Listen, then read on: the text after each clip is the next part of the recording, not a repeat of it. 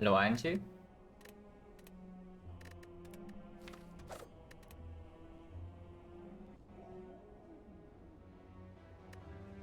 Transform 2. Transform 2 into the Guardian. Oh, interesting. First elite is very early though. It's either floor 6 or floor 7, and it's force.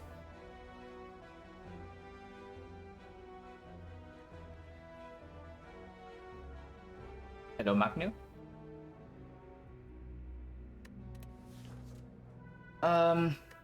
He random potion into this floor 6 elite, into like floor 8 elite, into floor 10 elite.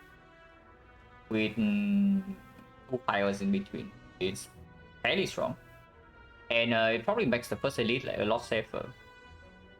After the floor 6 into floor 8, the floor 10 is optional.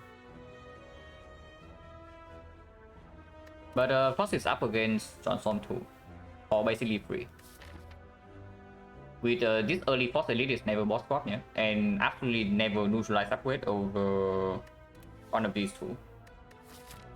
So the only question right here is whether I would take the free Transform 2 over potentially one more elite. If I take Transform 2, unless it's an insane high roll, I am not going here. If it's actually an insane low roll though, we might go here. Because if it's an insane low roll, I want the shot. So maybe buy potion to brute force this fight. But that is going to be very dangerous regardless, because after this fight, the floor 8 elite is force. And if the Transform 2 is really low rolls, we the potions can also can only brute force one elite. So most of the time we click Transform 2, we are going here. And it is going to be 4 fights. So most of the time we don't break on potions, but if we break on the Transform, this fight will be a bit dangerous. 3 random potions, however, where am I going to go if I take 3 potions? It might still actually be the shop, because with 3 potions I don't want advanced hallway here.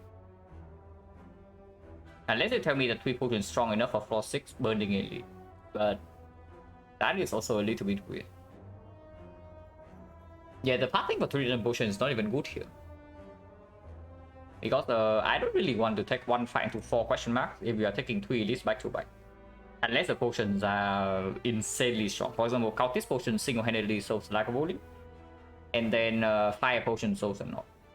So if we get something like Cultist and fire, then we can take one fight into the...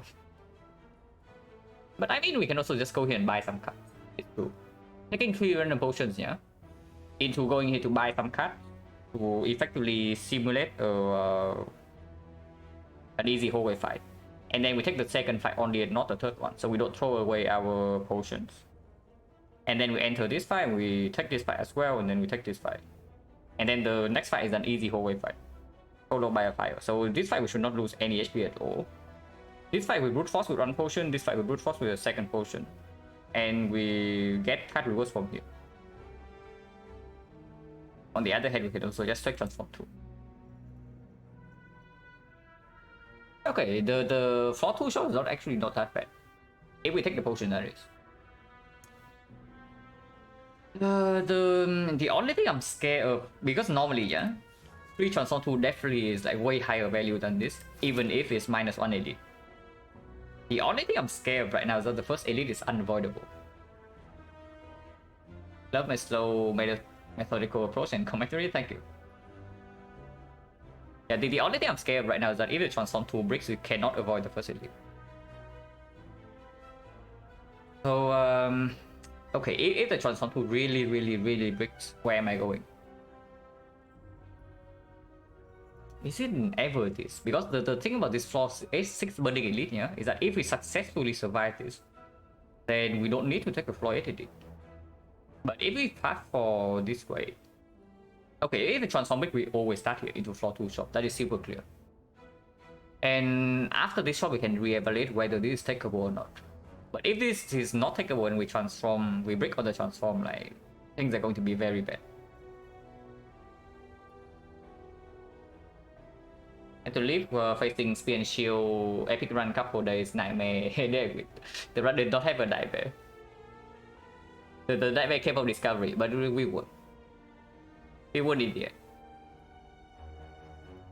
So that was very nice. But if possible, I do not want to have a run like that again. Yeah, if possible, I don't want to have a run like that again. But the win was very nice, and I take that.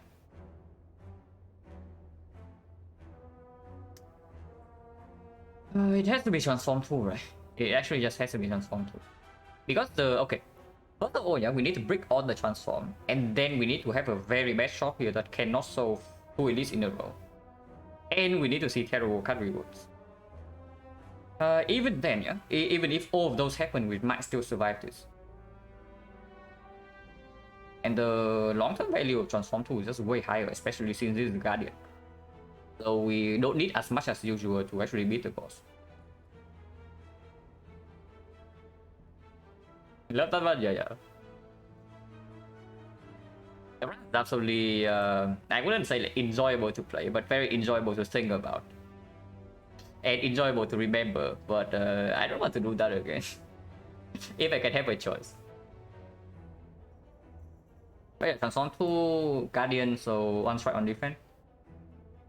And then we decide passing after we see the transform.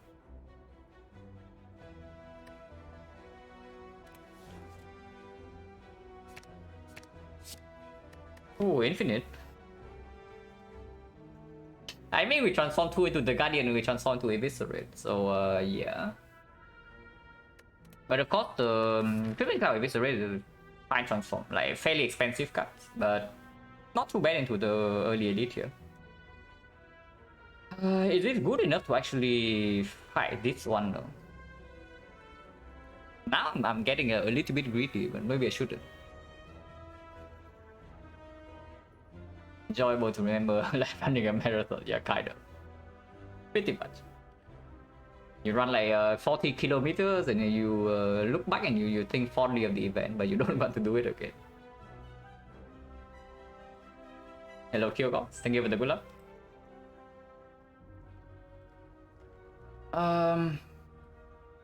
Basically, if we start here or here, we are committed to this. Like, starting here or here and then pivot to the left makes no sense.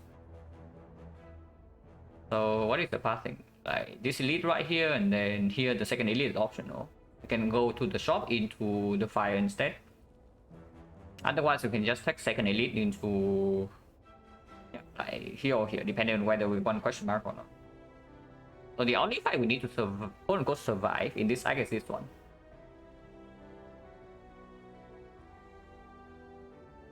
Agree, yeah, absolutely. But honestly, we just transform 2. We're not too bad, right? First upgrade probably depends on what we see along this way, but honestly, with this start, even something like prepare is very pickable. We can pick up early prepare into upgrading it here, and it's good against like O3 elites because of the eviscerate in our deck. And of course, very good against Guardian, very good if we actually convert this into infinite. Yeah, the transforms are good enough for me to not want to go here. So we'll probably start here or here, and starting here is objectively better than this, even though the outcome is basically the same. Because we probably never go left. Anyway, start here. I don't like that.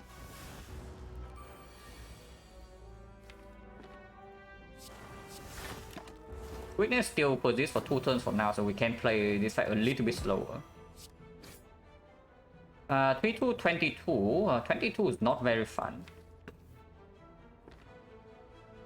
So if I do not strike here, Eviscerate is not lethal next turn, yeah? And the line is like, he attacks for 12 only. So we do like defense, survival, strike. Which means poison 21, we strike away, next turn it goes to 15, and we need to draw 15 damage. 15 damage with 1 defense remove. This is 15, double strike neutralize 15, triple strike 15. Otherwise it's attacking for like 21. 21, if we don't draw 3 attacks, then we can also draw survival. If we draw survival, we take 3 animals, and the turn afterwards we always have lethal. No reason to take 3 here, yeah. Yeah, if we take 3, it's 2 turns from now.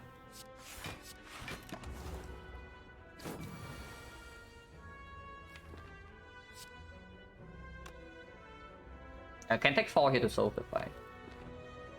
But I don't think so. I think a defense right here is a little bit sad. No guarantee lethal next turn.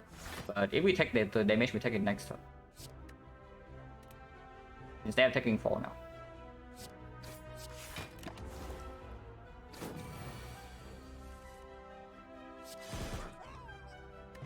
-0.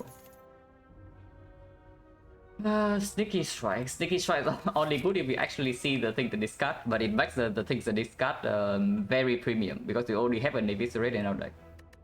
Otherwise, it's quite bad. Otherwise, it's actually quite bad because it's another expensive card that we cannot pick together with this. Oh yeah, like honestly, this is very prime condition to force infinite. We start with transform 2, the boss is guardian. But we still need to survive this fight, yeah? And Cultist did not give us a potion. And I am honestly not a fan of these cards. Hello, Beard and Bacon. Yeah, the thing about bouncing fast is that, again, like very, very expensive. Doesn't even play into centuries. Fairly better against the North if we don't top deck it. And before I pick bouncing fast into upgrading it, I just upgrade the Visceral. Sucker Punch kind of acceptable, but with the Creeping Cloud already in the deck, it's like slightly weird. The only thing that actually has like potential right here is the Sneaky Strike. But yeah, no actual discard in our deck yet. So I would not like to pick a card that becomes bad if we are low rolling. Because right now the thing I want to prevent is that we die on 4-7. And we can only die on 4-7 if we are really, really low rolling. Or both card rewards and the potions. And in that case, Sneaky Strike is actually negative in our deck. So I don't want it. Common cards being premium in the deck, yeah. Something like, honestly, something like Prepare right now is very good. But I don't want any of these. Honestly, a Slice I could also pick. I could pick a Slice here. 0 damage card goes with like super expensive stuff. Keeping on floor 1 always feels a little bit bad, but we can do it because we did take transform 2.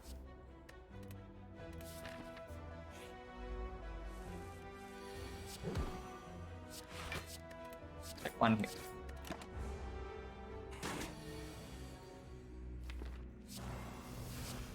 If weaken for next turn. Did not draw survivor.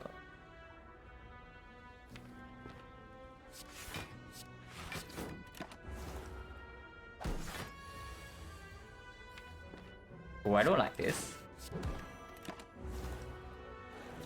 Now he's at 19. Okay, good thing we redraw Eviscerate.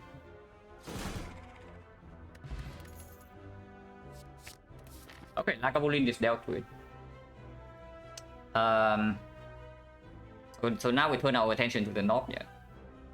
If Lagavulin is dealt with, we no longer need to upgrade Creeping Cloud. Because the upgrade doesn't play into centuries, and honestly we also don't care about it in the North fight. No potion still, yeah, so 60%. But North is...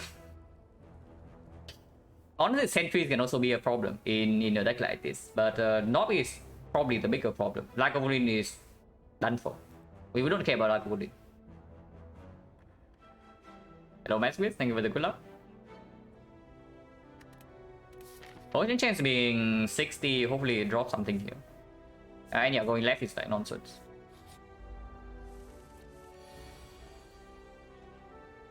Take 3. Take 3. We do have Terror into that. Taking 0 right here is way too greedy. Since this I can even attack for 12 next turn.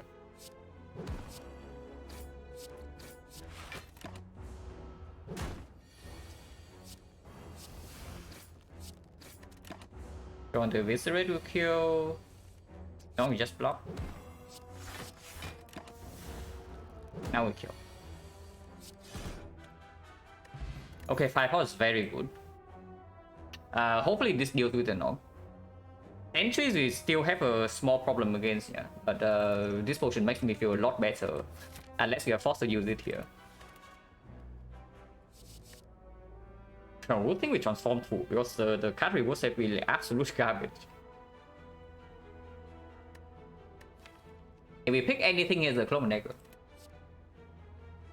But Lagavulin is already dealt with. Clone dagger is good against Laga, it's okay against entries. Not extremely good against the Nog, because against the Nog we just want to draw into our terror. It's okay against the Guardian. We have time to deal with Guardian, and damage against Guardian is already solved with the terror. It's good into advanced hallways though, is the thing. I want to freaking preserve my HP in this fight, and if we top deck the terror, yeah. If we top deck the terror, Knob is also not a problem, but sentries will always be a problem at this current moment. 24, that is outdated. That is probably for the defect run yesterday. Actually, no. Was it? When was this? Yeah, that was not for the defect run. Like, Astrolabe into Pyramid seems like this seems like the 8-hour run. Yeah, it was probably the 8 hours run.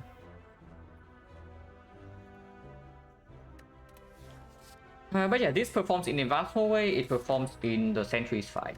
And honestly, that's probably good enough for me. It kind of sucks, but we cannot like just skip every cut. We transform one strike on defense into Crippling Cloud Eviscerate.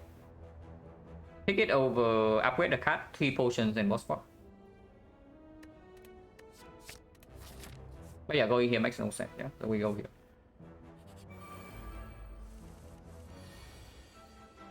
Yeah, already kind of performed. Triple block here, take 5. If I do, I think 5 is not too bad, because next time we can do Survivor Eviscerate, and if even one of them do not attack, then we can kill with the Eviscerate and full block with this. The other line just Clone Dagger, Crippling Cloud. Crippling Cloud just goes to 5, this goes to 4, this goes to 6. 15 will take 9 damage instead.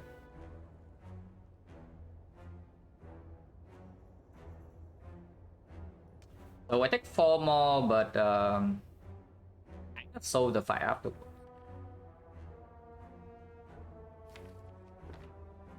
The thing about playing Clone Dagger double defense right here, yeah, is that next turn if you don't draw both of these cards, we get right.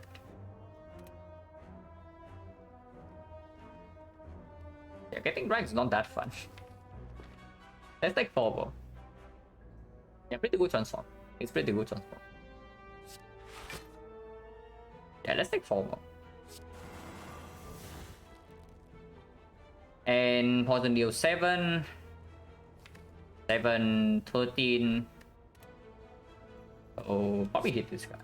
Because the base attack is the highest. One strike will kill this. In case we don't draw into Survivor Eviscerate next turn.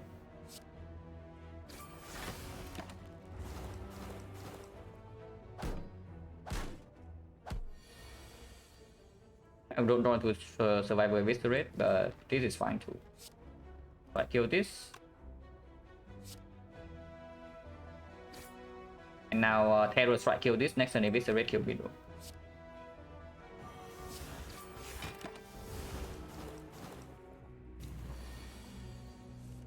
Hello Salah. And yeah, for daily WoW. WoW has not happened yet. I mean, I did say we'll take a slice, and we do have Terror, and I have added like 1 block card. It's not terrible. We can also pick Accuracy for her Clone Dagger, but Lagavulin is already dealt with. And Accuracy is not a good pick before the knock if we are not even upgrading this. Upgrade right now, I would say probably between one of these two. But if I had to choose, I would probably choose Terror upgrade first, just because of the knock, right? Because the bad case scenario is that we draw Terror and Eviscerate on the same hand. And if that happens when we upgrade Eviscerate, that is insanely terrible in the knock fight. Upgrade doesn't play into Lagavulin, but it can play into Sentries because we might use the 2 energy to strip. And then we can still do terror into an attack or terror into a block. Hello, Blank Blank. Thank you for the good luck. Oh, one more fight. Potion chance right now is 4 fights are not potion, right? So 60. If this side drops the potion, it's good. So let's say I do defense right here. Yeah, next turn he deals 9 damage. 45, and we need to kill him 2 turns from now.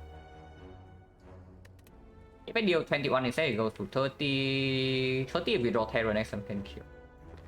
Probably take 5. I don't want to have to deal with the turn 3 vulnerable.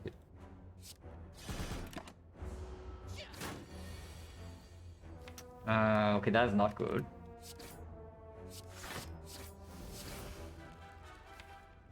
Next time we only have guarantee 8 damage. So if I strike here again and take 3, we have guarantee lethal. If not, if I draw into a single defense, next time we are taking 10. So yeah, 1, 2, 3, 4. This is 6 damage, right? 6 plus 4 plus... No, I cannot play Creeping Cloud. Single strike next turn... Yeah, single strike next turn doesn't even kill. Single strike next turn is 1 off. Okay, so striking here is clear then. Yeah, striking here is clear then, if that's the case. Double check that I actually have lethal next turn. Terror versus neutralize 4, this is 4 again, so that's 8.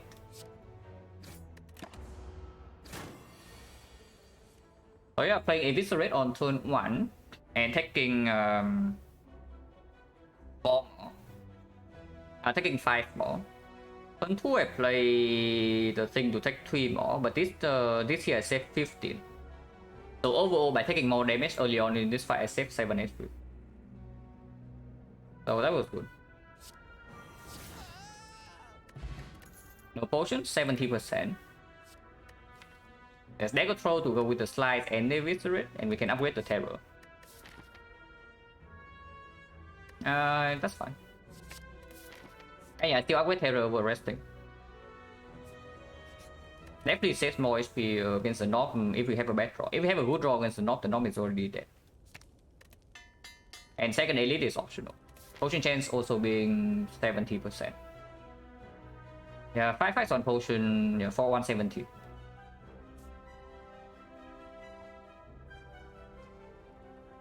Hello, Leo. What is Creeping Cloud? Creeping Cloud is a mediocre card that usually I'm not too unhappy if I have it in my deck. Because it does allow, it has utility like artifact strip, and it does allow me to potentially pivot to like burst Nightmare Catalyst later on. So it's mediocre. I don't really like picking it, but if it ends up in my deck somehow, I'm not too unhappy. Is what I would say about Creeping Cloud.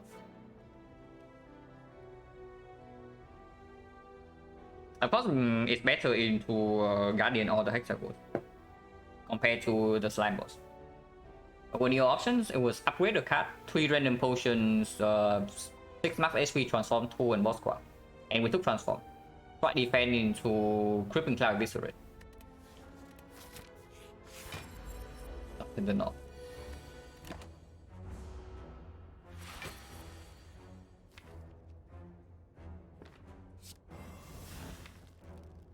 Don't really want to use Creeping Cloud this turn, because if we use Creeping Cloud this turn, we're taking honestly not that much damage next turn. We're taking 4. But I don't play Eviscerate. But we do get the Creeping Cloud out the redraw instead of going into 1 turn blind.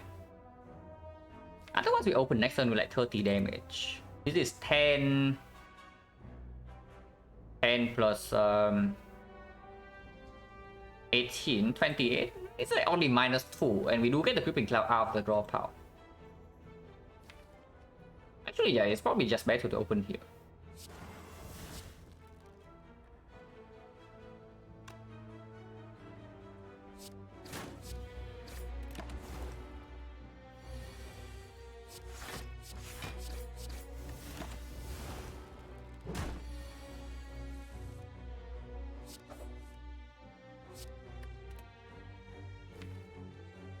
Okay, now we need to think like how much damage we want to deal with. Let's say we don't draw Eviscerate in the off turn. It's going to be 5 times 3, 7 times 3, 21. This guy is currently at 64, 21 is 43, 23. If this is also after debuff, it's 6, so 17. It gets ready, we draw very badly next turn. Taking 15, however, and going to 18 probably means that the second elite is not really a thing, unless it is healing. Fortune chance is 70%. We do have a real shop, so dodging the elite into the shop here into the upgrade is not that terrible. But it's still not very good. If we double defend attack 10 go to 23, even if we mega low roll and have to take one more hit into the next deck cycle, we don't die. If we draw well, what happens? If we draw well, it means that we have like 30 damage next turn, 39. Yeah, 39 with Fire Potion is dead. And that happens, we don't even need this, right? If we have 30, it's 50, 50, 53, we need 14. And we always have 14. Or we have Weakness.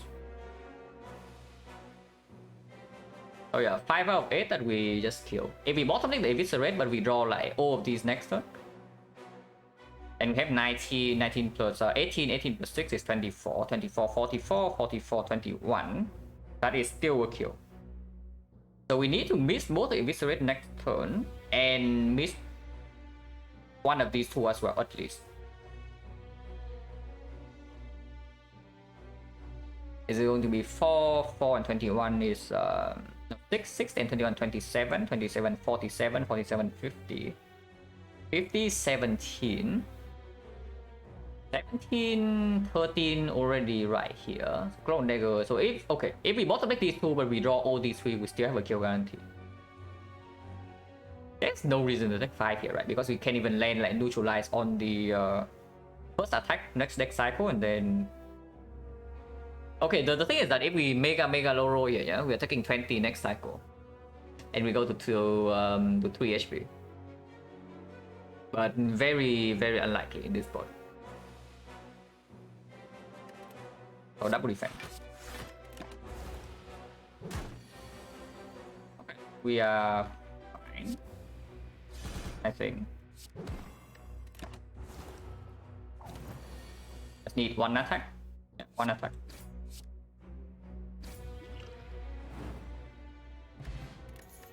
Potion chain 60. Deflect against the Guardian. Deflect when we have not added any block card. Adding deflect to the deck probably means we're not taking this fight though, if it's the knob. But sentries we can deal with. Or we can just take Piercing Will, but deflect works better with both Dagger Throw and Eviscerate, and probably a better card in the Guardian fight as well. Piercing Will probably better in Act 2.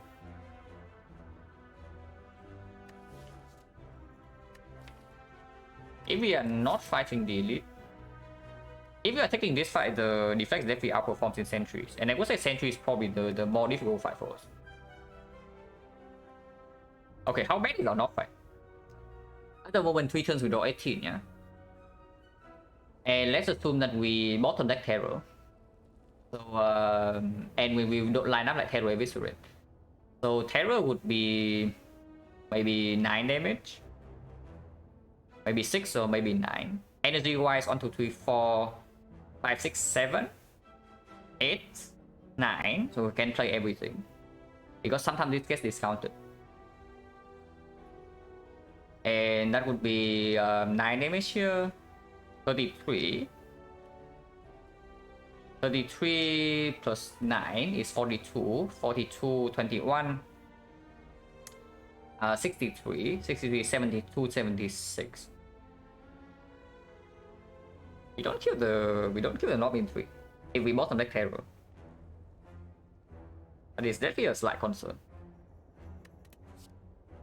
Especially if I add a deflect here, but honestly adding a deflect here doesn't change anything. We still draw 18 every in 3 turns with a dagger throw. And if it not the elite, then I want something that actually blocks the Guardian, and it's decent in Act 2, so like one of these two.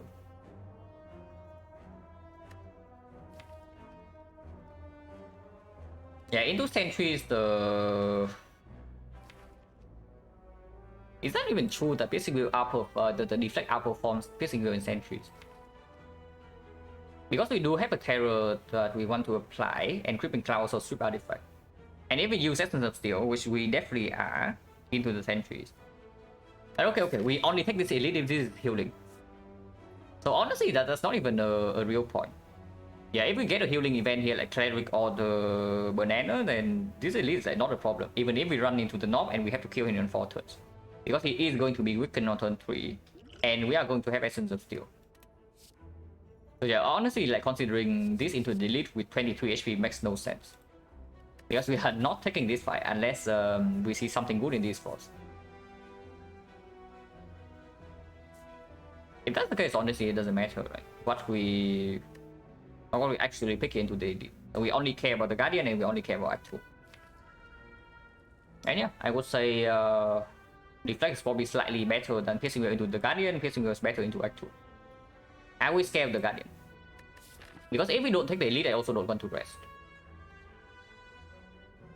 Yeah, I guess if we are playing Guardian fight with like 23 HP with this potion, I want to deflect over Piercing Will. Also, deflect is a better hit with the War Paint, but of course it upgrades our defense.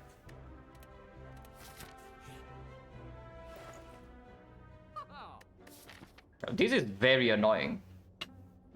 Because now if I go to the shop, we accept like 1 death floor. Thank you very much for the raid. I saw I saw a little bit of your like ectoplasm run.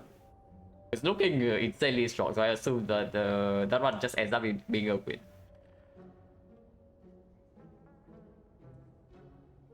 But we got hit by the shop right before the shop. So now kind of I'm forcing to running into this elite at 23 HP. I think it's not that bad. We can buy a potion.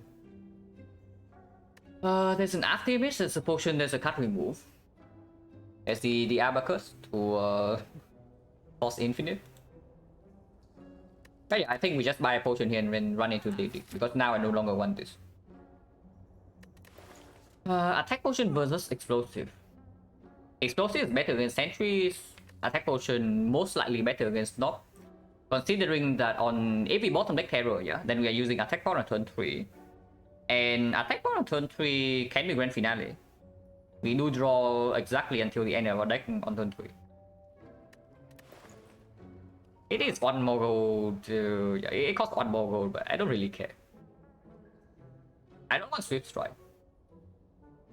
But do I want the dash?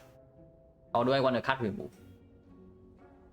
Remove right now, right before the Guardian, it probably is still on a strike. But if you are scared of the knob, it gets weird. And we are decently scared of the knob. Yeah, we are definitely decently scared of the knob. Okay, so I know that attack potion needs to happen, yeah, over explosive. Afterwards, don't think we care too much about the leg sweep. Because we have like upgraded defense already before the Guardian, and this weakness covers for like 1 attack cycle, and we kill fairly fast with the terror. But I can definitely see the dash. It's decent into Guardian, it's okay to Act 2. And with the terror plus another expensive card doesn't matter as much. It's a little cheaper in the leg sweep. But the main thing about the leg sweep is that it okay. If I buy a card, the grand finale cannot land. Yeah, if I buy a card here, grand finale actually cannot land on turn 3. If we bottom deck the terror. Okay, so how bad does this attack potion need to be? And finally, yeah, from the attack potion that I'm going to buy. Now I need to calculate the damage to see how much damage I need out of this attack potion. If the not draw is exceptionally bad. But yeah, we calculated beforehand already. We can play everything in this deck. And terror is assumed to be maybe 9 damage. So yeah, currently like 20, 30, 39, 39, 60, 60, 69, 69 plus 4, 73, 76. 76 without the Gripping Cloud. So we need like 14 damage from the attack potion. So anything 10 and above would do. Like Choke would do, Predator would do. If we also buy the dash. Actually, if we also buy the dash, we don't even die turn 3. If I buy a cut and remove, then we can land finale. But honestly, yeah, it is actually true that if I buy the dash and I use Essence of Steel, we don't even die turn 3. And of course, if we top deck Terror, Knock is like super mega dead. If possible, I also want to preserve Essence of Steel for the Guardian, yeah. So if we run into sentries and we can get away with not using the potion, because I have a dash in my deck, then it gets even better. Yeah, actually I'm fairly convinced that attack potion dash is just the way to go here. Unless you tell me it's actually attack potion and leg sweep, and we face tank turn 3 of the knock fight. If we run into the knock, because leg sweep is much better into the Guardian. But honestly, we don't need that much defense. Like we have 2 upgraded defense already and added deflect. But yeah, it's just dash and attack potion.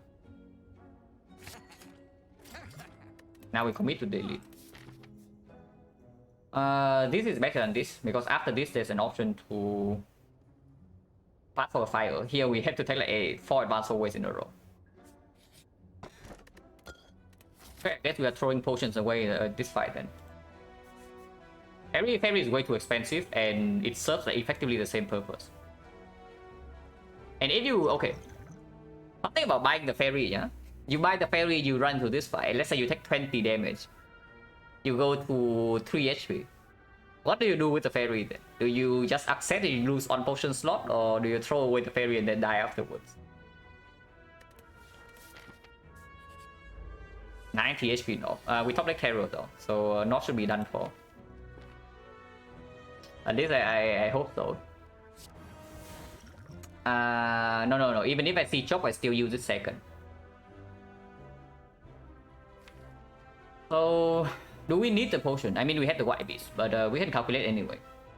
This is 18 plus 6, so 24. 24, let's say this combo lines up. This would be 43.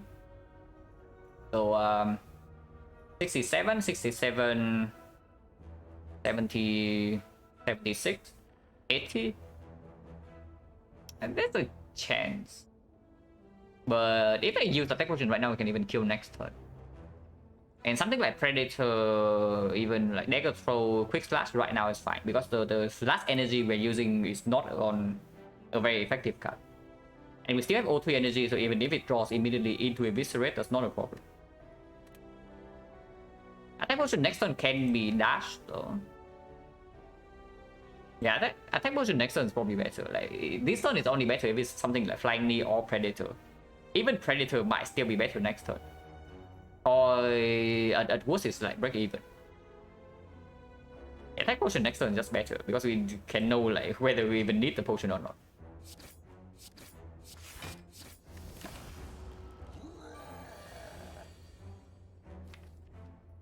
Yeah, maybe we don't because now we just have Dagger Throw plus dash, takes no damage. And this is 13 plus 15, 28. 28 is a 38. 38 next turn if we draw Slice Eviscerate, we just kill.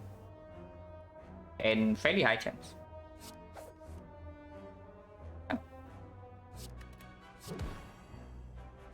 If we exactly bottom deck Eviscerate, we can attack potion next turn.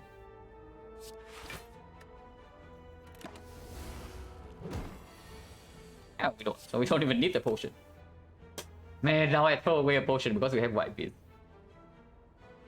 So minus 56 gold, yeah, because I did not believe in my personal skill of top decking the terror.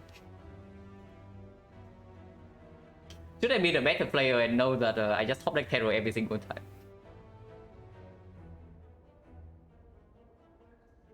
We just kill here. Of course, we don't waste potion if we don't need to.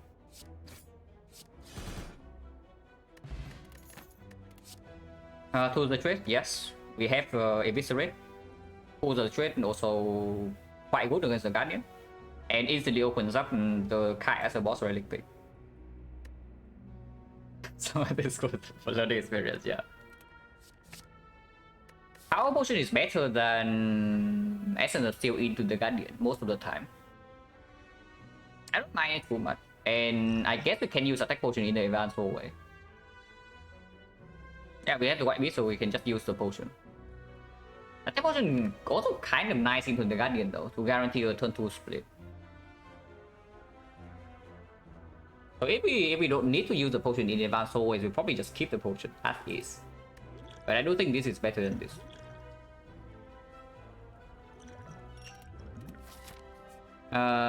Question mark right now, healing is still good, yeah? Healing basically means that we get 2 upgrades. Because advanced always can still cost some HP, and playing Guardian on 23... Honestly, with the 2, the trade is not dangerous at all. But it's slightly dangerous on turn 2. That's basically the only threat of the Guardian fight right now is turn 2. What events have we seen? This is shock, and this is a fight. So we have not seen any event in the whole act. Would I take an antidote over advanced way? Honestly, I probably do. I probably do take an antidote just to preserve HP so that I can upgrade. Yeah, better than antidote. You take 21 HP into resting. 54 max HP. Yeah, Terror is just mortal. Should have gotten good at the game, I guess.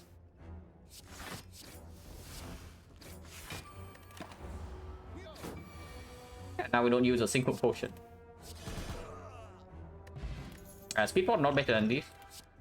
Second Terror, not interested. Arm maneuver, not interested. Quick slash, not interested. The upgrade right here with the 2 of the trade already fairly down to just upgrade Eviscerate. Upgrade Clone Dagger makes some sense with the fan, but it doesn't play into the Guardian fight. Yeah, I'm definitely down to just upgrade Eviscerate, and then the next upgrade potentially is the 2 if we can upgrade it here. If we lose no HP in this fight, I'm definitely willing to upgrade the 2 of the trade.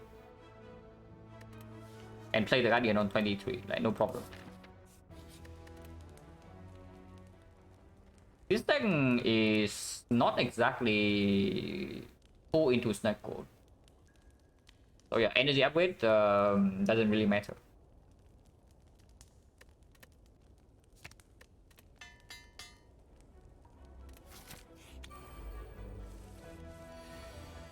That was actually just mortal.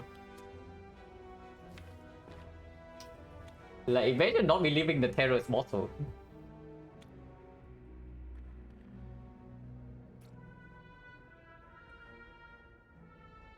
But essentially terror defend double strike, yeah, and this guy always attack next turn, and we're weakened. So I would probably just like to double strike here. Fairly decent whole way fight this side.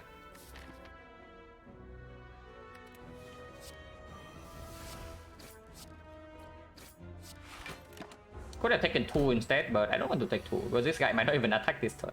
Exactly like this.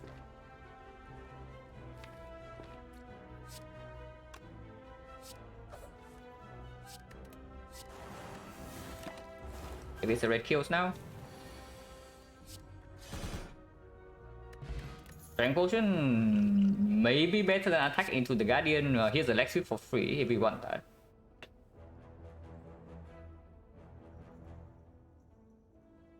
Wait, give me a second.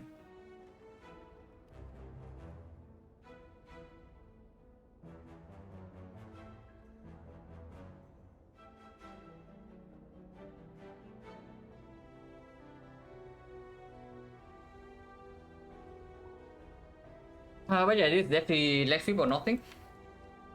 Leg sweep is still quite good into the Guardian. I don't think we actually ever need it. But it's quite good. What is the...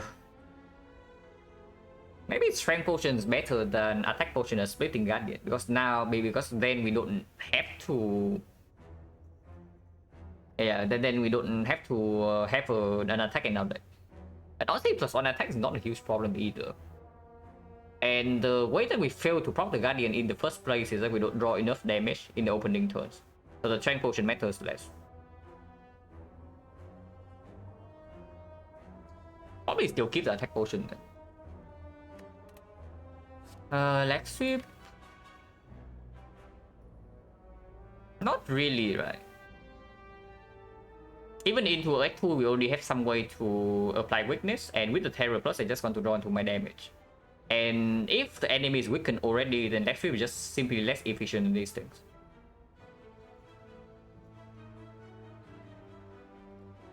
Yeah, not really. I don't want to pick any of these. And we keep the potions as they are. Probably using power potion on turn 1 and preserve attack potion. And I guess attack potion is also better in early act 2. Because it helps down the birds and it can get blocked with the ornamental fan. So if we can get away with using one potion, the Guardian fight is the power potion.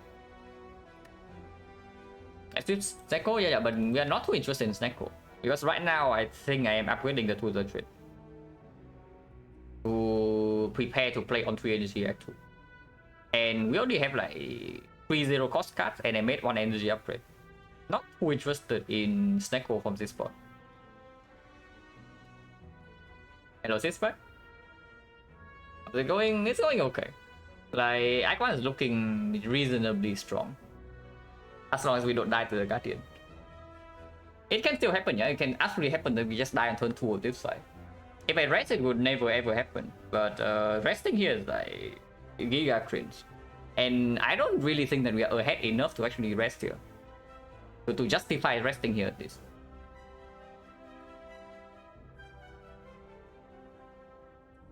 I would say that we are slightly over curve, but not by that much. Yeah, I don't want any of these, and I don't want strength potion.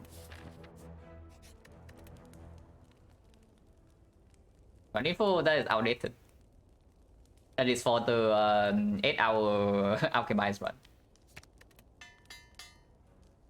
Yeah, now the card is like absolutely open.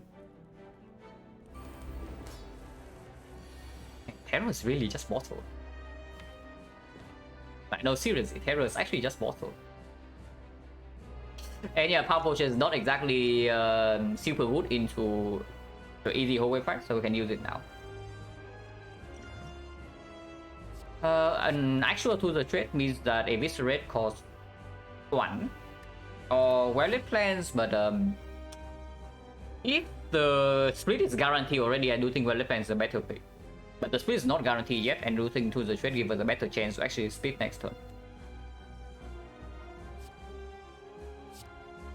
Could have done Avenome as well, but damage is mostly soul.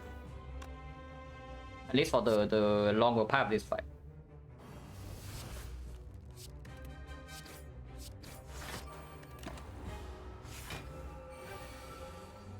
Yeah, like we just eviscerate here and then everything's fine.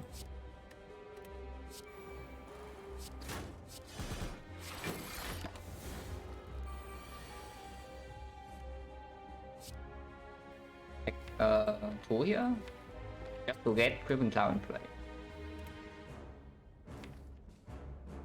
Or take 0, because taking damage to Guardian is kind of cringe. Because the weakness also doesn't really persist until the 5x4, right?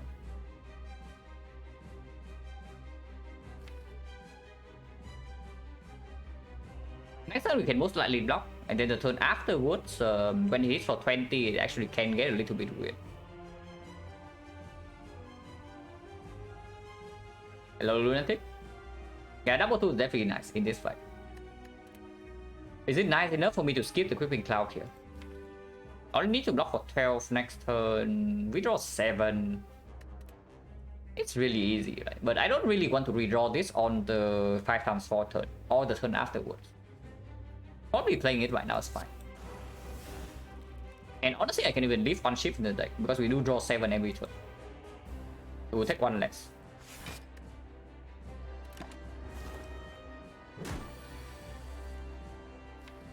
Next time, not a lot of guaranteed block.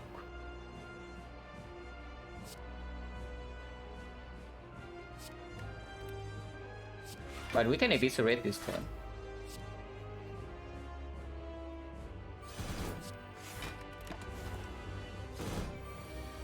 And we do draw 7.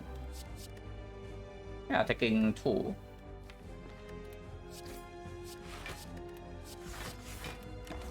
Two is fine.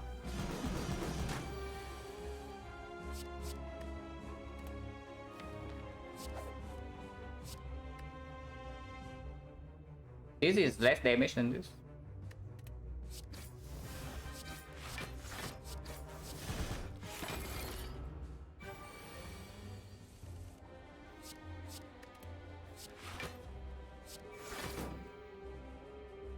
Wait.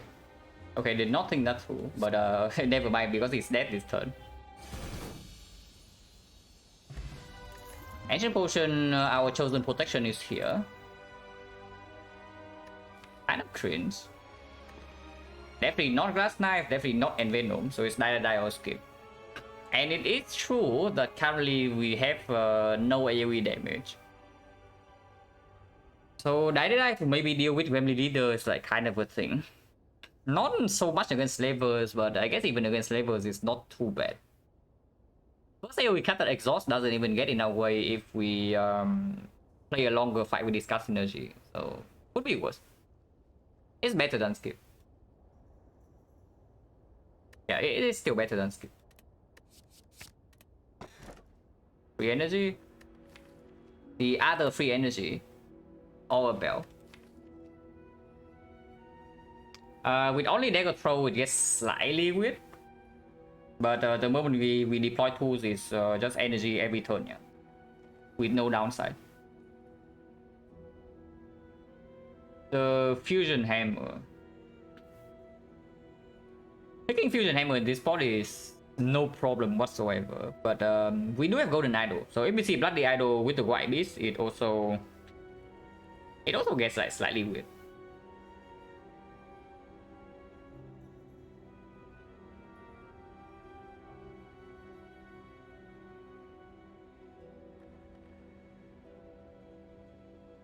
They confirm difference between Shrine and non-Shrine.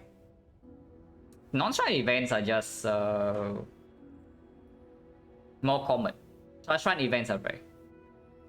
Some people will tell you that Shrine events are the ones that can only appear in a specific act. No, the ones that can appear in multiple acts, but that's not true. Fusion setting is fine red minus. Yeah, but we don't have a red form at the moment, so Fusion Hammer will be free energy for a while. But yeah, we do have the Golden Idol, which definitely makes me not like the Fusion Hammer as much. Because if we see Bloody Idol, we never want to rest. And our rest is worse than usual anyway, because we only have 54 HP. We only have 54 max HP. On the other hand, we do have the White Beast and some upgraded defense. So even if we don't have energy on turn 1 or turn 2 over 5, it matters slightly less. And this deck absolutely want to pick up Acro or Prepares. Or Count Gamble to go with this Eviscerate plus as our main attack. So kind of slightly bad right now, but it has potential to become like basically free energy later on. And if we top deck the tools, we only lose out on energy on turn 1. It enables like the us to pick the cards we want to pick in the first place. And yeah, like something like Fusion Hammer suddenly means that a Prepare is way worse than usual, because Prepare cannot be upgraded.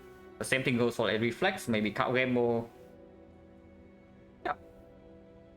There are a few things that speaks against Fusion Hammer here, and a lot that speaks for the Kite. So it's probably just the Kite.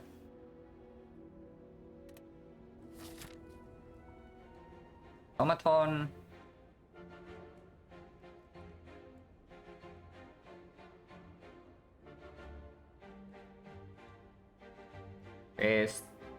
3 elites, but it goes through advanced hallways into another advanced hallways, and not a lot of question marks.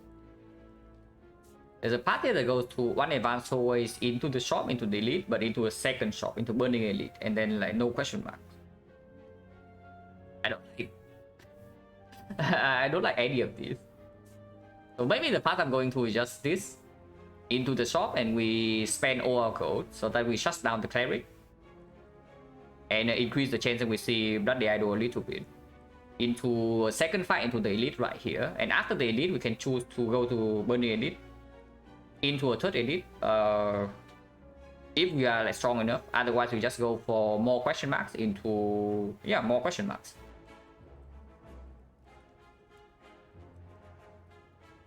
Early shop slightly, very slightly worse than,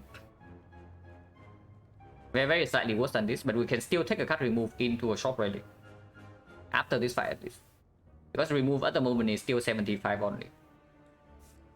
So yeah, probably no reason not to take a shot, because we don't need to buy potion with the white piece.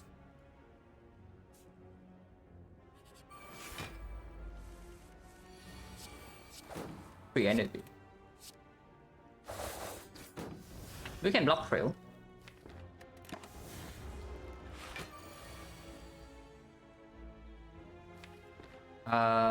2, 3, 4.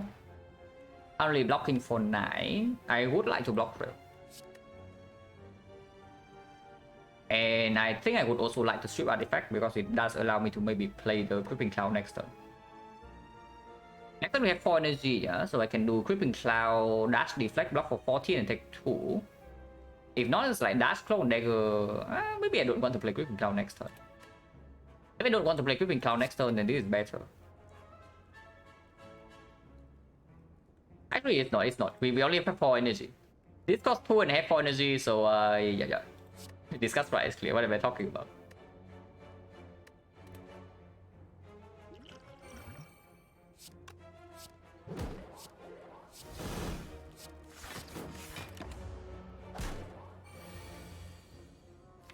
Did not draw the deflect. Now that is slightly cringe. Dash flow and dagger slice is blocking 20, so we take 2.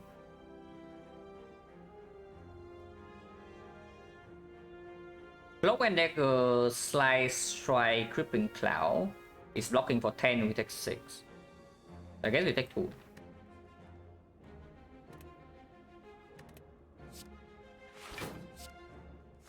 There's no kill here. Would be good. There's still finisher plus. Nothing that switches for it. The only thing that switches for Blade Dance is the Ornamental Fan, but with the kite being picked, I don't want it, because I want to draw into my tools the trade as fast as possible. And yeah, like none of these. So potion chance at the moment 30%. Actually, wait. Okay, never mind. Potion chance always on 100. But yeah, I'm just used to like seeing a potion and then counting the chance. But yeah, 100. So we go to the shop.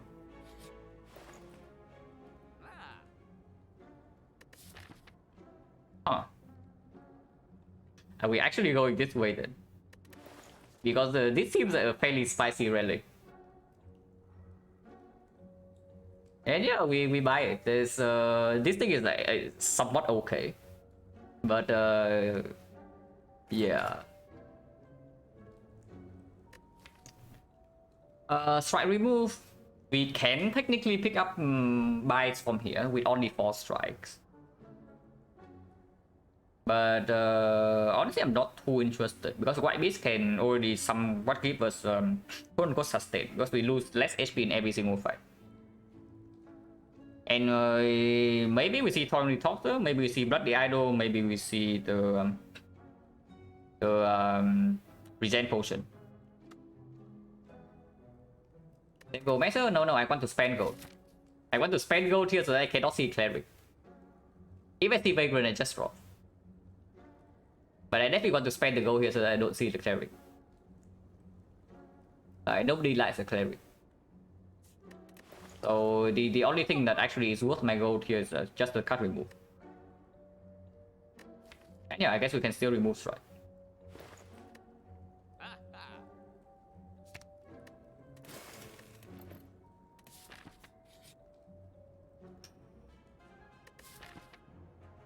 Minus 21. Now, that hurts a little bit. We have dash, and we have eviscerate, and this is still an easy hallway fight, and this can be oppression. But minus 21 is a little bit weird, yeah? We do have Preserve Insect and 2 potions running into Elite though. But now shop button Elite, yeah, but most likely we are not taking this. Unless something very good happens along this way. Yeah, minus 21, no problem, right? Because this is still easy hallway. And this fight gets Preserve Insect.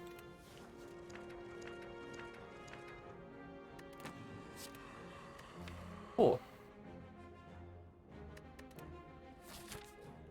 Question mark first. If Operation I want it immediately, if Bloody Idol I want it immediately.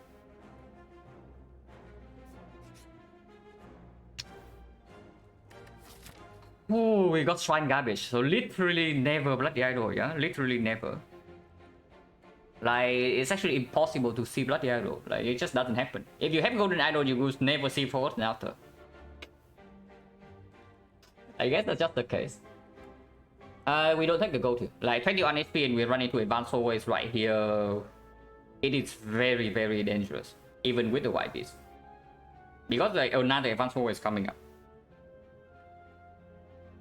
If it's a red on 0, get double? No. So yeah, we just leave.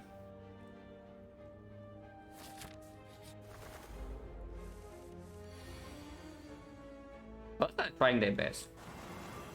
But the audio 0.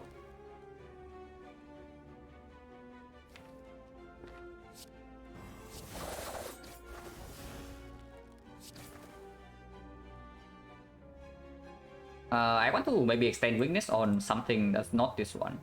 So, probably here. Do we ever take the face? Never. Okay, not never. If you give me... oh my god. They are changing their strategy, guys. If we have both the Ginger and the Matryoshka, I will click face trade. Hello, MJ? Yeah, Kai and Necro, but we are on 21 right now. Elite is right here, and we just got Shrine Garbage. So advance always coming up, advance always coming up, and then we might be safe. But getting Shrine Garbage in early Act 2 again with freaking Golden Idol, yeah? Forgotten Altar just doesn't exist. When you don't have this thing, Forgotten Altar is your first event, but when you have this, Forgotten Altar just doesn't show up. That's the rule of the Spire. Okay, that's not actually a rule. If you're a new player listening, that's not actually a rule, but it just happens. 10 damage, 10 plus another 5, 15. So one strike can kill this, and then we just put the strike here. This guy dies to... he doesn't. Maybe he still go here then. We can potion next turn. Oh, they are swooping. But we are fine.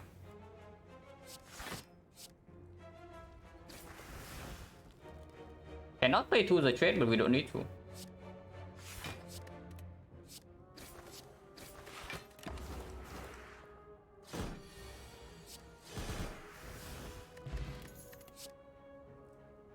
Sneaky Strike with the Necro, Sneaky Strike with the 2 of the trade. It does give energy, which we cannot use at the moment, but it is still an attack that procs Necro.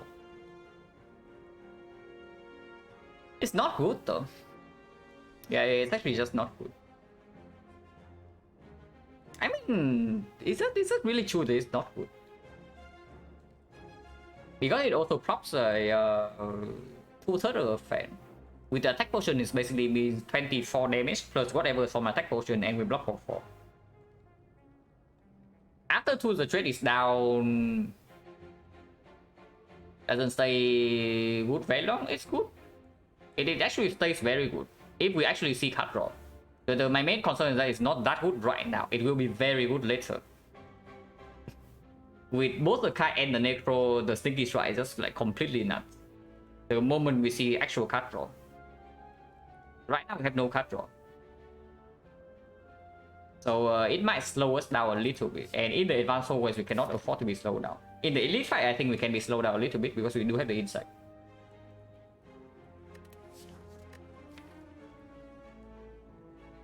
We do need a little bit more. We need more. Like at the moment, this deck doesn't do that well against automaton. Before we get the terror down, and we do need to kill the minions, yeah, in the automaton fight. Die alone doesn't really cut it. It's good enough. It's probably good enough.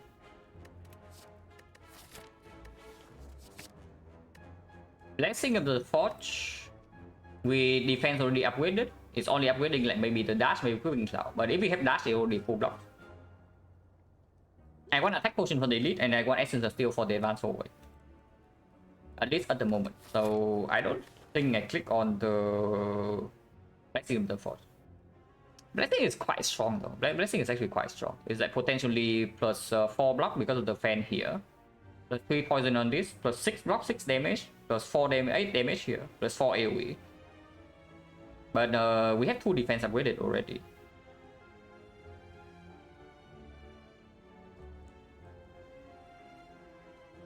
So I thought the only fight that can deal more damage than the Hanwha Intangible is the birds. Is that true? Are there any fights that actually punish you for playing cards other than the heart? Not really, right? Yeah, maybe that's true. Does the more scale the number of hits? Oh yeah, he does. Slowly, but he does. Bullet stabbing eventually outscale that as well, yeah. 15. Yeah, has no limit. They actually have no limits, it's true.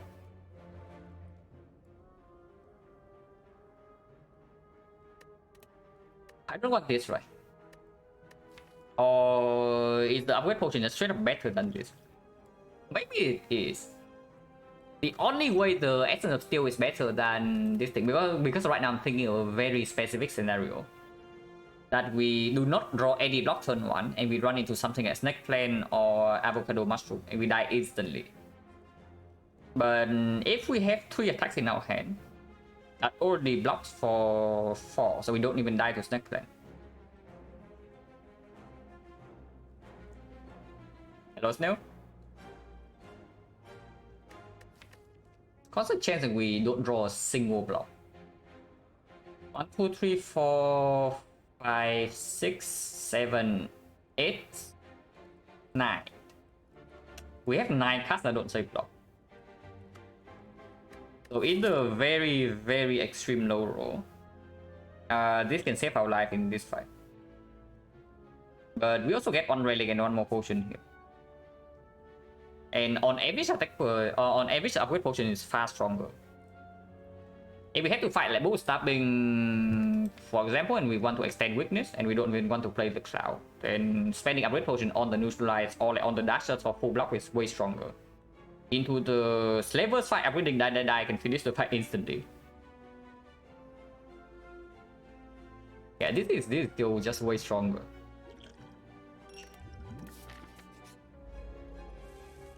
Yeah, like exactly like this. So if I only spend the upgrade potion, upgrade steroid, yeah, upgrade steroid. If I only spend the upgrade potion, how much damage am I taking here?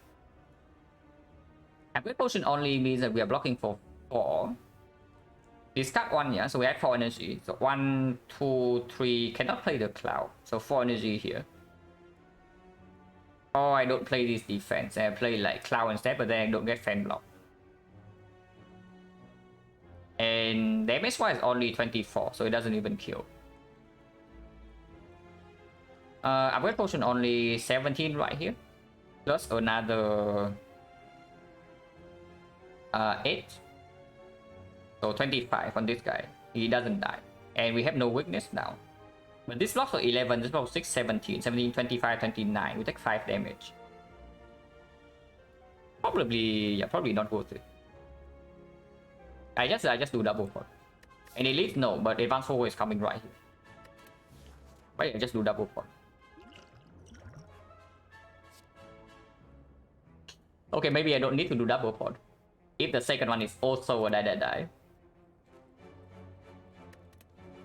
Not really, right? 26 plus 4 plus another 4 here is 34 only, it doesn't kill. Sticky Strike gives me 2 energy, but it deals less damage than die. Upgrade Potion finishes fight instantly. And I guess we just do that, because otherwise we are taking damage this turn.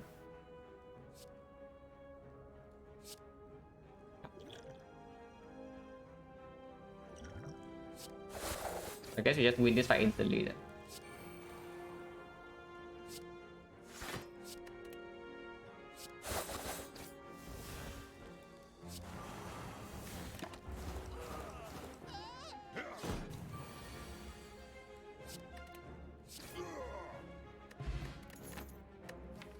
Me fight hand. Okay, second dash with Necro. I don't care about the reflex. There's a reflex on the screen, but I literally don't care. Because we need to live against the whatever advanced always coming up. Mummy hand Necro, yeah, Mummy hand Necro can mess things up like sometimes.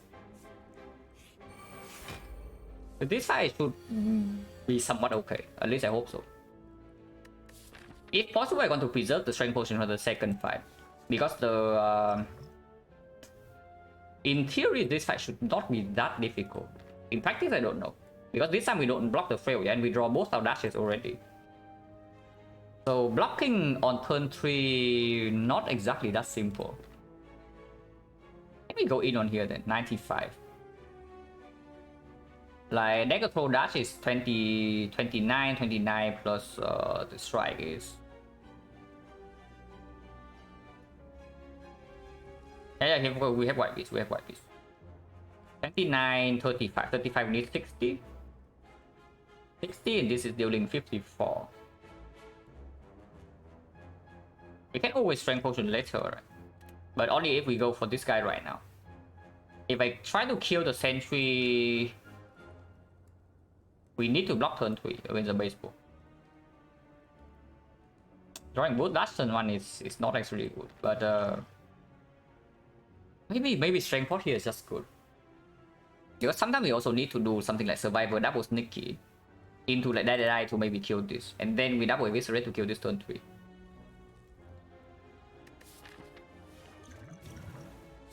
But yeah, I do think we go for the sentry first.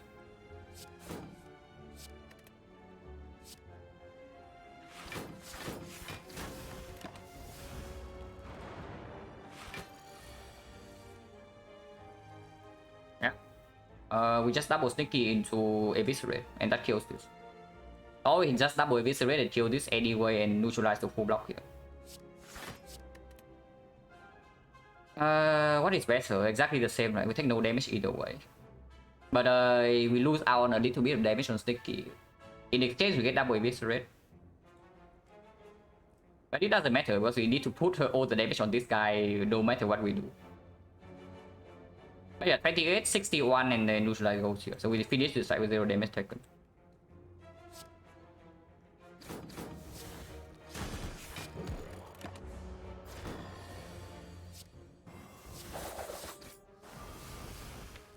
Yeah, 0 damage.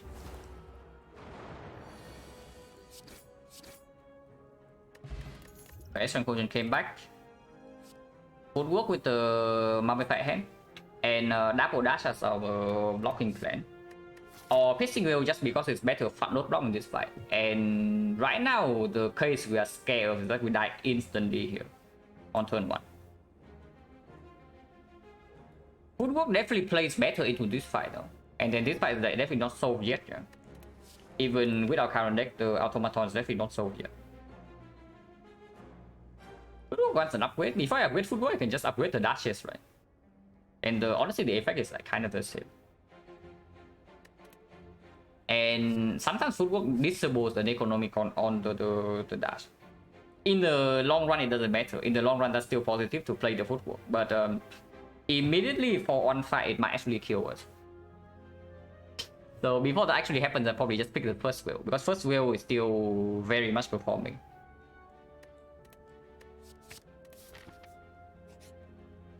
The idol literally doesn't exist. But if we survive this fight cleanly, then this fight, the chance that this fight actually kill us is a lot lower. But yeah, of course, we don't give up our gold here. Top deck Terror, top deck Dagger Throw, that's very good. We can kill by turn 1. Do I need the strength potion to do it? 13, 19, 32. I do. And after this side, we have red mask, so no need for the strength potion like super urgently here.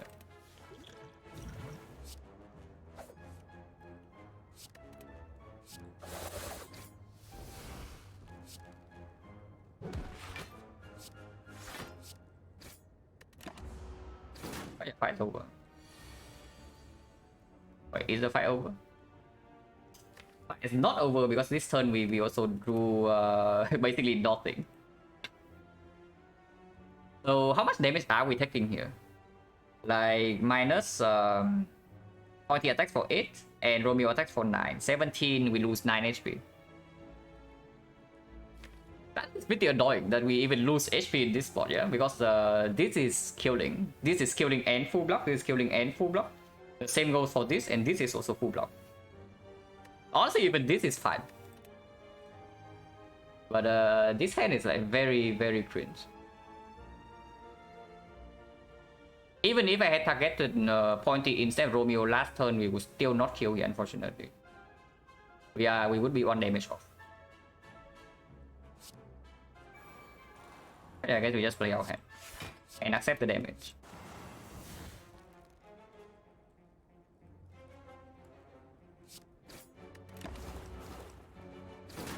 Now we have red mask, but we also have like only 12 HP, so advanced always better be better be a little bit kind.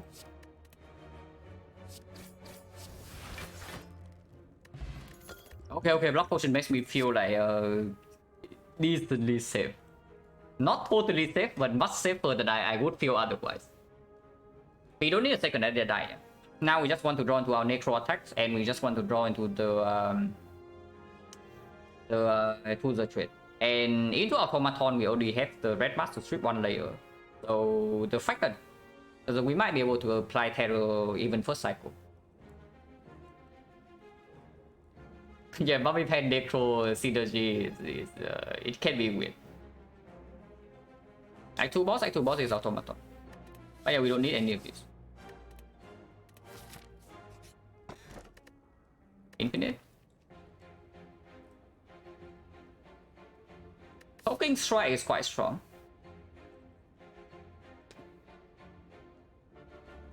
But I don't know. Because even if we don't lose any HP here, yeah? Okay, ideal scenario, we don't lose any HP here and we don't use the potion. So 24 HP, we can absolutely just take this fight. So we can do something else at the fire. But if we don't see Forgotten out, even if we see Bloody Idol right here, it doesn't even heal us. So it has to be apparitions or something for me to not rest here. So do we ever use this peace fight? Because honestly, removing card is strong, but upgrading dash is also like pretty good, I would say.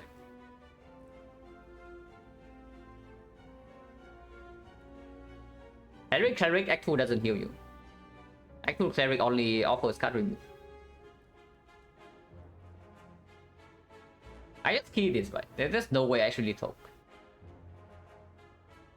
I mean, I would talk if I have it over upgrading dash, but this is not coming for free, yeah? It does cost me 1 relic.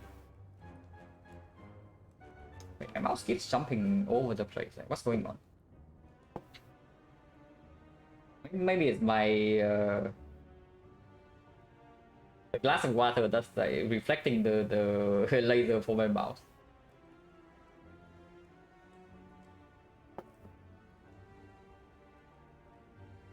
Upgrade, yeah, upgrade is good, and I probably rest once. We have no cut draw infinite. We have no cut draw yet. And okay,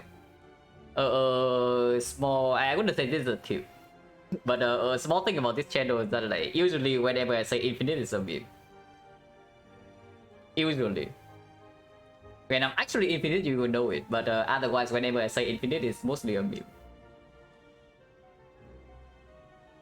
But yeah, don't take this, yeah. Just because like this act, we probably get no use out of it, and we still don't have the green key. So next act path thing is also forced, and we don't have the red key either.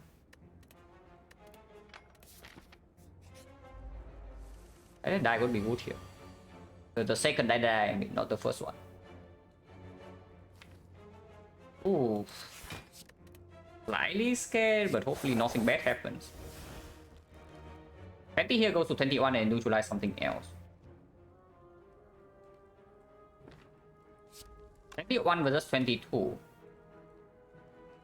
21 is a threshold with the dagger throw slide strike.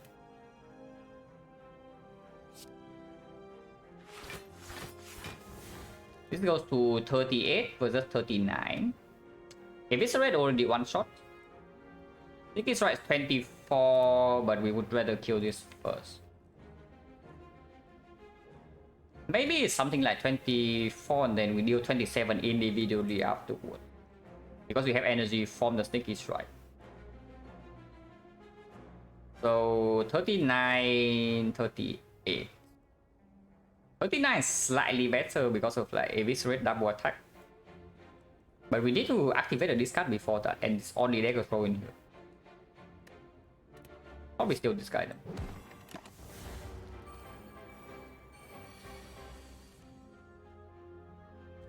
We also do have terror, yeah. Also do have terror.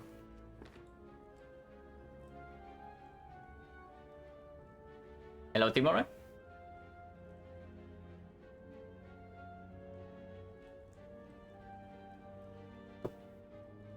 Sticky Necro, yeah, Sticky Necro does give before energy. But drawing dagger throw this turn with no discard is making me very scared for next turn. Basically, by next turn, 2 of these need to die. I can do Terror left, do Dagger Throw, Clone Dagger, Crippling Cloud, and take 2 damage. That deals 19 damage, plus the Crippling Cloud does kill this. Guaranteed. And we overkill by 2 damage only, so I have to Terror first. And yeah, like no more AoE damage in here, so we need to kill them one by one.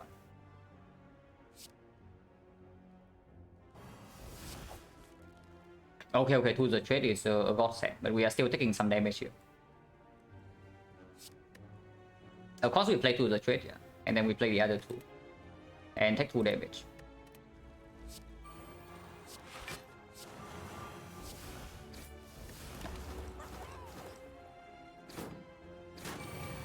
Because now we can activate our thing. Next turn we have guaranteed lethal, so this turn we just full block and killing one guy. Never playing this. Never? Yeah, never.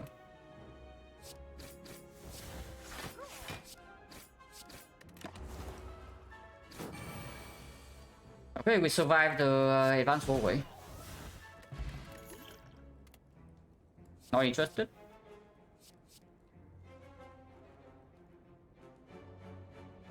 Hello, hell. Where have I been?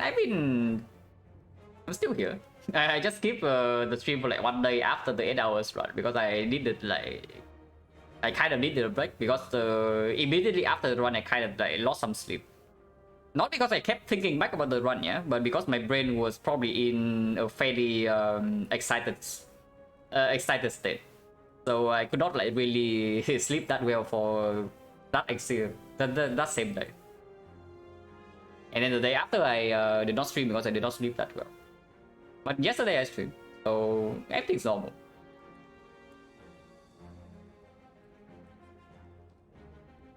But yeah, this is bad. Do I rest or do I upgrade? We are on 22 HP and we know that this is not slavers. And apparitions can still show up here, yeah? And if these are apparitions, we can upgrade twice.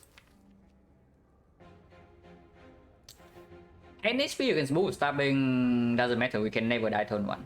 Even if we draw literally 0 block and we are not forced to use the block potion. Against the leader, also no problem. Leader attacks for like 12 for turn 1.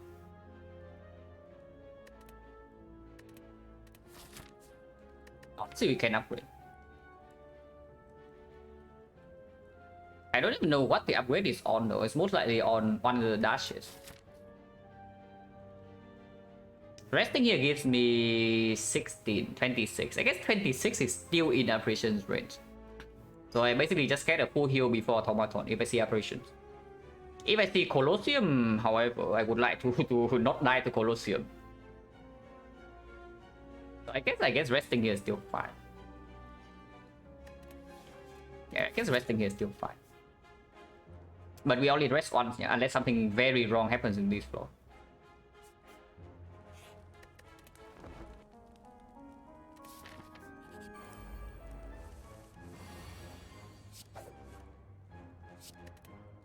Terror's not here and we also drew the survivor.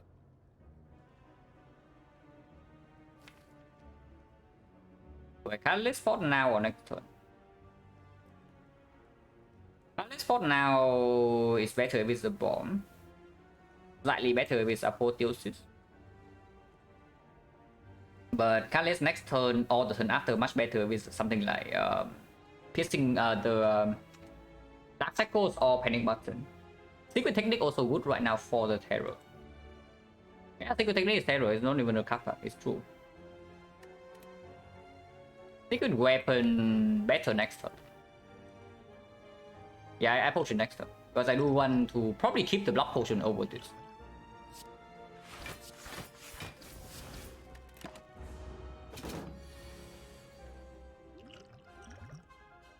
Dark Shackles.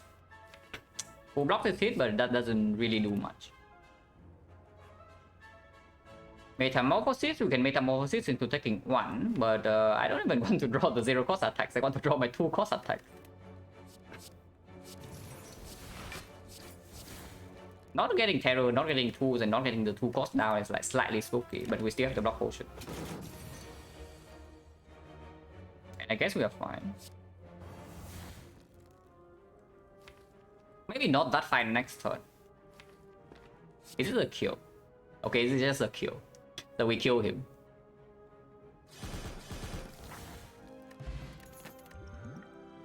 And imagine resting. None of these.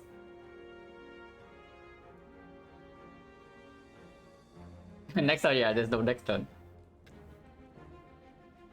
Can't rewards have been... I mean, I shouldn't say it's terrible. It did give me... What did I pick up in the next 2? It's like 1 sneaky and 1 dash, right? And 1 well. Could be better, could be worse. But yeah, none of these, yeah. Wow. We can poke ourselves to death if we want to. What did I kill over this? Like peace pipe, right? So this is our peace pipe, yeah.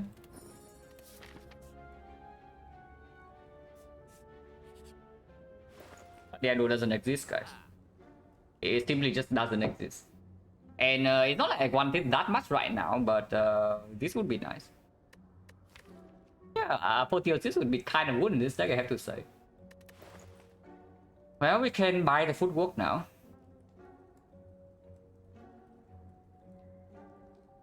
Hello, Etiosip. Okay, what about prismatic shot? Yeah, what about prismatic shot indeed? Very good question. The answer is no.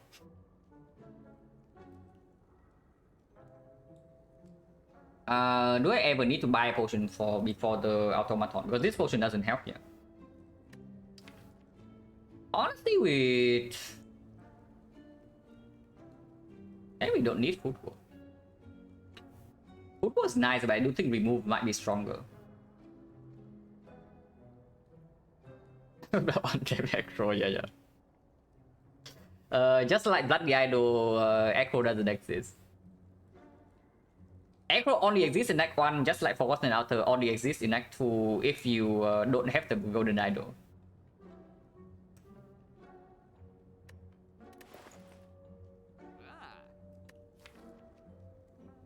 This is just between remove and footwork. So do we need the footwork to survive Automaton?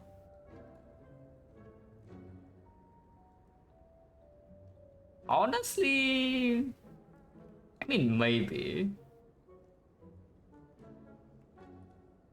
But remove also make us draw back into the dashes faster. Probably better card was a combat. Yeah, it's true. If it's actually commonly seen, would be quite nice.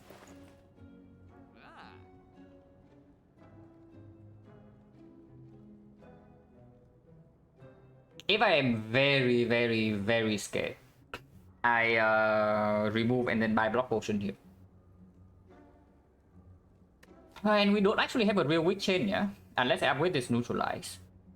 Which maybe I would actually do, over upgrading the dash.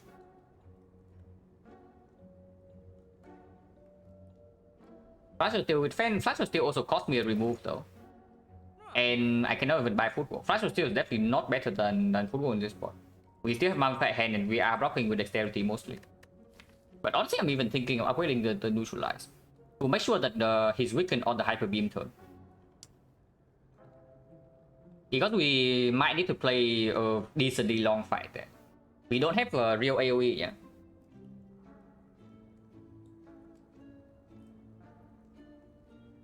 We don't have real AoE, so we need to kill the minions like one by one.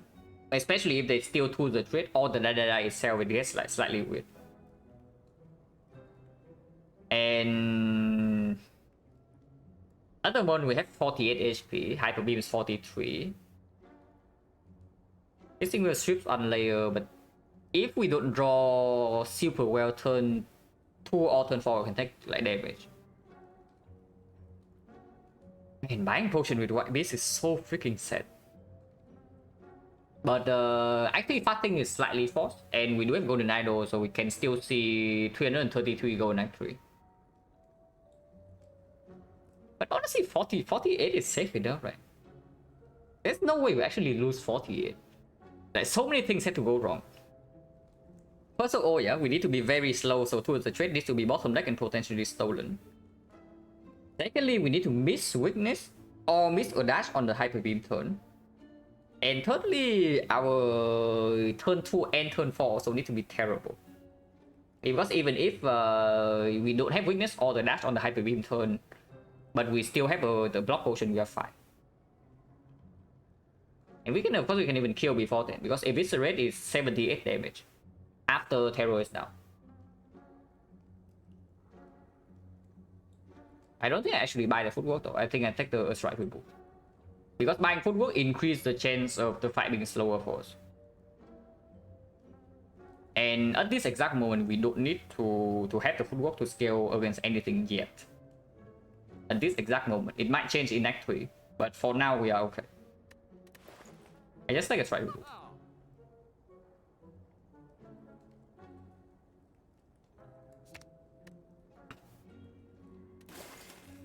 And yeah, I don't buy the potion yet. We save gold. Upgrade, honestly, yeah. I can see upgrade goes on neutralize. If we don't see malaise after this, we do need a weak chain against bosses like somehow. And I don't really want to pick up Black Sweep, with dashes being my main block.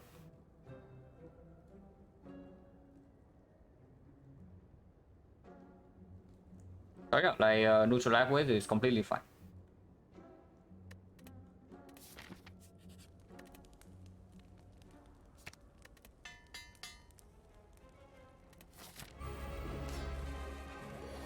We have sweep artifact turn 1, so hopefully this is okay. We miss out on the die though, but we do strip both layers turn 1, so we can deploy terror, and we can play piercing bell, and we can play neutralize. Not too bad. Silent is here though, so they are going to steal to the trade if we don't draw it next turn. At least we know which one will steal it, so it's easier to kill that one. So I want die in the redraw. Maybe I do. How many turns? So they steal, let's say they steal to the trade next turn. We draw 5, yeah, and they steal to the trade. 15 we draw this in 3 turns. So turn 2, turn 3, turn 4, and then turn 5, turn 6. The earliest we redrawn to the die is turn 5. And that was only when we want to start preparing for Hyper Beam. So not really, I don't want to redraw this. I just want to redraw to my freaking dashes.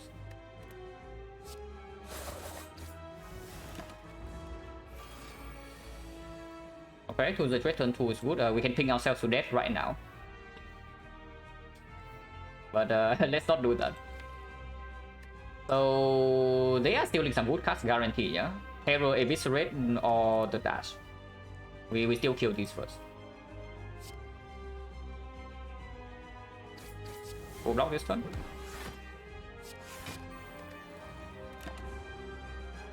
Okay, this guy steals Terror, so he needs to die first.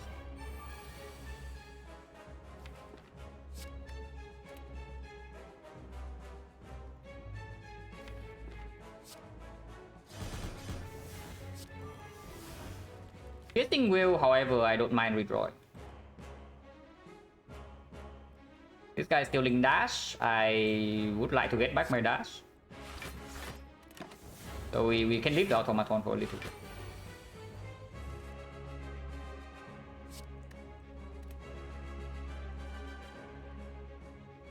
Maybe not this turn.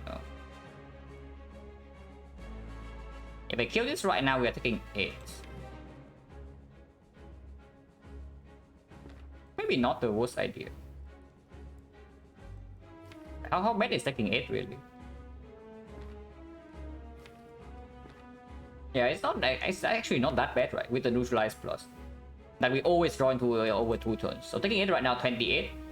28 we have 40, and with neutralize always down it 43 block.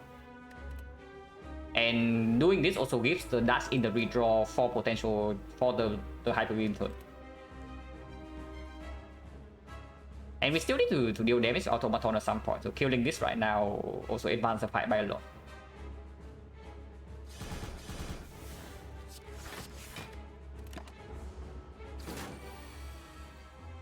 Yeah, next time we have guarantee double dash, so no problem.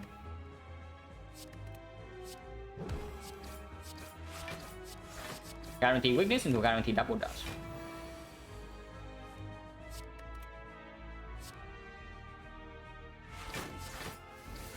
Yeah, we just full block this hit.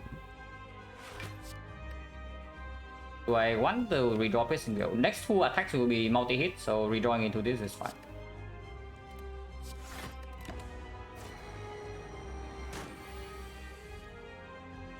And yeah, like neutralize attack weight definitely playing really well here.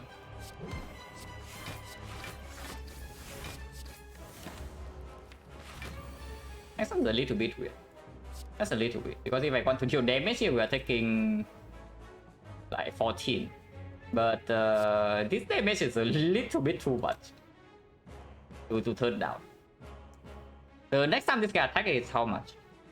The next time this guy attack is going to be for 24. 24 weakens down to 18, so 36. But I mean, we cannot block more than 16 anyway, so like, why am I even talking about this? We are forced to play this. Unless I play Negro so blindly, but then we just lose all our like so much damage and we shuffle this out. So we cannot even kill in 3 turns. And it makes no sense to not do this. Oh, no. I mean, we can port right here for like 3 HP. And I guess we should. I guess we actually should just port here for 3 HP, because this guy just dies in 2 turns. And we do have a white beast with no actual sustain yet. Ancient Potion not exactly super useful, but maybe it can be.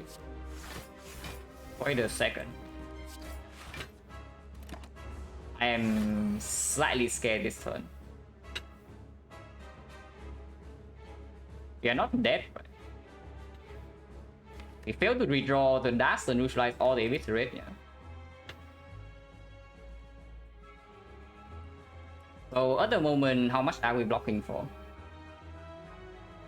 18, 22. We are currently dead. Well, that's pretty good. Huh. So, I guess Nick is right. We need to Nega throw into something good then. Because if we don't Nega throw into something good here, we are dead on the spot.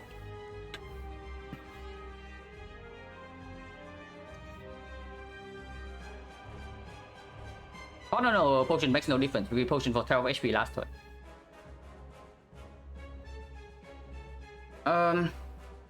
Is that actually true? We don't have a kill, right? 36. 49, we need 78, yeah. So 49 plus 49 plus 9, 58, 58 plus another 6 is 64. So we are 14 damage off. So the slice draw will not kill. So 1 out of 3 to die here. Yeah, 1 out of 3 to die here. Fan, no, fan doesn't hold. I only counter the fan when I counter block. Like this here into all this is blocking for 23. Yeah, 23 we die by 5 HP. So the strike definitely goes here, yeah. We don't need to strike for lethal. If we draw into eviscerate, it's already lethal. If we draw into dash, it's full block. And if we draw into slice, it's not lethal anyway. So of course we discard the strike hit right and play deck control first, and not a sneaky. Because if we draw into eviscerate, we just kill right away with the double eviscerate. If we draw into neutralize, we can block. If we draw into the dash, we draw eviscerate with deck control, it won't double. Yeah. It won't double, but we have energy to play everything. So that doesn't make a difference. It doesn't, right? We still have lethal. I'm pretty sure we still have lethal, but this is 36 damage. It's 36 plus another 39, 75. Yeah, it's mega lethal. We don't need eviscerate to be double. Like, strike is definitely discarded. Okay, we are alive. But that was like very spooky, yeah. Are we actually alive? We are alive, right? It is only 36 damage. Yeah, we need to block for 16 and we can block for 16. So this card right here is the sneaky strike though. We discuss sneaky strike and we play our whole hand. But we actually almost bought the deck like every single important card. We play draw well. If we draw well, he's dead this turn. The fact that we have a chance to die here means that we did not draw like insanely well in this fight, but we did draw like decently.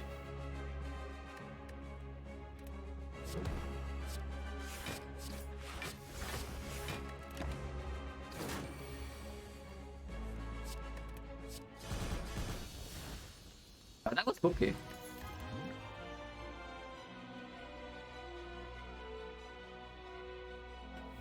Alchemist versus Adrenaline.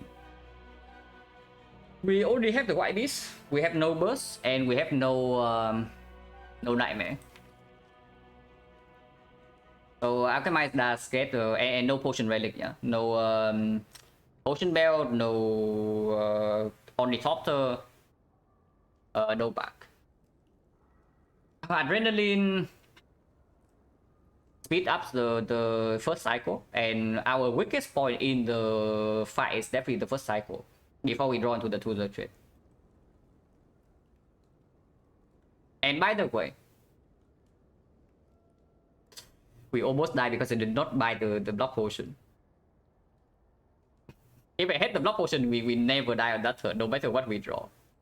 But almost died to the grid, yeah. Like, oh, instant punish. If we were punished by that, it would be so sad. That the correct play is to discard the ancient potion and buy 2 block potions. But it was close. Man, would have been so sad. I would be like tilted a little bit. Footwork, no, footwork doesn't really save them.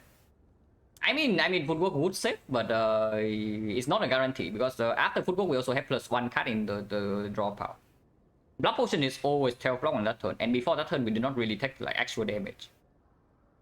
And footwork needs to be drawn into as well, yeah. So first cycle can be slower. If we buy footwork instead of taking card removal, basically we have +2 cards first deck cycle. And the upgrade might not even go on neutralize. You also see like how well the neutralize upgrade actually play in that fight. Because we apparently we miss neutralize every single turn. Every single turn. We needed to apply quickness like one turn before. But this is just adrenaline over alchemize because our first cycle is definitely the weakest. The only way you say that it's actually alchemized over adrenaline is that you say that we are so freaking desperate for scaling that we need to roll more potions. Our relics aren't that strong. Our relics are fine. They are not like run winning or anything, but they are like completely fine. Yeah, relics are absolutely above average. And you see this? This is whatever, but this is very good. This is above average. This is whatever. This is we mod, but of course it's above average. If we can use this, it's of course above average. This is very nice. This is fine, but it's from event. This is okay. This is bad, and this is okay. So overall, not a terrible relic bar. It's just not like a super mega overpower or anything, but it's fine. Yeah, we are at the end of Act 2. Of course, we need something for Act 4. Like, come on, guys. If we only beat the game after we end Act 2, then we might as well stop playing the game altogether. If it happens like so often. Didn't see anything for card draw besides Reflect? Yeah, absolutely. But there's no way we pick Reflex over the second dash. So yeah, no draw offer yet in this one, besides the two trade. Alchemize for back is like okay. What relics are we hoping for here? Gambling chip would be insanely good. Incense burner, of course. All the premium ones. Incense burner, gambling chip, something like Toy Retorter, so I can be like completely safe for the entire run before Act 4. So then we can save potions for Act 4. But in reality, I want to see cards more than relics. If we actually have a good deck right now, I mean our deck is decent. But if our deck is a little bit more consistent, I would feel fairly confident about this. Overkill? It's not overkill. It's not overkill, but it doesn't help us when we are at the weakest point. It's my main problem. And we are not picking up Snake Core here, yeah? So Adrenaline completely fine. Boss Relic? Boss Relic. Probably Pyramid. If you don't have card draw, if you don't have any card draw into your deck, like Pyramid is always amazing.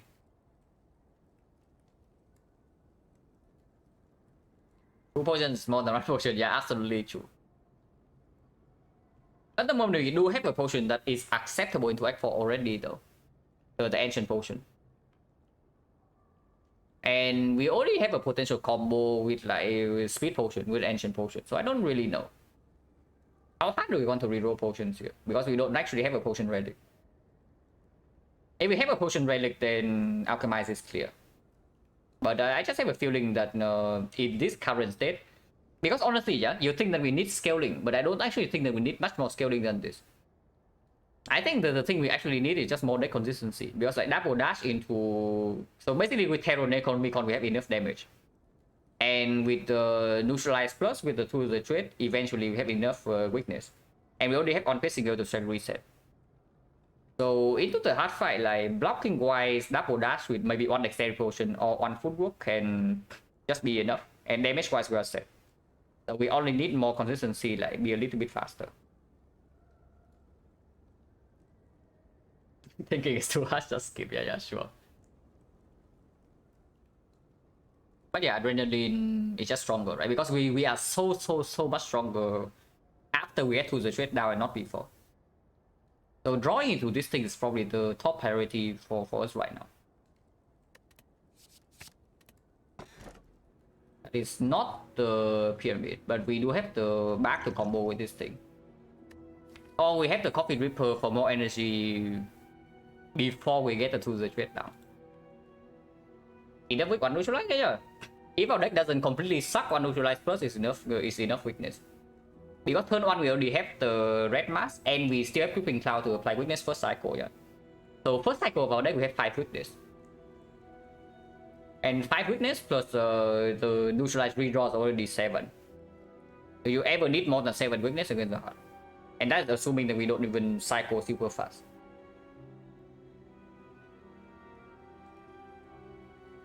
Yeah, there's a back for the Alchemize that we did not pick. Or we just pick energy. Awakened One? Why do you care about Awakened One? You think we don't play through the trade against the Awakened One or what? After we apply through the trade, we should be fine. Unless we literally see no cut draw from here, and we also don't get a cut remove. Awakened One is probably the easiest boss out of the 3 for us. Is what I would say right now. Check back Potion Bell is the next relic. Interesting. Honestly, if Potion Bell is in the next relic, do we actually need the back? Because I have a feeling that we actually don't need the back if that's the case. The fairly common misconception, yeah. Of course, back is stronger when you have the Potion Bell. But when do you need the back? You pick the back over a good relic when you actually need the back to have sufficient scaling. Otherwise, you can never scale enough. Your output is lacking and you die. You know, that usually only happens when you have 2 potion slots. Because if you can use all 4 potions in Act 4, you should have enough scaling. And then enough output. So, in the context of a specific run, usually the back is more relevant when you have 2 potion slots and not 4. But yeah, if you have Potion Bell already with 4 potions into Act 4, like why do you need the back to win? Dripper is not exactly free energy, we have no sustain at the moment. And our deck consistency is still fairly crap. But energy does play. Energy definitely does play. At that point, when you have Potion Bell, yeah, I would say probably back is a win more relic if you have Potion Bell. It is still very, very strong. If your deck is only consistent enough, it makes you completely safe in Act 4.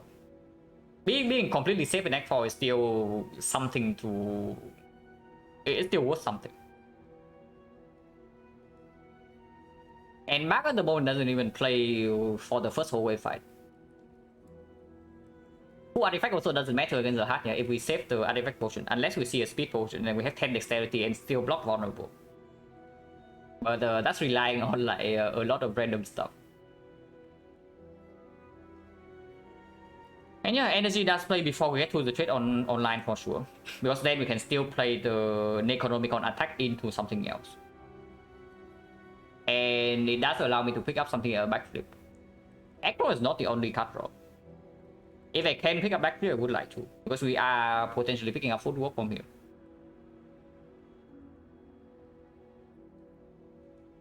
Any relic will win more relic than backlist? No. Because if you have something like Coffee Dripper or the Pyramid, you can actually preserve your potions. If your run is like somewhere average. If you can preserve 4 potions with the back, yeah, in the active bosses, you are like already mega super winning. So that is actually win more. But the situations where your run is somewhat in the middle and the output from the boss relic barely gets you to preserve potion into Act 4 is like not uncommon. But honestly, this is just Ripple, right? Snecko is technically pickable, but I would like to not ruin my best blocks, please. Snecko with Sticky Strike and through the trade is like actually very strong. Because Sticky rolls high, and we get Necro and it refunds energy. Sticky rolls low and it refunds energy anyway. So no matter what Sticky with Snecko and the Necronomicon is very, very strong. But the rest of our deck doesn't work that well with Snecko, unfortunately. I mean, it's okay, but it's not good. Thinking it's a win more strategy. It's a more win strategy, yeah. But yeah, it's probably Ripper back.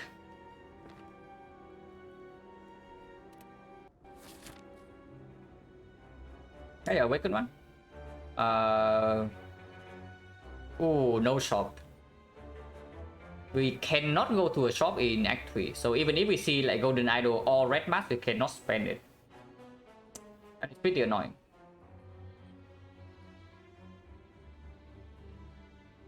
If we see Wing Mood in earlier parts of the act, we can jump here. But of course that's hoping for a lot. Yeah, not a huge fan of this map layout, and we get one upgrade. We are forced to recall here and we get one upgrade beforehand. Which is probably on like maybe one of these. With the Coffee Dripper pickup, I don't think we upgrade this.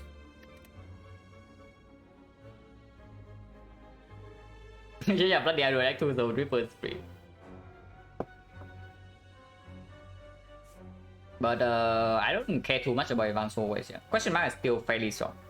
Even if the goal we cannot spend right now, we can spend the goal in Act 4 short. And yeah, more chances for question mark short as well. And rare relic events can also have like wing boots. Gambling chip insanely strong. Wing boots are actually very good. Incense burner still completely insane. Lizard tail, rare relics are just good. Yeah, the rare relics are just good.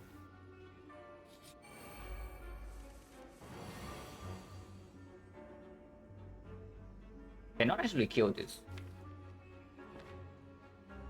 I mean, we can use Snake Boy. But if anything, we use Snake Boy next turn and not this turn.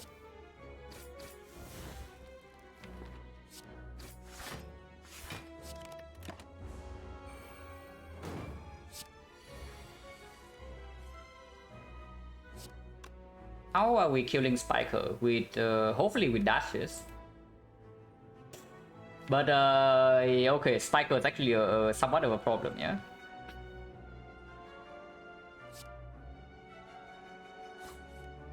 Somewhat of a problem. Right now we can still dash with Spiker, so we should. Yeah, right now we can still dash the Spiker with the Terror, so we should. If that's the case, we're not playing Eviscerate then.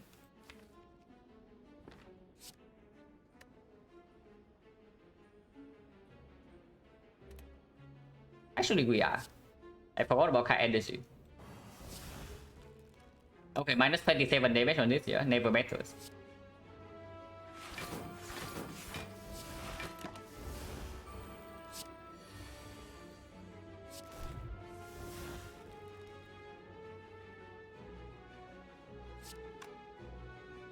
We can take 3 damage here to solve the fight.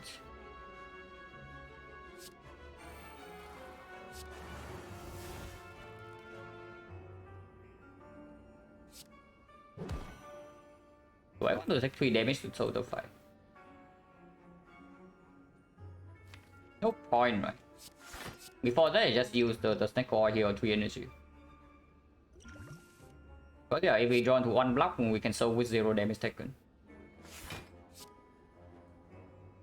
And then I guess double, but this dies from the first hit, so we don't take the spike damage.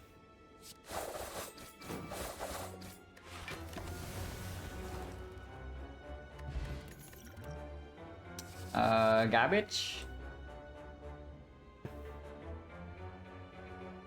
Hello, Byron.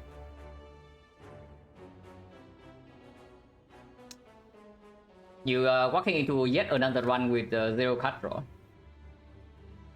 At least we are slightly ahead of removes, and we do have a 2 trade. But once again, we are walking into Act 3 with 0 card draw, and this time I don't even skip Echoes in Act 1 yet. Because I did transform to Eviscerate from floor 0. So, and then we have not even seen a single backflip. So there are no Echo, no backflip, no count game board, just another day in the office. Unless you tell me the deck of throw is actually good. Just because of the Kai, but with this Ripper, not really. On our Act 1 relic choices, it was Kite, Bell, and Fusion Hammer. And we had to the trade plus and no, not to the trade plus. Actually, no, we did have to the trade plus. This is our rare card in Act 1. So we head to the trade plus and deck control. So I pick kite over the hammer. The question mark, yeah, interesting that you say that because it doesn't look like a question mark to me. It seems to be a fight.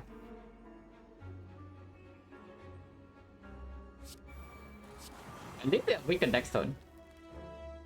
And I can fire pot right now to kill one of them. I probably would like to. So 7, 18, 25, 25, 40. 7, 25, 45, 45, 49. Actually, we are one off. Even with the 5 pot. So that's scary. I cannot actually even kill this guy if I fire potion right now and put all the damage in. Actually, if I neutralize here as well as 22, 42, yeah, 49. He doesn't die, but at least we have to the trade down. Maybe this then.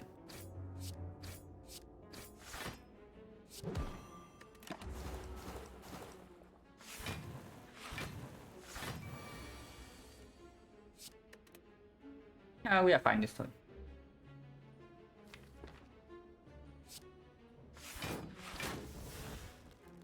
Fine next turn, who knows?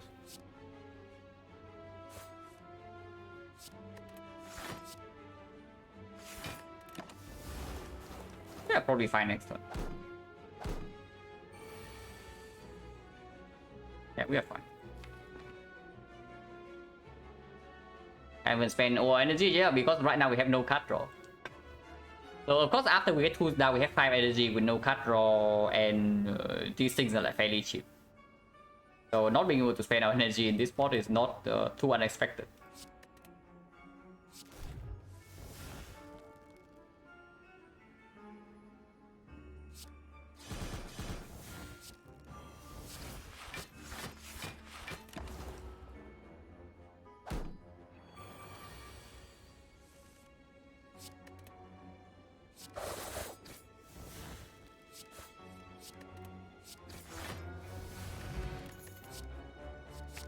Oh my god, card draw. I mean, it's up, it's backflip minus, yeah, it's not backflip plus, it's not acro. But I take anything that says draw more than 1. It draws 2. How this will just fire this advanced forward. How this was not bad. What does fire potion do? Against mostly against the triple jawworm only. But the triple jawworm we do mitigate a little bit with the red mask. Wait, we can literally see the ducklings again, right? And can we see the ducklings here? I know that we can see ducklings here, but can we see ducklings here? Expertise minus? Maybe, because we do have the Necro on... we do have Necronomicon into the Sticky Strike. So it's actually absolutely possible. Double walkers? Double walkers, I don't even know whether cultist is stronger or weaker. Now, the artifact potion doesn't do anything right now, yeah? But it's potentially a potion we want to save right for. And if it's run into something like Spike Growth here, maybe we can play. I think I want to take cultist in case we don't need the potion here and I want to cultist this fight if it's something like the Giant Head or the Nemesis. Retromancer, maybe 5 pot is stronger.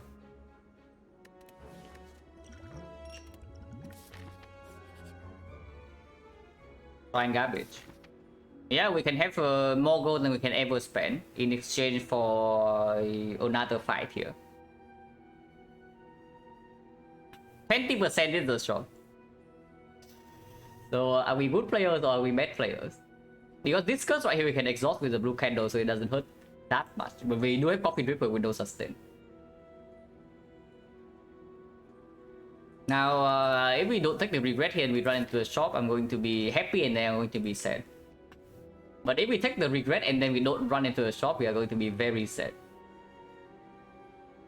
Yeah, we just take the 50 gold.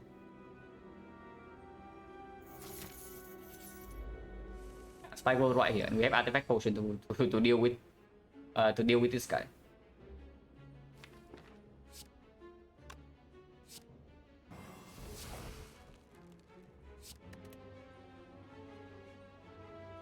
So do I use it or not? I probably do, right? Our block is like okay, not that strong, and it's a very long time from now before this is actually useful. Probably use it. Next question is whether I want to do the trade first or second, because the dash might become 0.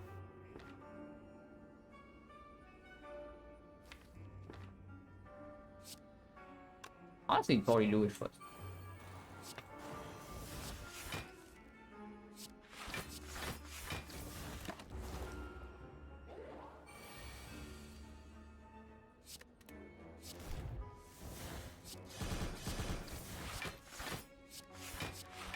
Wood artifact potion, guys. Amazing usage.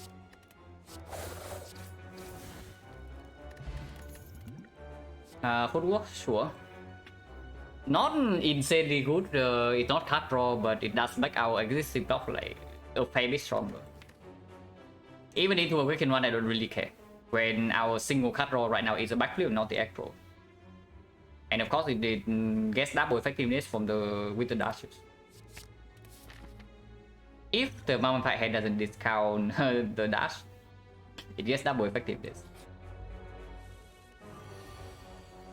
Am I scared of this fight? If I'm scared of this fight, I can pop Cultist Potion.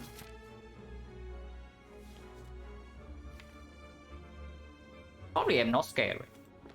I don't actually think our damage is terrible. I think what is actually terrible is just our potentially our front load block and then our draw consistency. But our damage is very good. Especially when we draw this turn 1.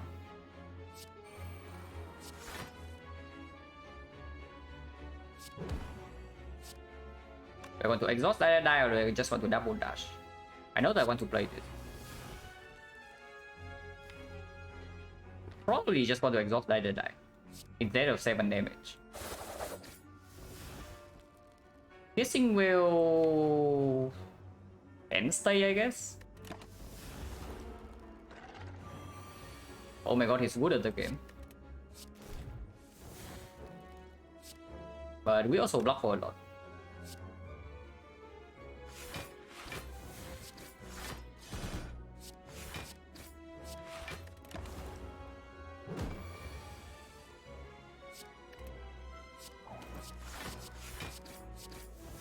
Bottom decking Terror, not exactly super nice.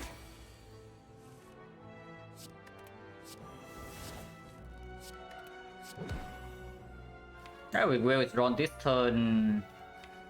Maybe it can still stay.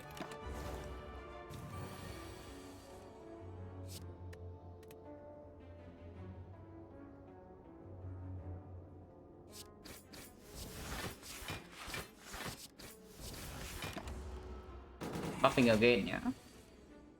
But we can shuffle out the garbage.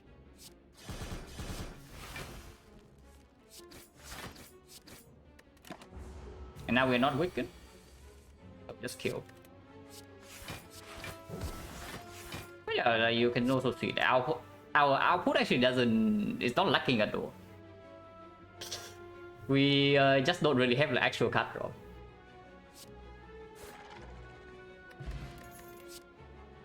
Okay, more card draw with our footwork. Second wheel is like considerable, but absolutely not over the card that says draw. It says draw, we click it. Energy pot probably not better than this. We only float energy like crazy. Most of the time at least. Most of the time. Actually, by now here, I don't really care. Honestly, the backflip right here can say like 3 block and I still pick it. And it does say more than 3 block. 0 block I probably don't pick. But 3 block I would pick. Answer. This guy is spooky enough for me to count this. If I discount the sneaky right here with the thing, we cannot kill one of these. This is the best fight for attack potion, right? So we can probably open right now. Yeah, Predator also makes me a lot safer.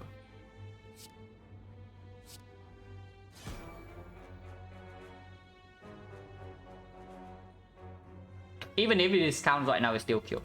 So I don't need to care.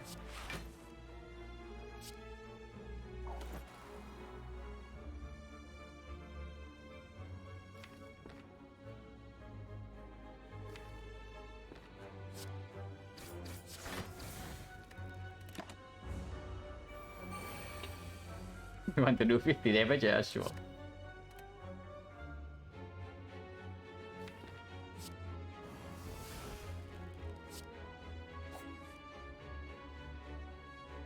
Uh, 24, 34. Yeah, we are fine. Don't actually need this.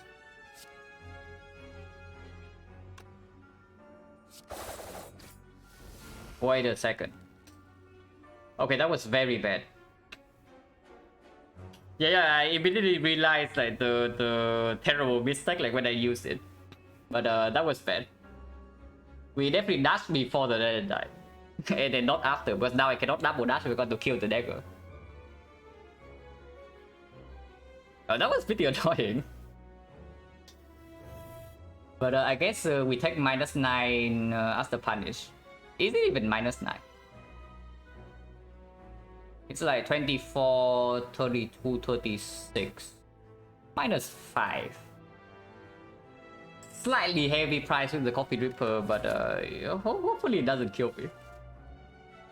Hopefully it doesn't kill me, but that was bad. Yeah, literally just lost 5 HP for like no reason. But that was bad.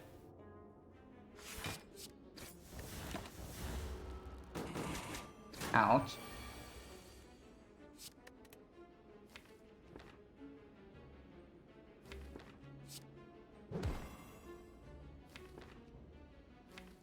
Next turn is 78.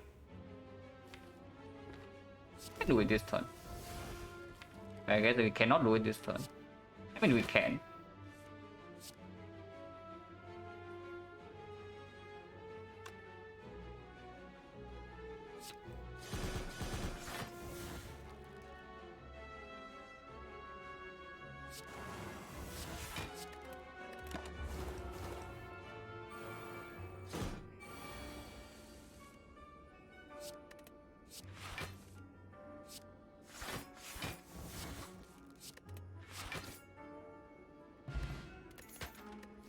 Strike dummy.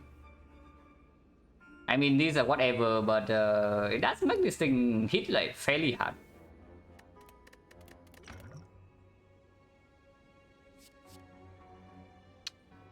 Prepare minus. Not good enough, right? Before I take prepare into upgrade prepare, I just upgrade my freaking footwork. Because prepare is another card that okay, it improves the hand quality, yeah, but it is -1 card in hand, and we only have way too much energy to spend. Yeah. Before I do prepare into upgrade prepare, I just upgrade the freaking footwork. Giver for 5 energy with an economical is interesting, but once again, I don't think we need more damage than this.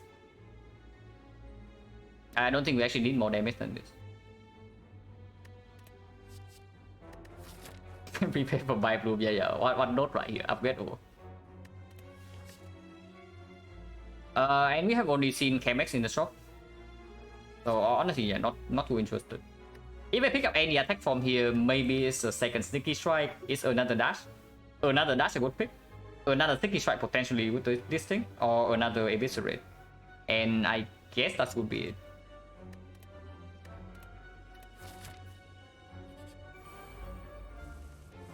We have blue candle for this guy.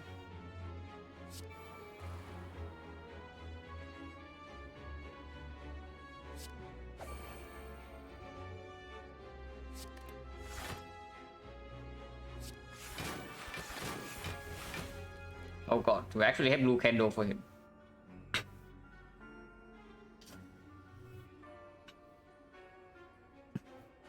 I was just kidding, but I did not mean to actually use the blue candle. Because right now, if we eviscerate into the curse again, yeah, there's literally no way we can fix that. Because he gets way too much block. So 10%. That eviscerate right here curse me. Whatever, we do have the blue candle. Okay, no curse, no curse. I don't want to take 4, right? So I don't really care about reapplying weakness because neutralize plus is still in the redraw.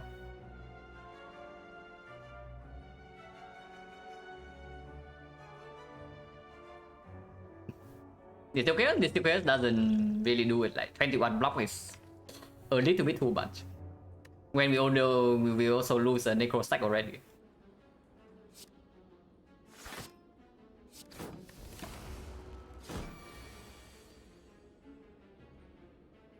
Fine.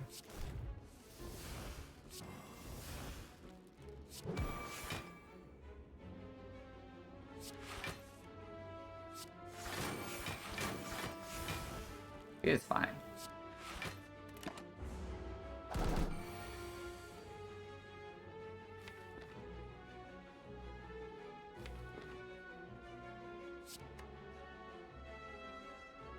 Actually, I only need to reroll once. I accept the debuff. Even if he debuffs me right now, I don't care too much. So this would gain 3 block into 4 blocks, 7 block. 7 block slice is still doing it, but we have enough energy. And we have like 7 energy this turn.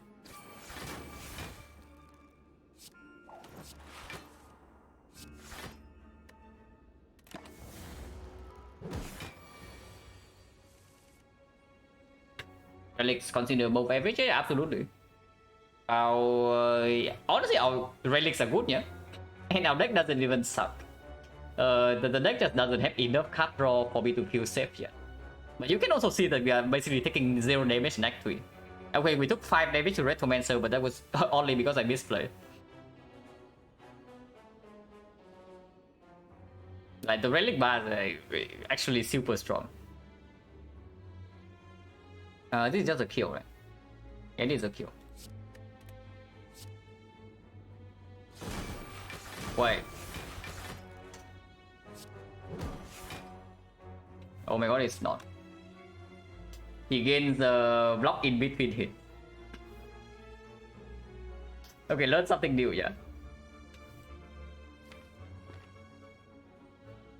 Now this is slightly problematic. Slightly. Because now we cannot redraw, so yeah, he's like outplaying us completely here.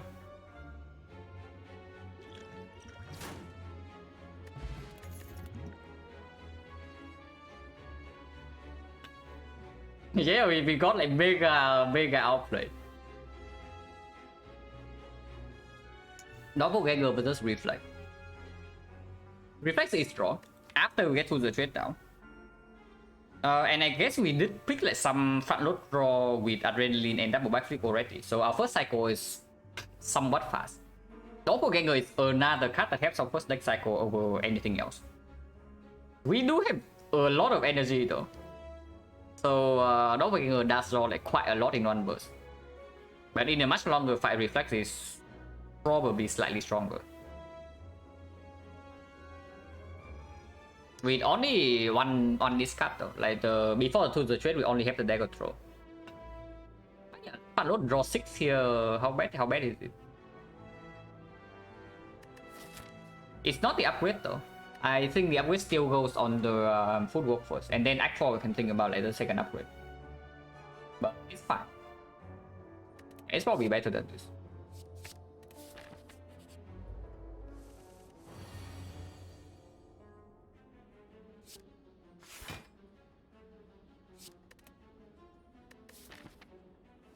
This potion can be saved for Time Eater or maybe even the Heart if we see nothing better.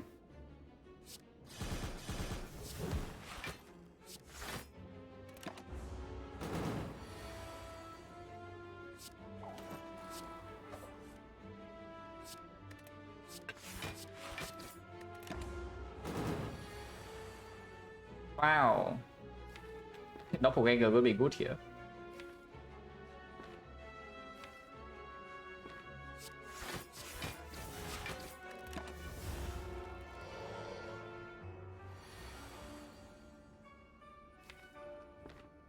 Calm down, man.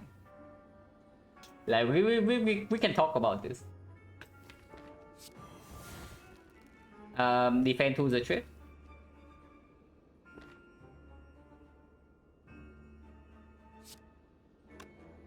Or do I want to hope to draw into... No, there's no neutralize in here, so we have to play the weakness.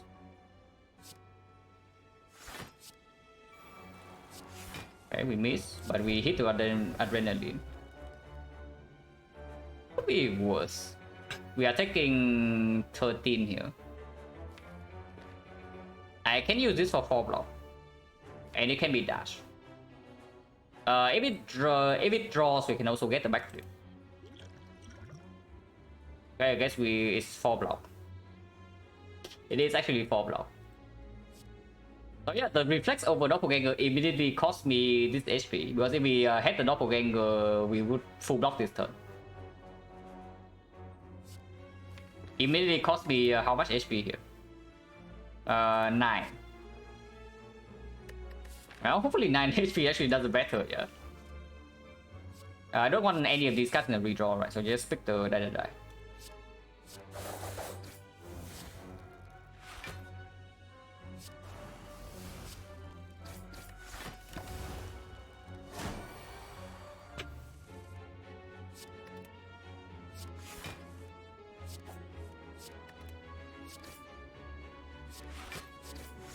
It's still not dead.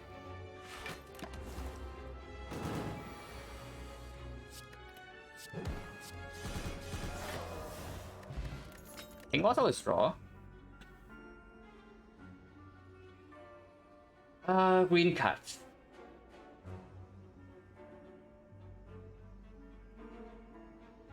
If we are actually scared that weak chain is not enough, we can pick Sucker Punch. But I do see Clone Dagger is actually just a worse dash. Like Clone Dagger even plus is straight up just a worse dash.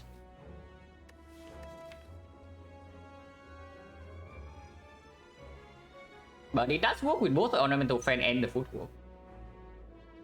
And yeah, it draws like 0.3. For the economicals, yeah. Honestly, if we have Tungsten Rod, that's real. If we actually see a Tungsten Rod, that's like very, very real.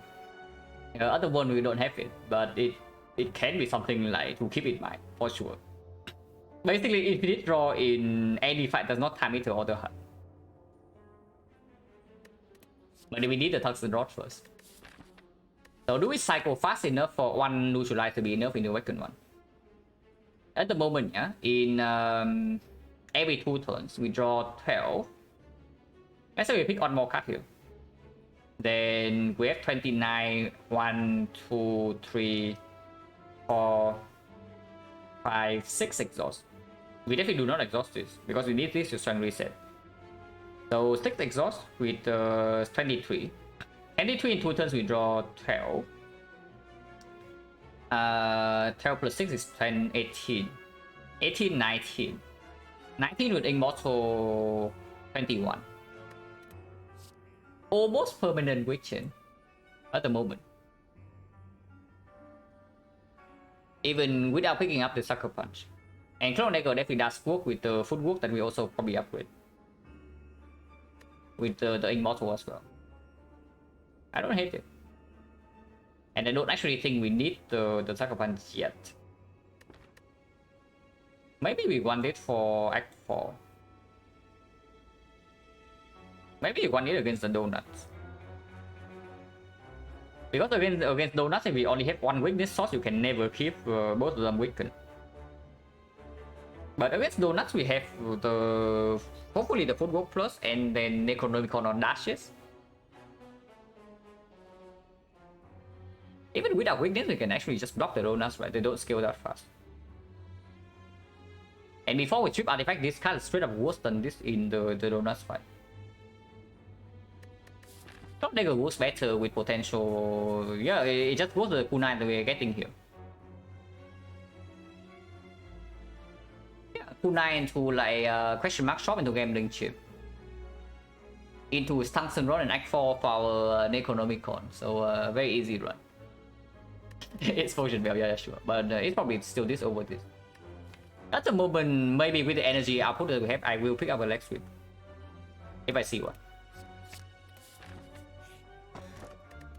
That is not potion belt. Okay though.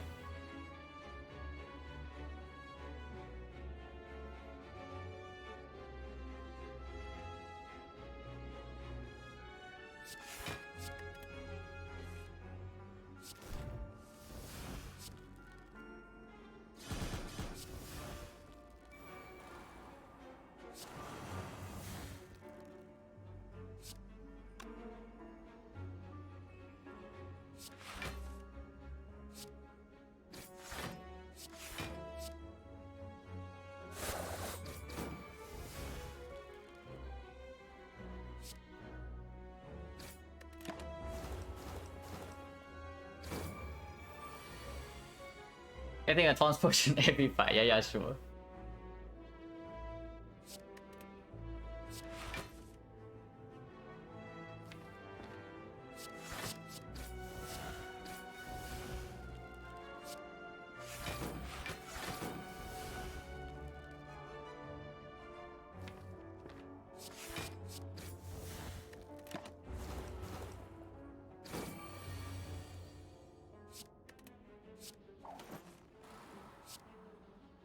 Kills and we mess up the boss hole.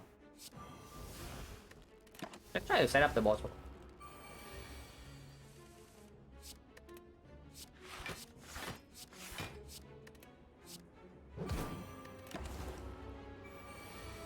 Yeah, he attacks, but we are fine.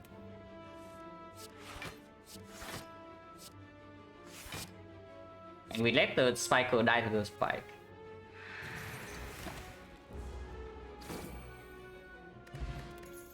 Wow, taunt potion every fight, guys. Okay, this is actually cut draw, you know? This is real cut draw, like very, very real. When it draws us 4 cards whenever we play it first. It is not front load draw, and it does not block front load, but it's very strong. Yeah, it's very strong. Yeah, like there's no reason not to pick it there, even unupgraded. Do we actually want the liquid bronze or not? Because this can be Retromancer rematch. This can be double walkers, and if that's of walkers, I want the fire potion. Yeah, probably not. That is not kunai. But it's okay, I guess. Kunai is like way better than this right now, but this is not terrible. Do I upgrade footwork or do I recall? Maybe I just recall. Yeah, it's actually not that strong. I don't think it significantly improves our chance of winning compared to an actually good relic. Because if we die right now, it's not because we are lacking damage. If we actually die in this run, it's not because we lack damage.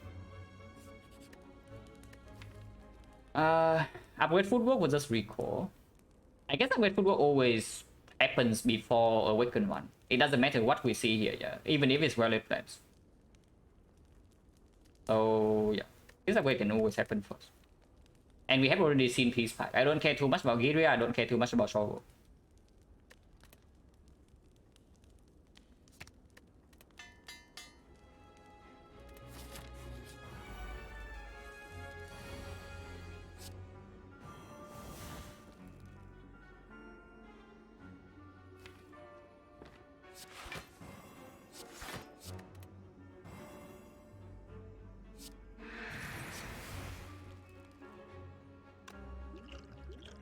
There's no way I need to count this spot this fire.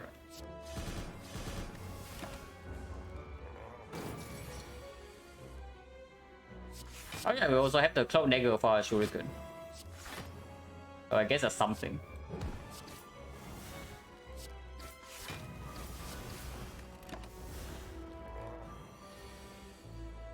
Next turn he already hits big, but good thing we have the Predator. This turn, however, we are taking some damage. -1.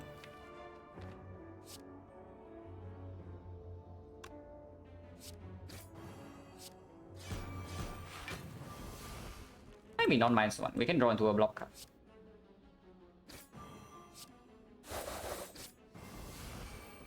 And we did draw into a block card. Missing footwork slightly sucks, but we should just kill next turn.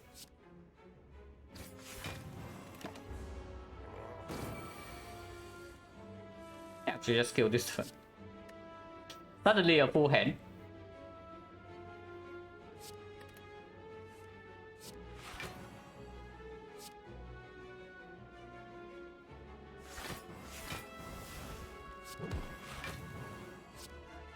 It's already kills.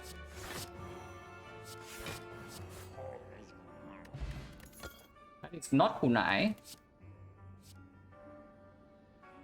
But yeah, if we are worried about weak chain, like here's something to solve a weak chain instantly. I definitely do not think a second reflex here. The first reflex is already like borderline. Because before to the trade is down, it's straight up a curse. But yeah, like next week, definitely over Crippling Cloud Plus. It should be up like last year, yeah. One more card we go to one more card we go. So Acro Plus is right here, maybe Cowgamble Plus is right here. What else do I want to see? Let's see what's the place on, yeah, if only. Weak potion with red mask and the rescue plus already is basically nothing. So we keep the potion as is. Because this might still help us kill the small cultist.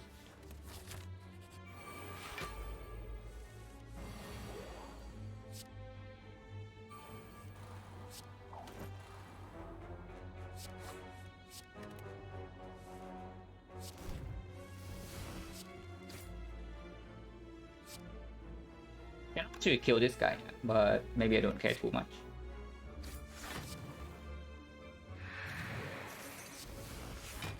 Actually, I can.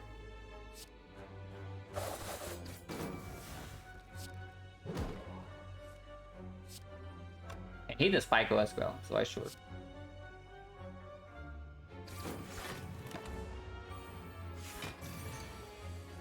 If I had Rod Necro, yeah, if I have Rod Necro, would be Infinite Rod.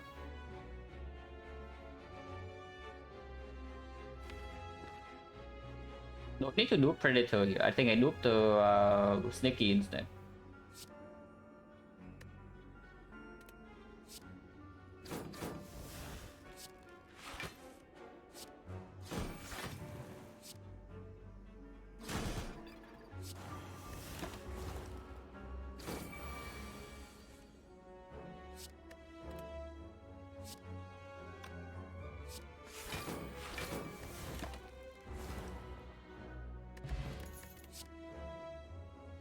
Wow. Okay, surely Act 4 Shop has something like Orrery to make this egg absolutely pop off. What about deck control now though? Before I don't want it, yeah, because deck control only gives me energy. But now the deck control gives me energy and proc the reflex. It still probably sucks, right? It's not good into Time Eater, it's not good into the heart. And honestly, even something against Spear and Shield, we don't have infinite energy either. Is a red pretty amazing this stage? Yeah, absolutely. Like this is one of the best attacks on Silent if you build around it. This is like definitely one of the best attacks. But in fact, yeah, if there's any point that Eviscerate is bad, it's the early game. Like earlier Eviscerate, it's worse in Act 1. In Act 1, it's basically the worst skewer. But if you have like support for this card, it's like one of the very strong attacks. But yeah, I don't want any of these. Yeah, I probably don't want the dagger throw.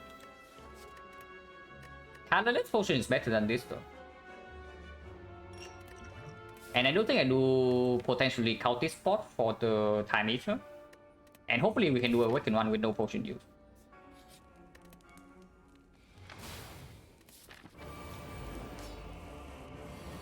Definitely play this. That is definitely the power that we play. We probably play like all powers.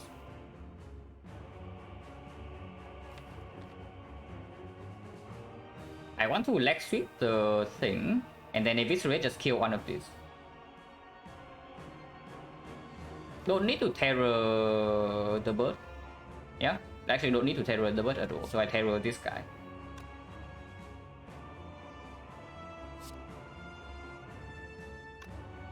And this is full block.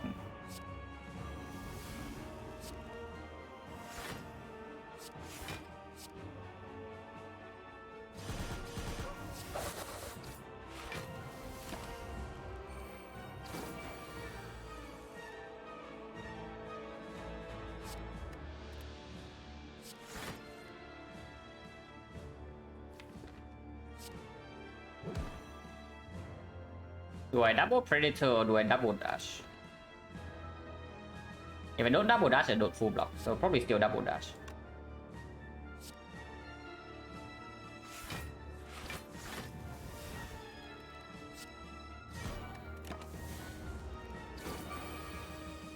Times 4 should not be a huge problem.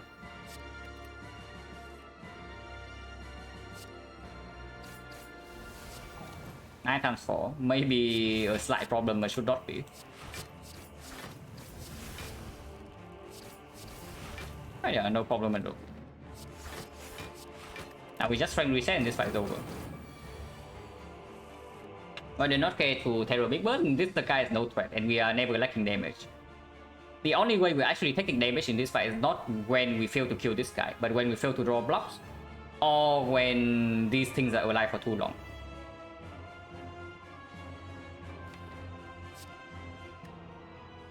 Don't need this.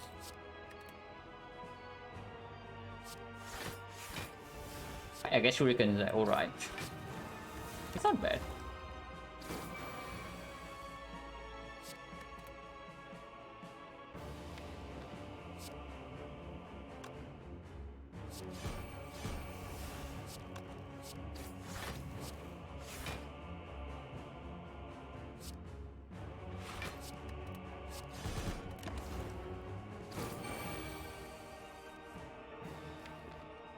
But yeah, like looping Predator into looping Sticky Strike is like super sick. We have 7 energy with a 10 cut head.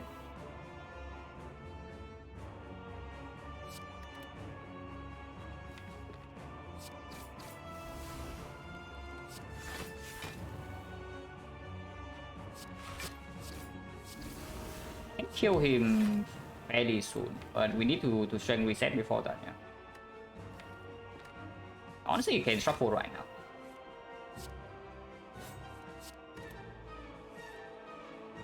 Predator kills him, so I cannot Predator.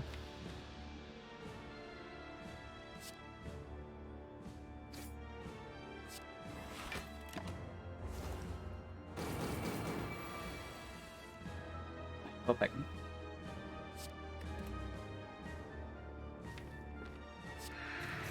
So fight's over. Next turn neutralize guarantee.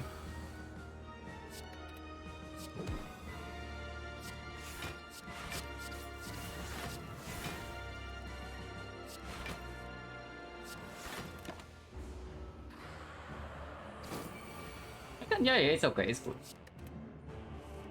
Maybe not as good as Kunai, but still very serviceable.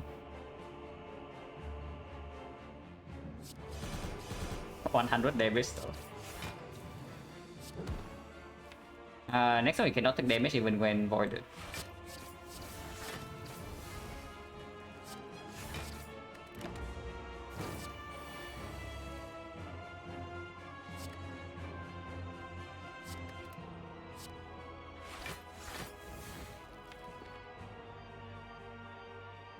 Next turn, however, we can potentially take damage.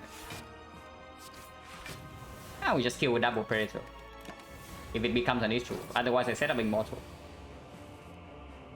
It's not an issue.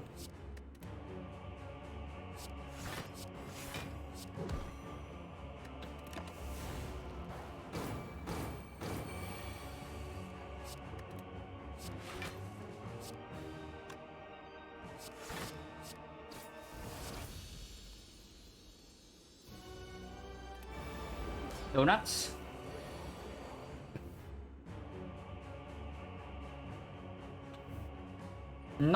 Probably not as annoying as Time Eater, but still not a trivial fight. If we have Kunai, this will be trivial, but we don't. And we can refill potions, so I'm definitely considering using one potion. Like, honestly, maybe even using 2 potions. Yeah, getting the good again would be great. Yeah, Catalyst Force on turn 1, it just handed with to give us 40 gold, yeah. Flash of Steel is straight up just positive. Secret Weapon into Predator is kind of okay. But I do want to double dash this turn to full block. Probably just this. It's free block and free draw.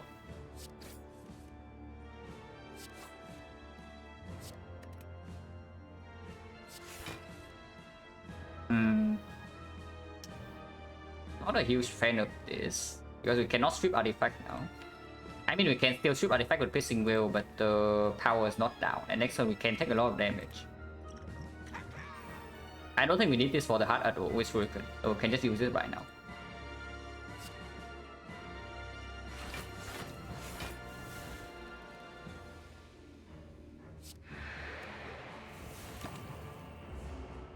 Definitely slightly scared here. Okay, maybe a little bit less scared. Just a little bit.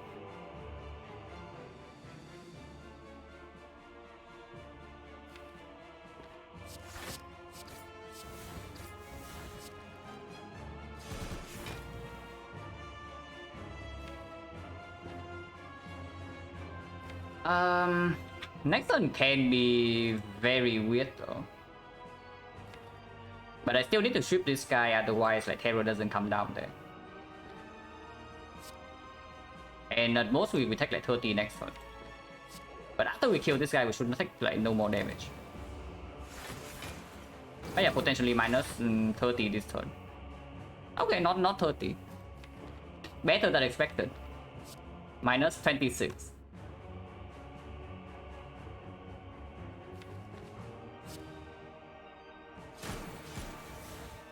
Do I guarantee weakness on this guy? Or do I guarantee weakness on this guy 2 turns from now? We are at 10 HP, yeah?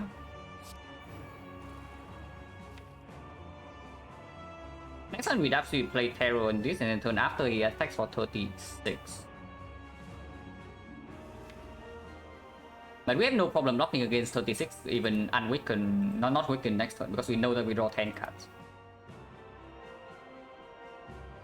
So yeah, it's probably actually neutralized here.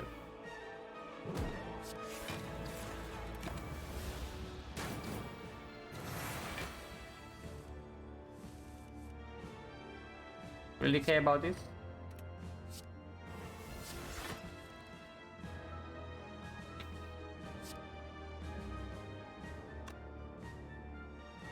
$18. Yeah, no problem. Yeah.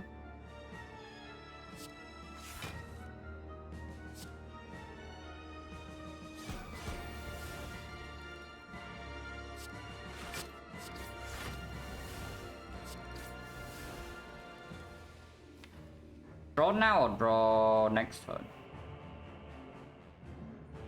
These are good cards to draw into. I don't want to miss leg speed.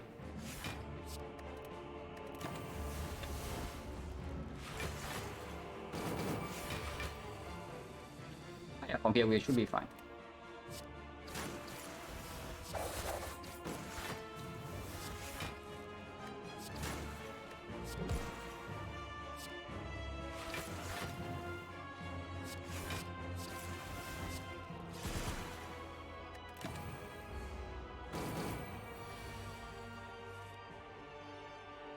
Yeah, I hope we should be fine.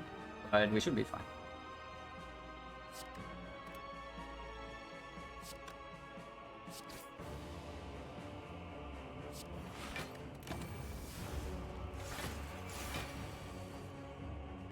Yeah, it should be fine. It's only 26.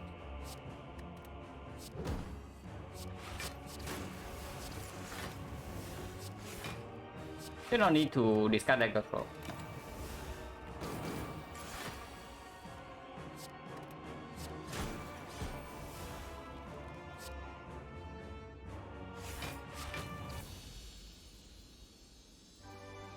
I don't know how necessary the cultist was, but Talus was not necessary. But I don't know how necessary the cultist were. I feel like it's played though. I really felt like the cultist actually played here.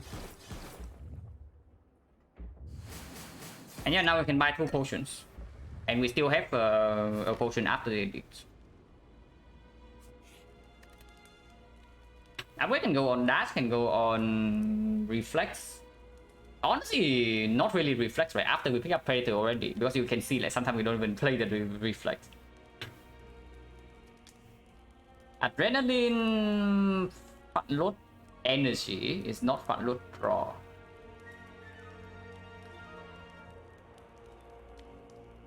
But energy sometimes play.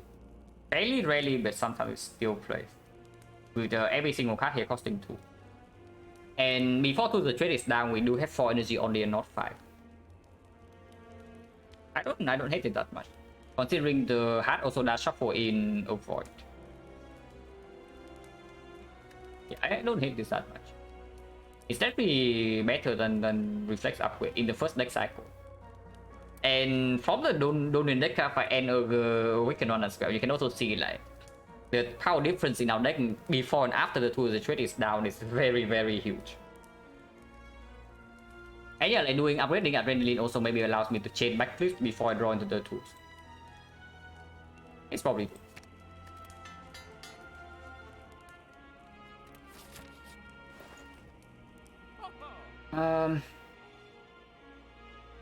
Okay, I take a short break and we talk about this job because there are definitely things to buy. I'll be right back, 3 minutes.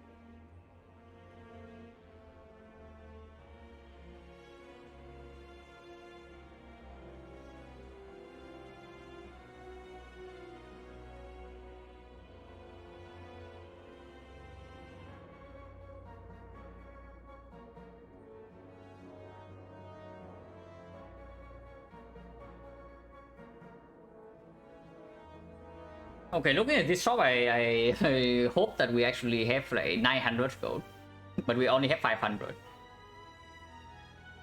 Because this is one of the rare occasions where I do feel like secret weapon is worth the full price.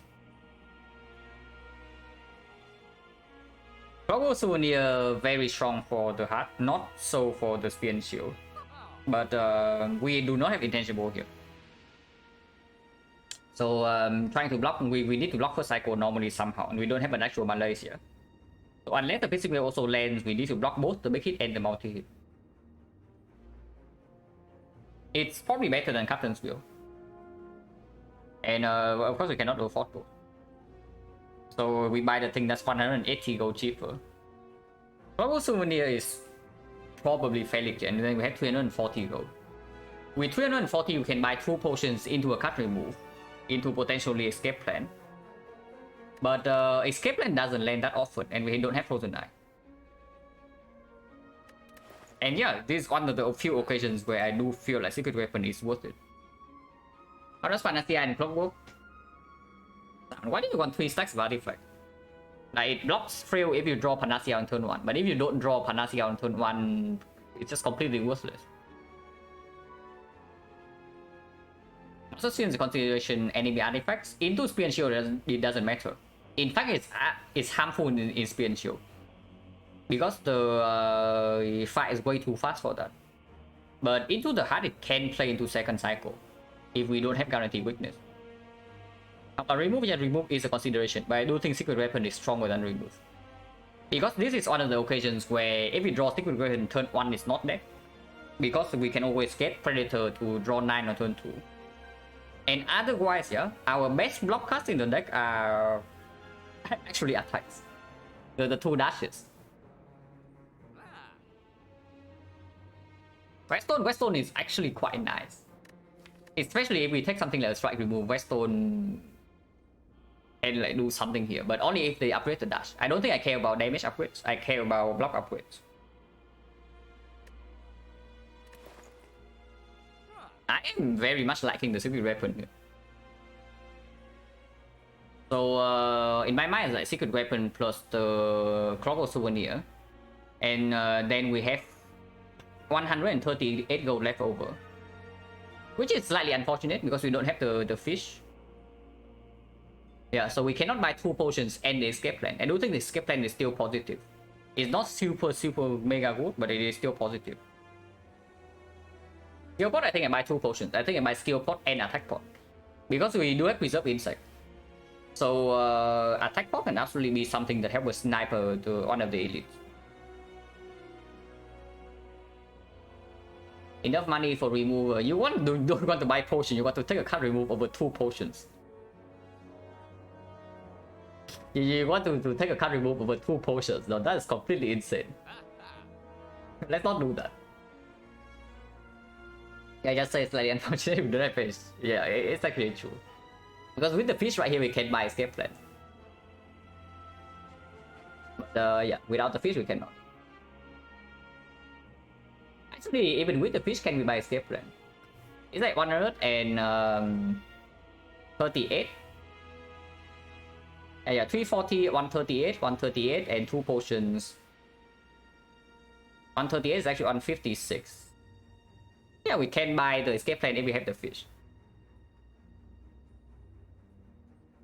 Orasfield, thank you very much for the Prime sub and the 3 months.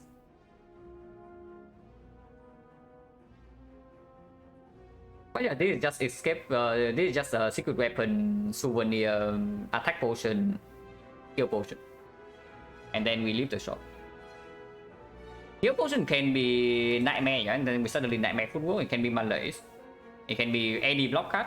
Any block card would be great to go with our football plus, and we are drawing like quite a lot. Any card draw like backflip or acro. Poison sucks a little bit when we get one choose out 3. So usually it doesn't break, and it can absolutely be something that blocks turn 2 in Spear and Shield if we break, because we can easily break in that fight at the moment. And yeah, because we can easily break, I do not want to take card remove over 2 potions to open up like a lot of potential.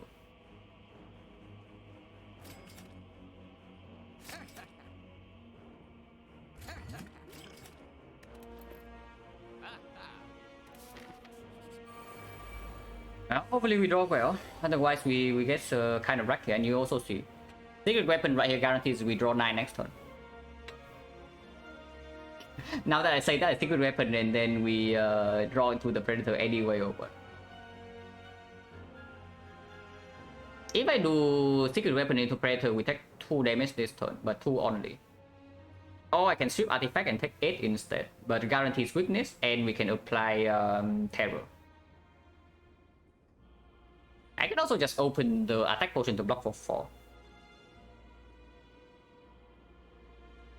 I really want to open with something else, yeah? I can't even play 1 HP to see the card first before doing secret weapon, but... that sounds kind of weird.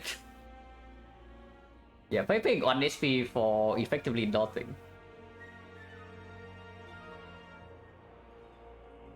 Okay, I'm fairly scared. I think we are probably okay turn 2 if I do like Predator Creeping Cloud. Because we do have Piercing Wheel in the deck, and we do guarantee weakness on both of them next turn. Without 2 is a trade in play, next turn we have 4 energy, but that is also why I upgraded Adrenaline, yeah? That's exactly why we upgraded Adrenaline. Probably just Secret Weapon first and then Observe.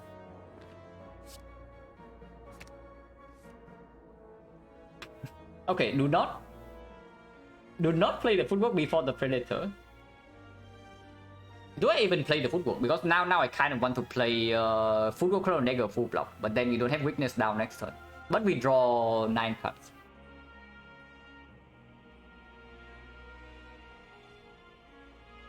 Who do we kill first? Because this damage is not insignificant. This is 30 damage plus 34. 34, if we play the footwork, I think we can block turn 3 though. So killing this is not even that urgent. Yeah, if that's the case, it's probably just... if we don't play the footwork, blocking turn 3 against this 38 is also like not easy. And this can give artifact sweep, this can also give artifact sweep. And yeah, of course the trade-off is again 8 HP this turn. Okay, we probably go on this guy. And no, footwork can also just discount this. Yeah, footwork can also just discount this, and then we have weakness anyway. 1 out of 4. Surely that would be easy. And yeah, we hit this guy first.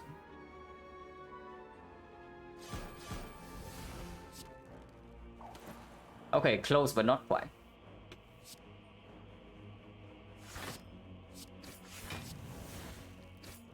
You can actually play the Necro 3 times to guarantee a card draw next turn, but let's not do that. We still have the potions.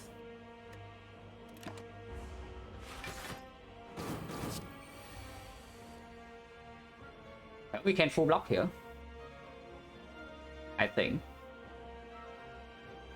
Can we?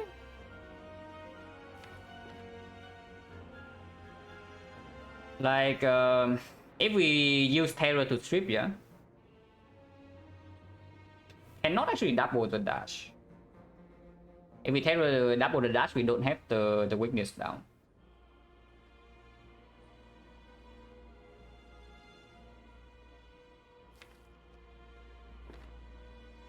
Attack potion right now, can we kill? Let's say I open with something like Piercing Wheel, and then we do Terror on this, and then we do Dagger Throw, Slice, Double Dash. We have 5 energy, so 1, 2, 3, 4, 5. If we have enough damage, that's definitely a kill. So how much damage do we actually have here?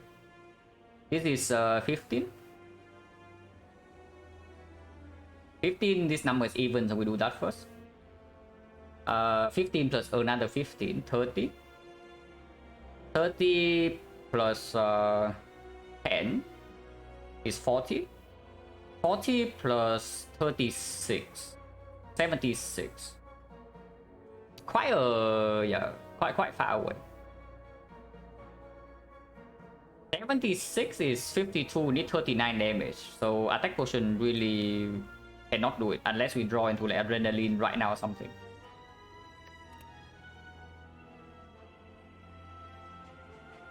Attack potion is not strong in the hard fight though. So before I open skill potion, because I think skill potion has a lot more potential, I think I open attack potion first. This is not even actually positive in the hard fight unless it's exactly dash.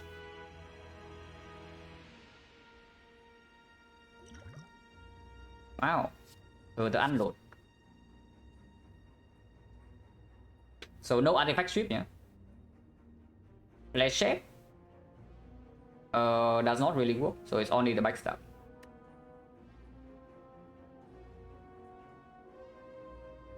Backstab is like 16 damage, but it's like nothing.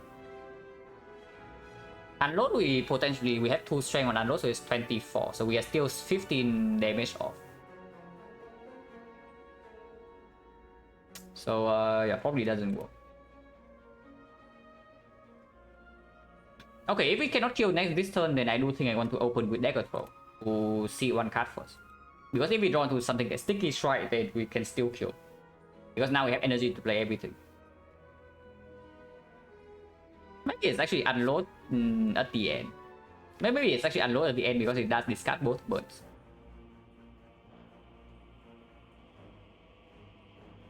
Yeah, maybe it's actually just unload. Like, why wouldn't I want to discard birds? Yeah, it's just true, right? Why wouldn't I want to discard birds? And honestly, after killing this guy, the fight is already over. When we have like, we can consistently knock 28. And it deals more damage this turn. Oh yeah, why not? Let's see why not. Reflex is already gone, so we can safely open with Dagger Throw.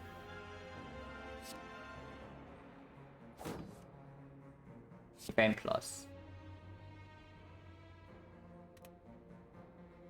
Well, I guess we use Terror to strip then. So Terror into Piercing Whale, into Leg Sweep.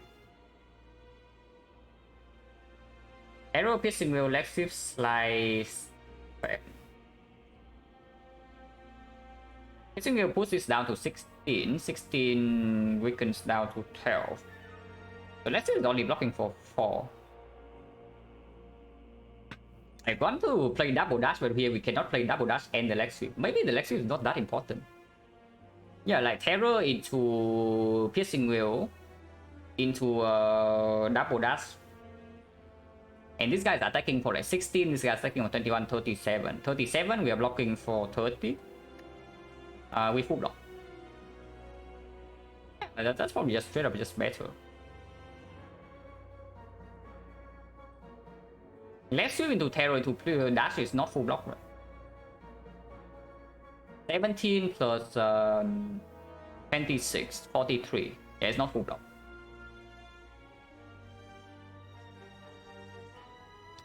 By Shield 3D model? I think they are all 3D models animated in 2D. Like they are actually like all sprite. Yeah, I know that in the game file there is all sprite, but you think that they animate you think that they animate in the thing, like in sprites, instead of doing 3D model and then take the sprite afterwards. Like, do you really think that? Transformation? Is that true? But yeah, I don't really know exactly how this works. I have seen the game files, so I know that these are just like several parts of 2D images that are like attached together. But I don't know if the origin is like a 3D model or not.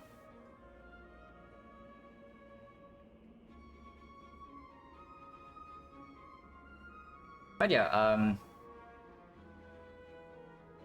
that always happens.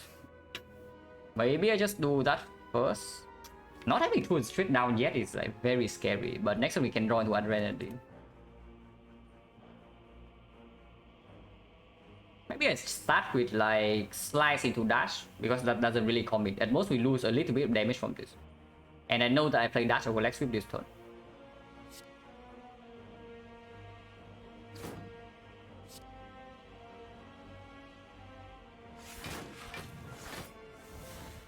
Back flip. Back flipping right now would be good if we draw into this or this.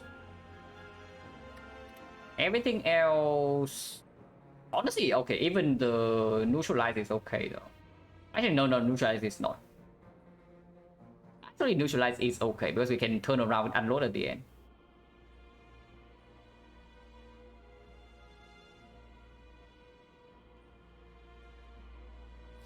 What would be a bad hit? Like just the dash, right? Anything other than dash is okay. Maybe the second backflip is bad. But do we have full block still? Fishing wheel right here. Fishing wheel right here.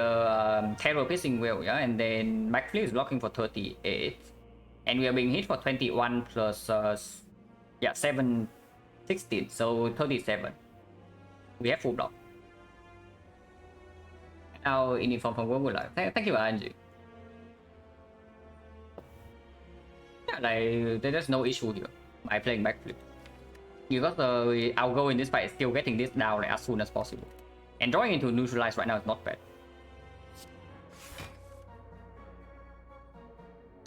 We did draw into the backflip, not the neutralize, no adrenaline, no tools or trade. And yeah, we have to spend the last energy on piercing wheel, so I guess that's our turn.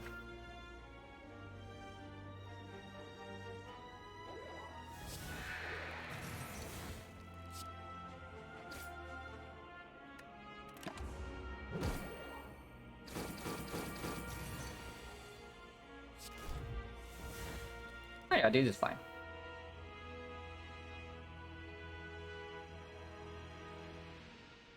So we have a kill here, 24, 41, yeah, it's a kill.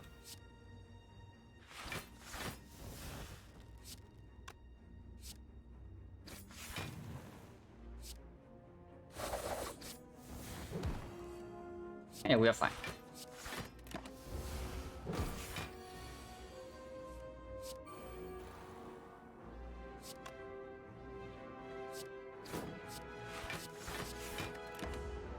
Zero damage, PN shield, skill potion preserve, which is pretty great.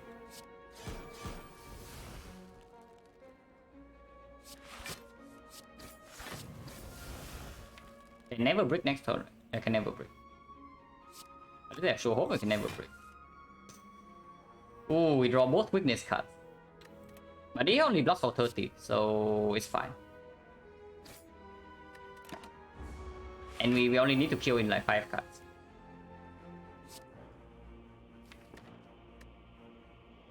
Yeah, it's fine. This kills with 2 cards, yeah.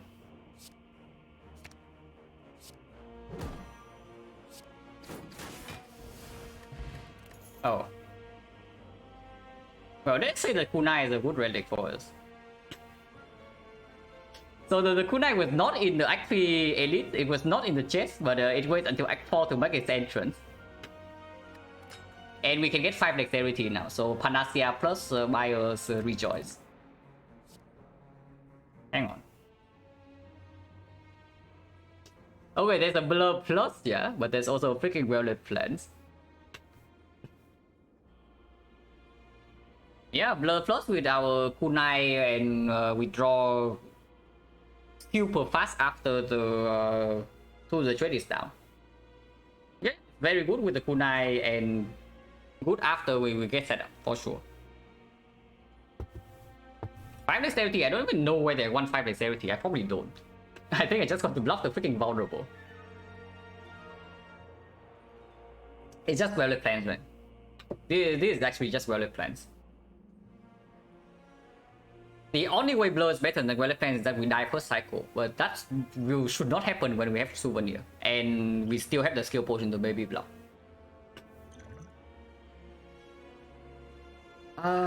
Anyway, it's just the Violet Plans. It also gets discounted with the Mummified Hand.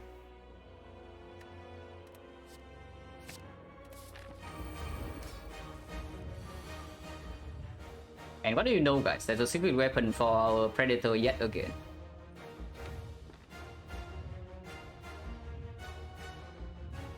And we can get one dexterity here.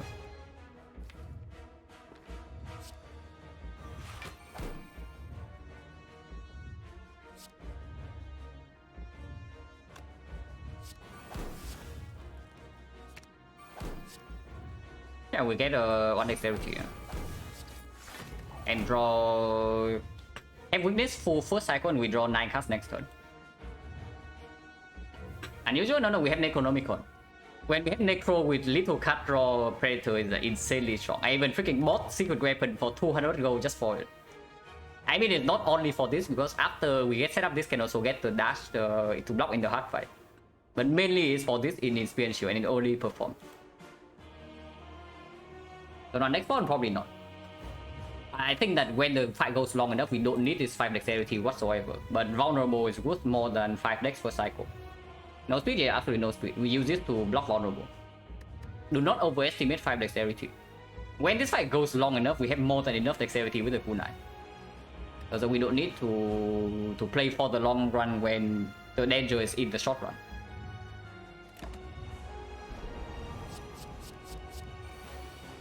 On times 15 only, no problem. We do draw into the piercing wheel, but if possible, I don't want to use it now. Next turn is only 33 damage. Back with Dagger Throw, right? And pay 2 HP to play this first. Play football. Football is great. So I guess we can even preserve the speed pot for potential dash play next turn. Or the skill pot.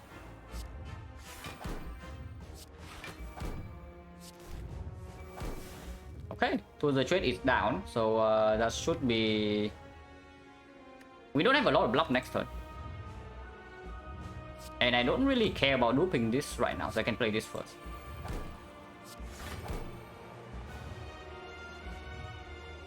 Honestly, backflip first in case we draw into the Violet Plants, yeah, and we only have Void in hand. So we can always play this at the end to get on dexterity. Oh yeah, there it is. I guess it's fine. We draw into one more block card, which is... It sucked a little bit, but that's fine. I can also just exhaust Die and play Clone Dagger instead. Push the Immortal up a little bit more. Deal slightly less damage, but exhaust this. And yeah, that's just better.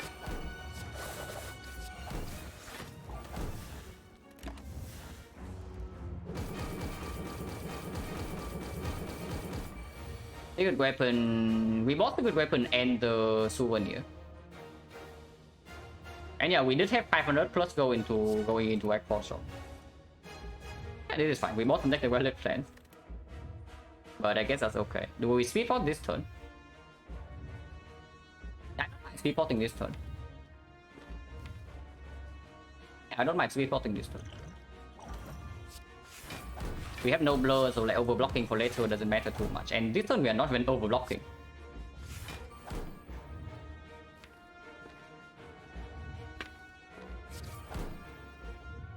Now technically we can Necronomicus until we draw into Violet Plants, but let's not. Yeah, let's not do that. Weakness is still guaranteed for second cycle, yeah. So should be super fine for me.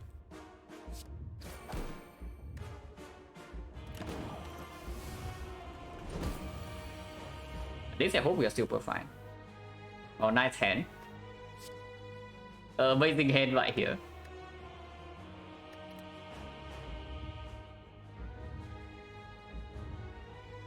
Skill pot, it comes now any turn, it's next turn, yeah, it's not this turn. And I don't think I want to hold the deflect. So we just do this and hold the deflect. Damage slightly slow, but not really slow enough for us to actually lose this one, I don't think. Next turn is 45, it's harder to block, so dash potentially for next turn. And skill potion can be used right now. Thanks for playing this. Yeah, backflip is better than both of these with the kunai. Secret weapon is here, so I guess we can play the dash instead then, if the secret weapon is in our hand, because we can just secret weapon for the second dash next turn.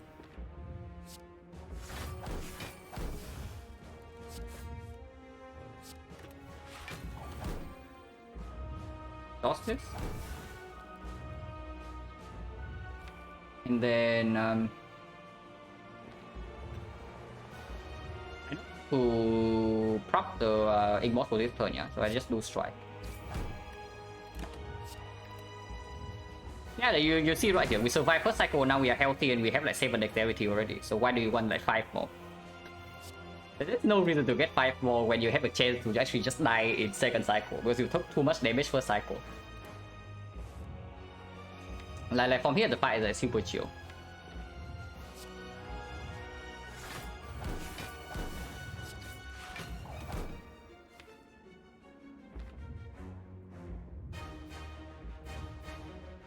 And honestly, I might even want to do this just for the damage, like 63. Taking 2 damage for 63 seems pretty fair. Otherwise, I can also just play leg sweep and strip artifact instead. I do think a secret weapon right now for the neutralize though, to strip artifact. Actually, that's just better. Because we are guaranteed to draw to Predator next turn, so there's no need to save for that.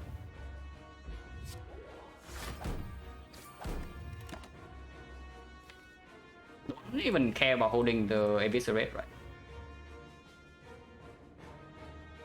Yeah, I just hold maybe defend.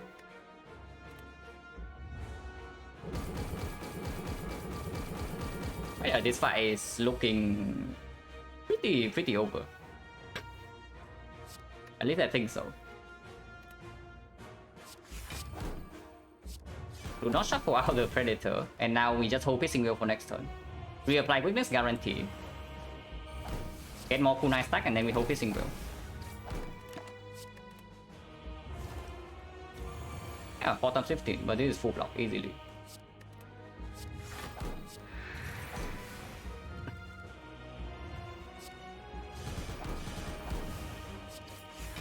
And yeah, we just maxed out. Easy fight.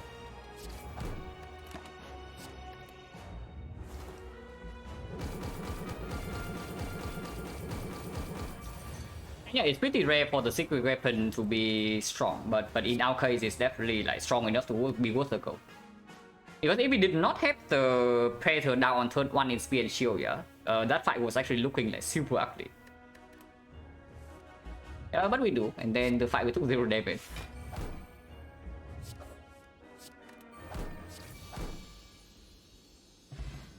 Ninja Relic is good and you can no Midgard, yeah, absolutely. Our Relic bar is like completely nuts.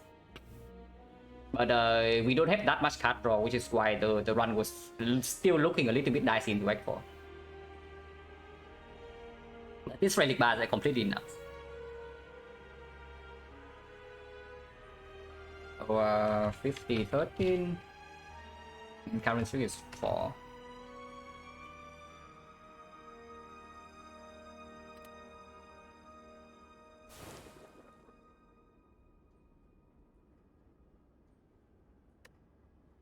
At 3 hours like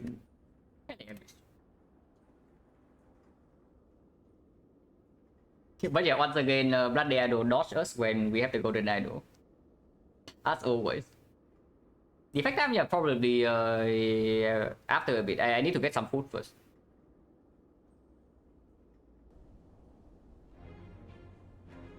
I go to the endgame screen and then take a short break. But yeah, the other day I saw like how I checked like how many runs I actually have Bloody Idol since I started streaming. And I think the result is like 4 runs. I can filter right now.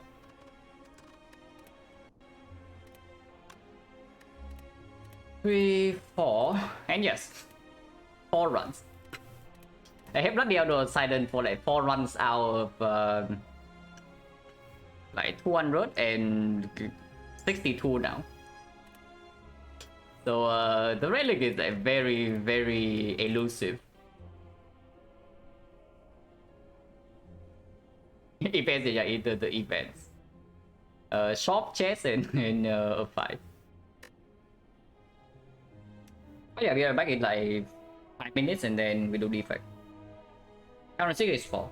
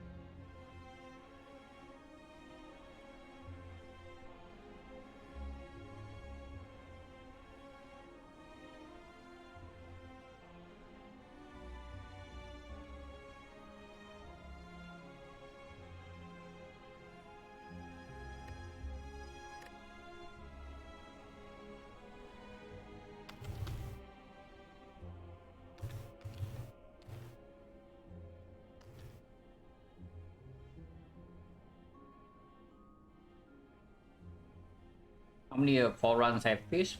Yeah, fish is way better with blood there though.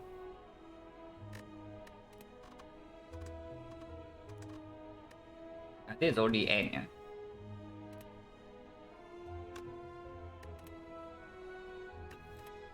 Yeah, one only. Only one of them on stream.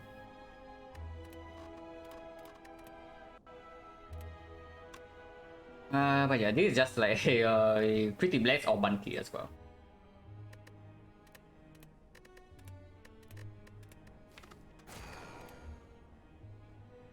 Yeah, we bought the fish.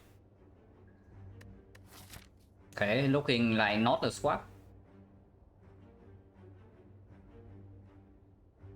Common relic. Okay, if we take common relic, yeah, and we don't want to go to the shop, we have to run to this for 6 elite. But that's the path we want to go into anyway, if we take the relic. Because we go for 3 elites. Or instead we can just take curse for 250 gold. The slight problem is that we have to play like O3 easy hallway fight with a curse and no immediate power. But then we can spend to go in a very big shop here, and the first elite is even optional. But then we can, if we dodge the elite, we still get an upgrade, and upgrade on defect is pretty decent. So of course not a real fair trade, but it is okay. Into second upgrade, third upgrade into the elite, very late elite fight into the boss. So it's like 250 gold at the start, 1 elite and 3 fires, which is acceptable. Silent effect, my favorite character. Silent is my favorite character, like, for sure. The effect I'm playing right now because I feel like he's the most unsolved of the characters. So it kind of makes me feel like I want to be Maxim. But yeah, if the common relic does not give us immediate power, then it probably is still the shop after 3 fights. And if that's the case, it's just straight up worse than 250 gold. The effect was my trick way to it, yeah. Yeah, just straight up worse than 250 gold. Now, the effect already takes a pretty big beating from the easy hallway fight. So adding a curse on top of that is not extremely... It's definitely not extremely helpful, but this can also be a remove event. Maybe remove can be healing, and then suddenly we have a full shop here. Yeah, it's not like common relic because like the... Unless you are committing to a 4-6 elite right here, we have to go to a shop. And burning elite right here is not even super free either, yeah? Even if we take this, because it's still the upgrade, the elite before the upgrade. And basically the moment we commit to the left part, we have to take this, otherwise the value... We just don't get any value of that one. And there's like no fight in between, so we low roll one advanced hallway fight and then we are dead. So it is just 250 gold. And then we hope the easy hallway fights do not drag us. Normality is fine. Normality is like kind of just an injury for now. Yeah, normality at the moment is like no problem. The slight problem though is that we have a 10% chance to get completely destroyed here.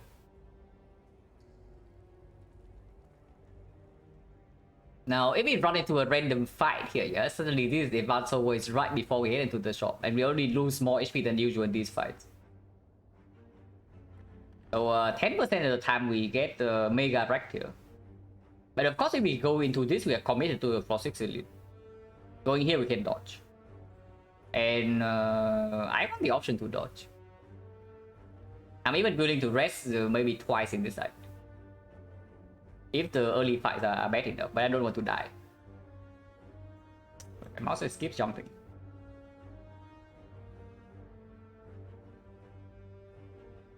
But yeah, we start here.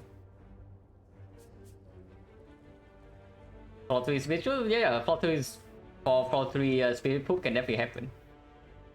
And of course, I wish I wanted to be a remove event if possible.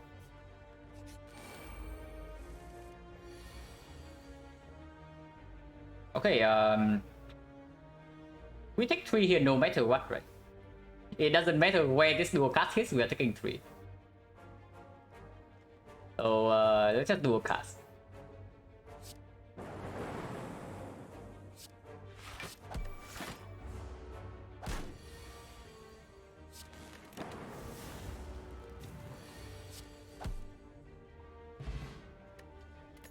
No potion. Floor 1 Thunder versus Beam Cell. They both want an upgrade. Thunder has slightly better synergy with Normality, but Normality will be gone in a few floors. If we run into the advanced hallways here, so if we get a fight in question mark into advanced hallways here, then Thunder is way better. Because the fight that are most likely to end our run would be the Gremlin gang, maybe the Slam gang, maybe Slaver +1, maybe Jaguar +1. And Thunder is good in all those fights, especially when we still have Normality now. And honestly, even after Normality is gone, like, they are comparable. Beam Cell enables Oath 1 better, but Thunder enables Neko, and they are like roughly equally strong things. Just because of the 10% of a fight here, I do think Thunder outperforms. Thunder performs our Monkey Beam Cells fall off. It doesn't fall off that hard, because it's still cheap artifact for Go to the Eyes, for example.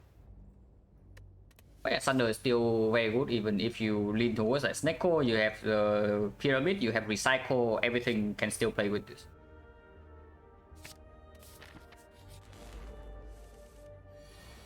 -7 to the Jawworm, until as old as time. And yeah, it's also true, is that if we pick the Beam Cell and see a second Beam Cell, we are set. But if we pick Thunder and see a Beam Cell, then we are happy, and seeing a second Thunder is like less likely. So it's true. Thunder is 24 damage, so Zap here would still kill. And it's better if we don't draw into the Thunder right now. No potion, so 60% now. If you only pick up the Thunder, there's no need to pick up this cringe card. Go for the Eyes needs an upgrade eventually. But works better than Auto Shields with the Thunder. Auto Shield is actually quite strong into the Guardian, which we are facing right now, if we don't have any Frost Orb. It's good against sentries, but if it's drawn together with Thunder, we cannot play it, yeah. Auto Shield 2 forgot that leap, yeah. It's probably still just go for the Eyes, especially if we dodge this Frost 6 Elite into the heavy upgrade path. Even if we take the Floor 6 Elite, the Go for the Eyes might still be just better. Because against sentries, we need to be able to play Thunder when we draw into it.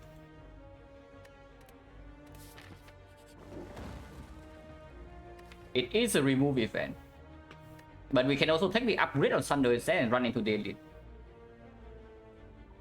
Because the next fight is still just easy hallway. So how much do I pay for the... If I do Thunder upgrade right here, yeah, we get 15 more gold for the next fight. So 288. Remove Normality 211. So we cannot buy a Rare Relic. But a Silver Mega Broken Rare Relic or Defect usually doesn't happen. It's like something, of course, something like Incense Burner is still worth the full gold. But not too many that I would pay full price for at this exact moment. So we can most likely just still do whatever we want in the shop if we are not buying a Rare Relic. Incense Burner, Power Rush is like debatable. Because the boss is very strong in Act 1, but our Act 1 pathing is not even that aggressive. Maybe Gambling Chip I could pay full price for. Gambling Chip is still very strong even on defense.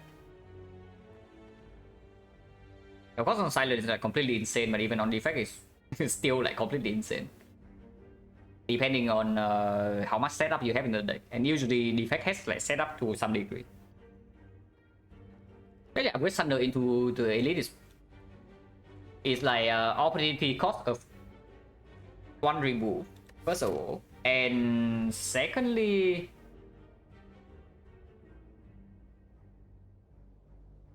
actually no, yeah, we get the upgrade on Thunder right here, so it's just 1 remove and then we potentially lose out on 1 Elite. Yeah, we just upgrade Thunder. We actually just upgrade Thunder.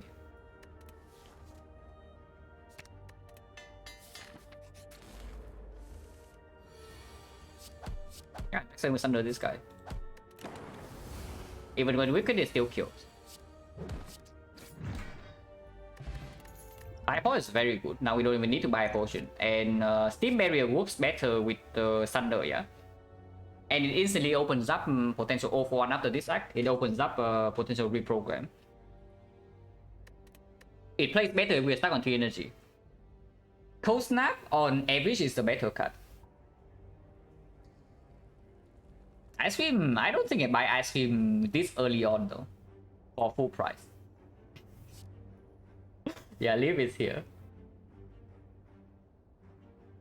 Steam Barrier versus Cold Snap is actually quite difficult. Because Steam Barrier is okay to Guardian, but not that good. This thing is very, very good into the Guardian. And it's also good, much better than this into the North. Into Lagavulin, they are actually just comparable. Steam Barrier doesn't have an outright advantage.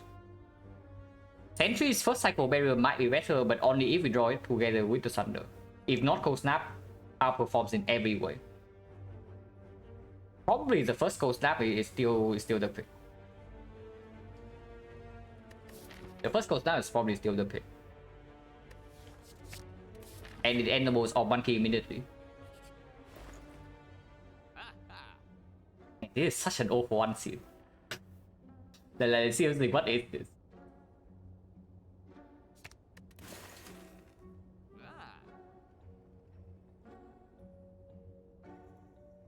Okay, so what are we buying here? Because I do feel like we are spending like quite a lot of gold here.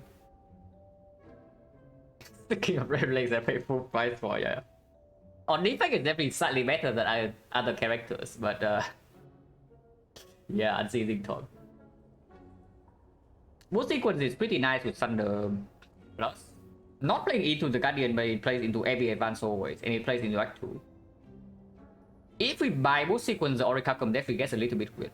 Yeah, the Orichalcum is actually very good because it works with the Cold Snap Orb as well, and it's okay into the Guardian. And I kind of want to buy both the Beam Cell and the FTL.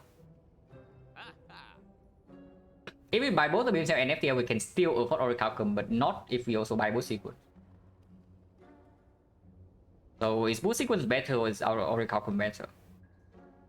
Of course, we consider the price difference as well. Yeah, the difference is like 130 something gold.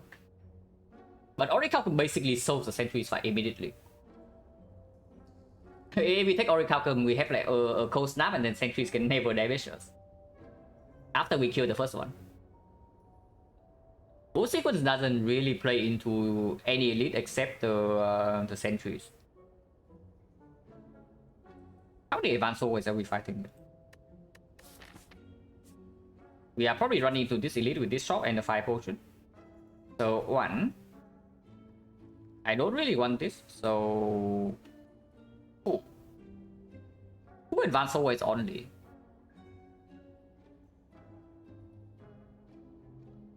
The mod pre-click?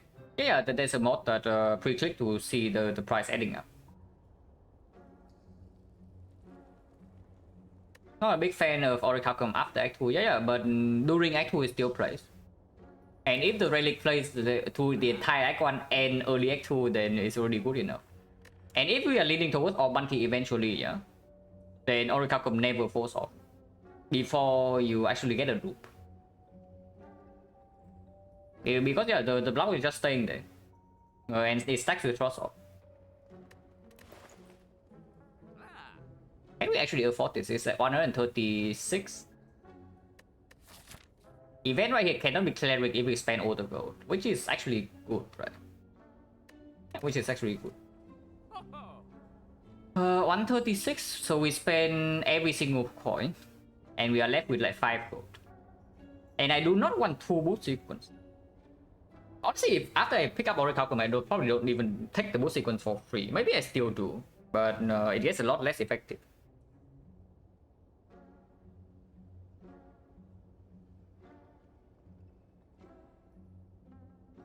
And back to sleep, how did the rest of Silent run go? Very chill. Like we I wouldn't say we stormed the hut, but we did not have a lot of difficulties like after Spear and Shield. Big problem with sequence defect doesn't have ring of stack. Yeah, but defect also takes a lot of damage on turn 1. Like, have you ever gotten into Act 2 on defect and then every single turn 1 you take like maybe 10 or 12 damage? And then you just bleed to death. Or you have to pass away from it, because that's usually what happens. And the moment you step into Act 2 and you don't have a boost sequence, you can cry from the first hallway fight. Oracle, yeah, but Oracle doesn't really block Avocado or like the double tips. I guess double tip you can maybe kill Thunder, but Avocado Avocado will hurt. But yeah, it's fine, right? Because Avocado plays better right now anyway. And we can even pick this card up for free afterwards. We are definitely not picking 2 boost sequence here. So if we buy the boost sequence right now and see a boost sequence for free later, we're just wasting 1 card reward. Oh yeah, I just buy Beam Cell FTL or Oracle. We leave.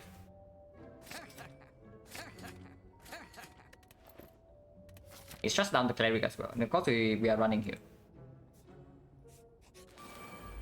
Yeah, Oracle versus this fight. We still need to kill 1 first though. But Oracle versus this fight is certainly quite decent. I guess we sunder this guy, then he dies. Do I want to strip middle? Or do I still want to put a 9 damage here in case we don't draw into the Sunder? Probably, right? Because it does open up potential like FDL plus triple strike kill. And I honestly don't care about like, this guy being weakened or vulnerable after this guy is dead. We can even 5-pot right now, but if we can preserve the 5-pot for the next Elite or the Guardian turn 2, then I just keep the potion. We can always 5-pot next turn. Like 3 more days does not actually matter here.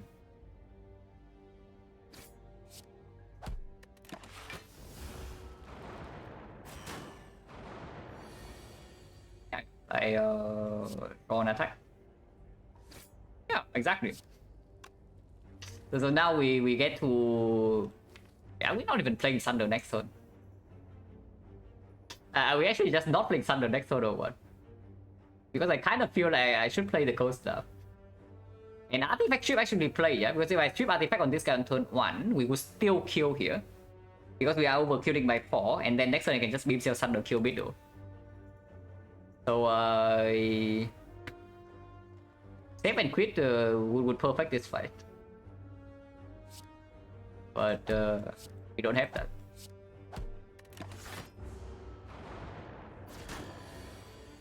Oh yeah, do I take 4 or do I deploy freaking Thunder? I probably deploy Thunder. By taking 2 more damage this turn, but opens up lethal on here. Yeah, it's probably still just Beam Cell Thunder and take another 4. If I Cold Snap and then redraw the Cold Snap, we win immediately though. I don't need to kill anything. If I go for lethal, if I go for the lethal line and then we draw some damage, then sure, and then we take another 4, and then we take another 4. Instead, I can just take 2 right now, potentially 2 next turn, and then we redraw to the Cold Snap, then fight over.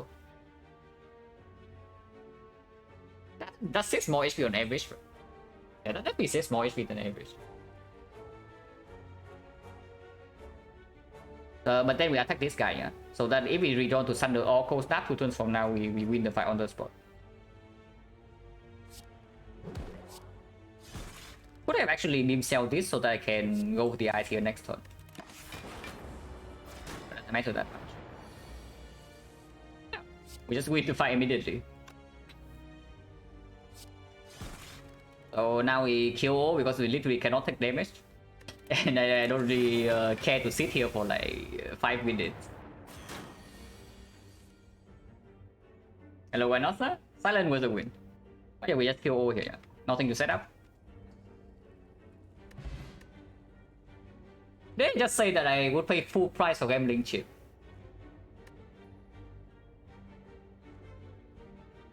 Man, boost sequence got so much stronger now when we have the chip.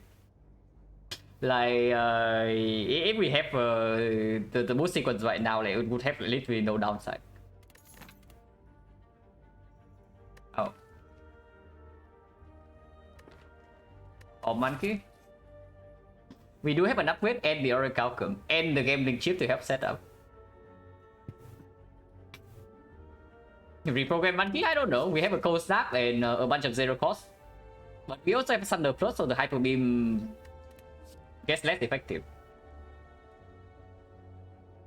We are just off one key, guys. We only have a freaking Frost Orb and the orichalcum. And the gambling chip. Like, what do you want me to do? Yeah, sentries are gone, so Hyper Beam also gets like slightly less effective. Not that it matters too much. Because the deflect also like kind of so sentries exactly the same way. Compound Driver at this exact moment can play, it's quite good, but it is common. And we have an upgrade for deflect. The worst force card, yeah. But I mean, there's also this. Honestly, without this relic, yeah, then I think I pick Compound Driver over deflect here. If I don't have the orichalcum. But orichalcum makes the difference. Because with orichalcum, ideally we want to block with all frost, if possible. Oh god. Okay, no wizard, yeah, no wizard. Can keep this. Yeah, after we kill 2 fake gremlins, we are still fine. And at most we take like 2 damage here. Yeah, we take 2 damage. Thunder when weakened is 24. So even if this guy shield this, we can still kill him with the thunder. And I don't care too much about lightning deploy. And I guess if we draw thunder, both of these die. No matter what happens. So it doesn't matter either way what we play.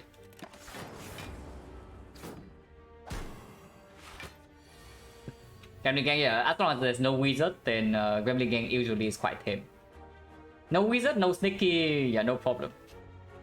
There are like usually 2 camps of wizards that are very dangerous. It's either like a pair of Fat and wizard. Otherwise, it's like maybe double sneaky. Those are very nasty. But yeah, we just kill. It doesn't matter what we kill here. We take literally no damage from now.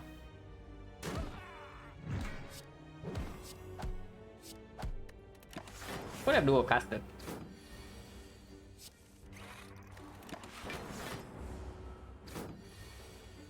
But I want to thunder. Block pot. So 1, 2, 3, 4, 5 fights. 5 fights, 2 potion. 50%. Of monkey. And yeah, we only have a deflect. Like, what do you want me to do? With 2 potions, yeah, not too interested in this. So we just go here into the fire, and now we are like suddenly we have a pretty big upgrade depth right now. Yeah, we want to upgrade this, we want to upgrade this, we want to upgrade this, and this eventually as well. So pretty big upgrade depth. Okay, surely on defect we'll see Bloody Idol. Surely on non-silent we'll see the Bloody Idol this time. We are not taking this, right? We have like way too big of an upgrade depth to freaking lift. Yeah, we're going to upgrade this, and this. So those are the 4 upgrades. Like, how can we live? Like, when can we actually live here? Probably never. So we keep this. Hyper beam doesn't matter. Like, hyper beam lifting doesn't matter. But lifting makes like these things quite a lot stronger. Like the beam stronger, the FTL stronger. But we want to upgrade this eventually anyway. Upgrading beam cells is probably always better than lifting. Anyway, just keep this. If I upgrade first in case we see duplication event.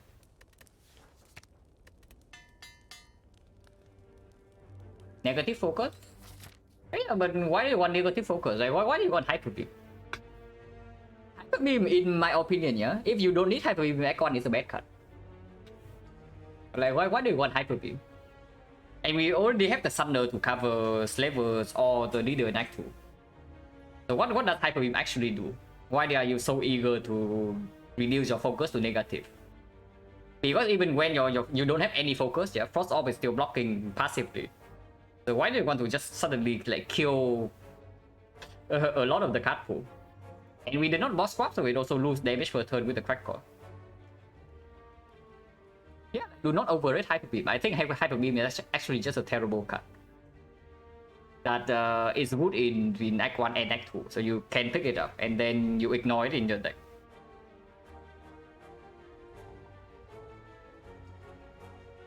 I lost this fight. The shop was okay. We bought like Oracle and 2 cards. Why don't we go here? Yeah? We want another fire. This freaking guy. Yeah, it was a duplication event just for gold. It was actually a duplication event but for gold and not for free. Scrape is okay. Scrape is not bad. It's also not good though, is the thing. Because Scrape is extremely weird here when we don't have a hologram yet. And do you really want to miss Thunder in a fight where we need Thunder, or you want to miss Defrag when in a fight we want to set up? Like I don't see it. We don't have any relics that play with 0 cost at the moment. No Shuriken, no Kunai, no Ornamental Fan.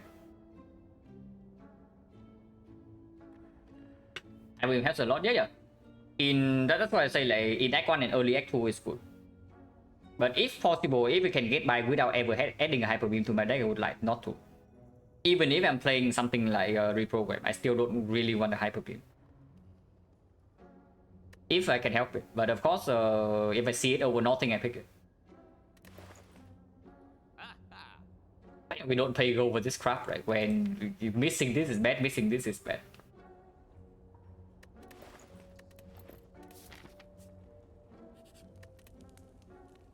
Beam Cell or go for the eyes first? Probably Beam Cell, considering this is potentially the knock.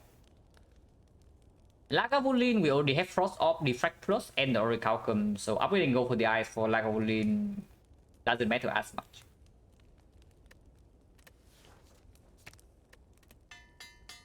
And also you go for the eyes can stay unupgraded for a while, because we might even upgrade the Cool-Headed before that.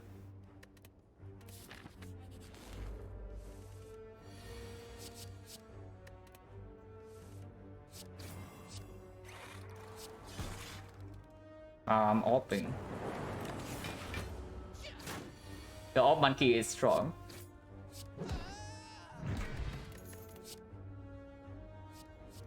Okay, fine. Focus now would be strong. Yeah. Focus now would be strong. I give you that for this run. But yeah, of course now we don't pick it. And there's no need for Blizzard. And yeah, there's a freaking leap, so we just leave here. Yeah, leap is also here. What about the Fear Portal? With the Beam Cell Plus already and the Gambling Chip, probably not over the other two, right?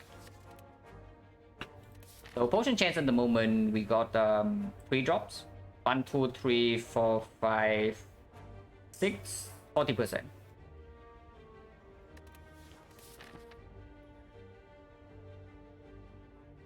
Not trying to say other plans better, both valid. Yeah, both are valid. But before the reprogram, there was actually not a big tail for like the physical defect. Because physical defect, you need to you need it to like perform past Act 2, not in Act 2. Early Act 1 and Act 2, it's strong, like for sure. But the thing is that you need to see like hologram reprograms or something, otherwise you cannot really block later on. Unless you have like Echo Form or some nonsense, but then with Echo Form, like you can block with anything.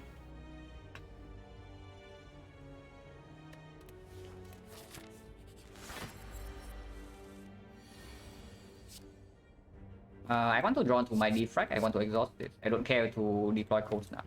Deploying Cold Snap was a waste him up. Actually, Beam Cell can be kept so that I can maybe open with Thunder. Maybe if that's the case, I also discard this because I want to draw into Thunder next turn. It doesn't matter, it doesn't matter. Cost and the focus and the slot. Yeah, but that's the thing, right? Focus is the one that we pick and we already have a Frost. You don't need that many Frost. It is the thing. Slots is something, but okay, here's the thing about the monkey, yeah, that a lot of people seem to misunderstand. It's true that you need the frost and the focus and the slots to passively block the heart for 100, but you don't need to do that. You can also just have 3 slots with a deck that plays your frost cards every single turn, like maybe twice. So you don't really need that as much as you think. As long as your deck is fast, like a lot of things are viable, and you can even just block half with like maybe 40 block with frost focus, and then the other 40 from somewhere. I will mitigate significantly more shots of monkey later. Yeah, maybe. But yeah, that's why I say that I pick it over nothing. But I don't really like Hyper Beam over a good card. If I see a good card together with Hyper Beam, I probably do not pick Hyper Beam if I can help it.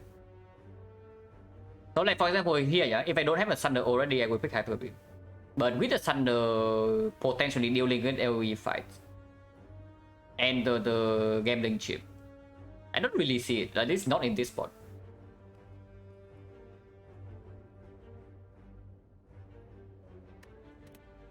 But yeah, I discard 3. How important is what is one frost off? Honestly, opening with Beam Cell doesn't really matter. Opening with Beam Cell Thunder doesn't really matter. After we get Defrag and like 2 frost down, we are blocking passively 12 per turn.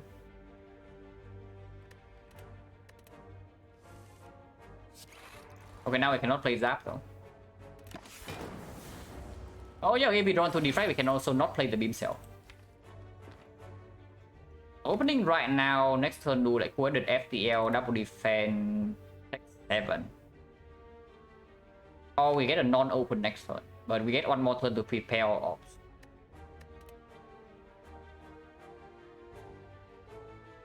Damage is not a problem. I want to maximize the amount of block. Yeah. The damage is like whatever. We are probably always fine here with damage.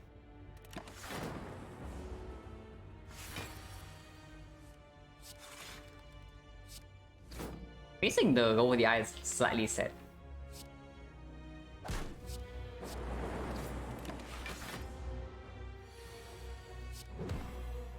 Yeah, we have Beam Cell Thunder next turn and we take 6.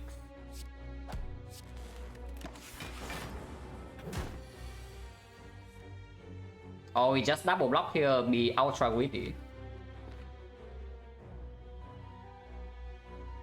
If we are ultra greedy in this spot. Man, my mouse just keeps clicking.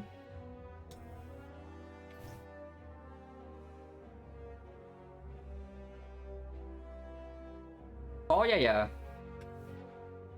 Double defense takes 4 less.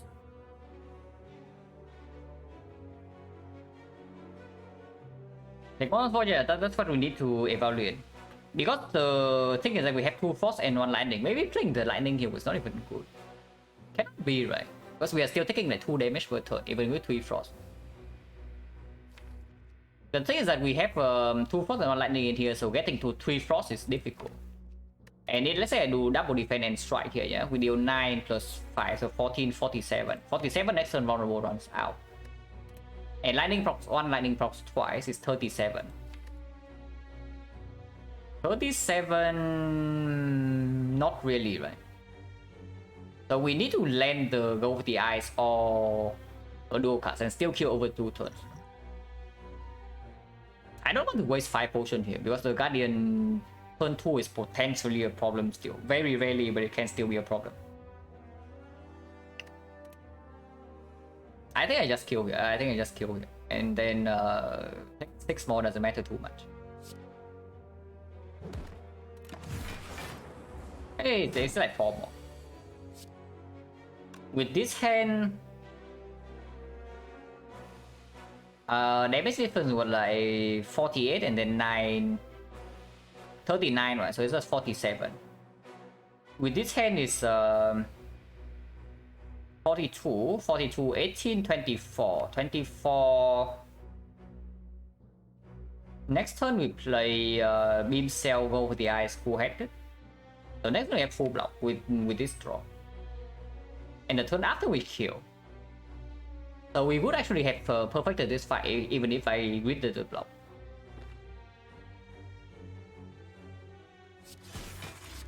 So that was pretty sad, but it's fine.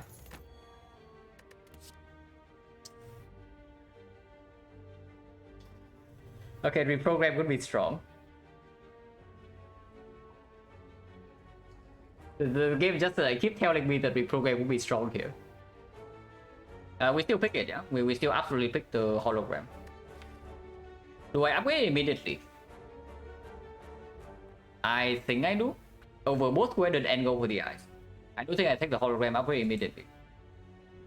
We saw comments reprogram would be strong, yeah. But I don't know, like playing too much Silent is making me doubt the possibility of seeing a specific comment. They're definitely making me doubt that the common cards are as common as they seem. But anyway, of course we still pick this. Speed Potion probably not over these, yeah? These are real output. Hollow is the actual common, yeah, and Compound Rival as well.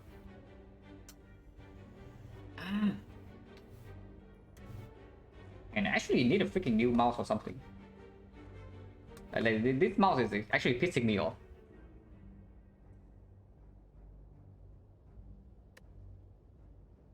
Hopefully it doesn't really click off a card when I'm dragging, because otherwise it would be very bad. But yeah, even if we see Fusion Hammer, these upgrades are not like super critical. And we can actually mitigate the coordinate upgrade with the hologram upgrade later on. Hologram upgrade plays... I guess it doesn't really affect our Recalcum, because if we play this, we break our Recalcum anyway. Yeah, ABC Fusion Hammer is definitely hologram upgrade over these two, like for sure. And even if we don't, it's still an upgrade that I absolutely want to have later on. Okay, maybe I discard it right now, but it's still an upgrade I want later on. Do I keep the strike or not? I don't know. If I don't keep the strike, I also don't keep both the eyes, even if it's free for free damage. To Thunder immediately is pretty awkward. Maybe I do keep the strike. Maybe I actually just do this. Yeah, maybe I actually just do this, because we still always have the fire potion for next turn if we need to.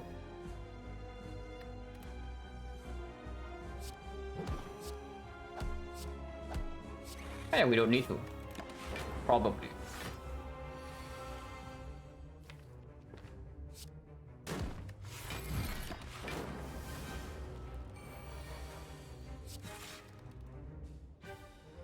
Take one here to get the second frost in play. I guess that's good.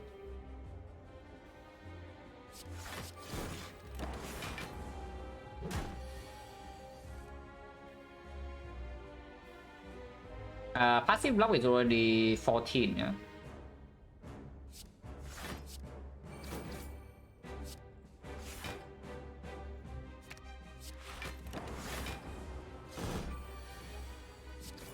Okay, we only full block this guy. We don't even need to do anything else.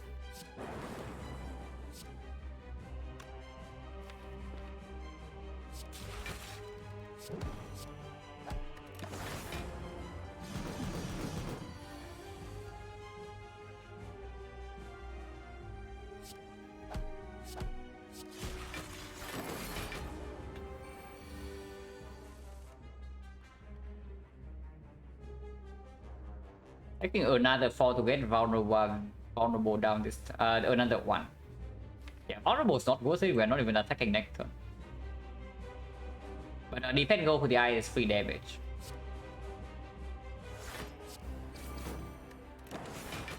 I don't want to dual cast. Maybe I should. Honestly, it doesn't matter either way.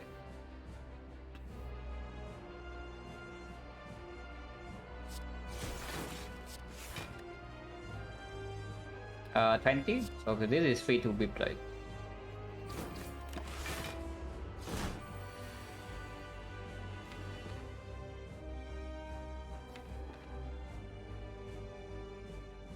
Taking 2 to play the Thunder. Or I full block. But full blocking does have a small risk that I cannot split 2 turns from now. Taking any amount of damage. Here I'm thinking we should take 2. Because the way we actually take damage in this fight is that we have to eat a 36 damage. But Zap Hologram Zap is full block, right? Yeah, Zap Hologram Zap is full block and it has 10 passive damage. So that's already 30 and we need 69. So we need 39 damage over 2 turns. Yeah, that's no problem. Yeah, that's like no problem.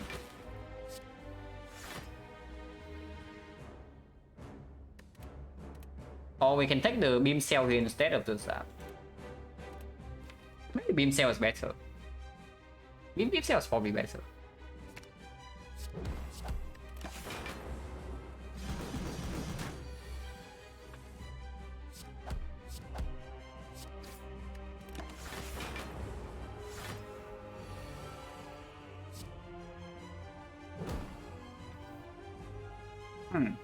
Did not run to Thunder, yeah?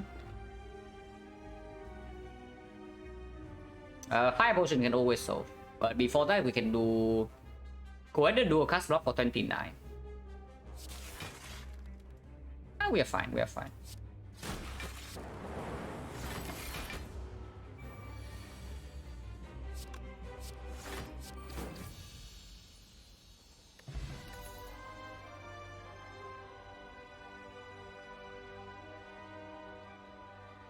I don't like any of these.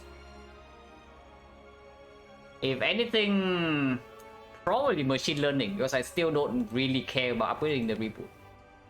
Now, Hologram Plus and the Gambling Chip does make Amplify a little bit better, but there's exactly 1 power in this deck and no recycle. So it doesn't even play.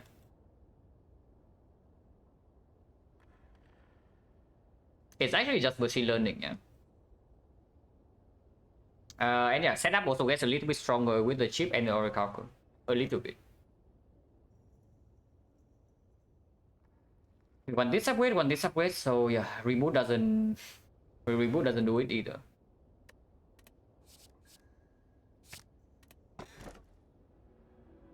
Okay, we are off monkey, but not off monkeying that hard. We have forgotten outer protection, so that only speaks for the coffee a little bit. Learning also better with physical, yeah. Oh, monkey, no. I think it's just a terrible relic. Even when we are, I wouldn't say we are like super mega committed to off monkey, because we can still block like half. But Inserter is just terrible into Act 2. And yeah, we have forgotten auto protection, we have Gambling Chip to mitigate damage, and we have 2 strong potions for the whole way fight if we low roll. Not on monkey that hard yet. Yeah, it's true, yet. It's just energy, and energy plays with both the hologram and the thunder, and the cohesion that we also want to upgrade. Still have 4 strikes, yeah? So buy straight is possible, and we are going to a lot of events. Instead of 100% win rate, yeah. It probably has pretty close to 100 for me too, because I don't really pick it that often.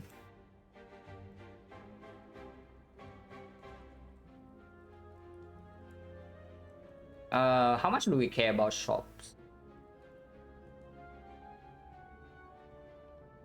Honestly, not too much. I care more about question marks, right?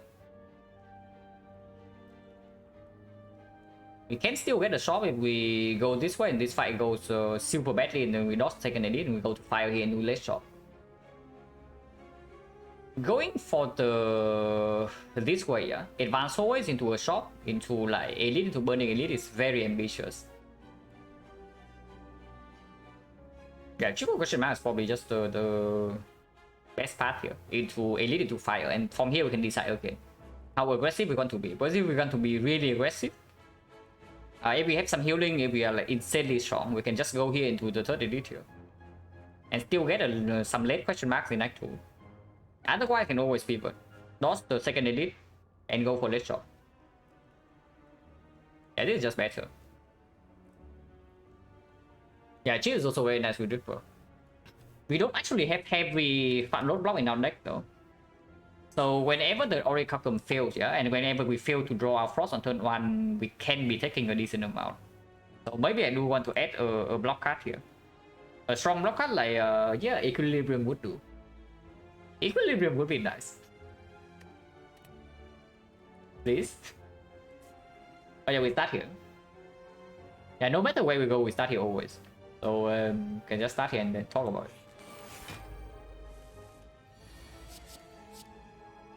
This side we can get 18 passive block per turn. Or we can do just do a Thunder. Just doing a Thunder needs 60 more damage. It's possible.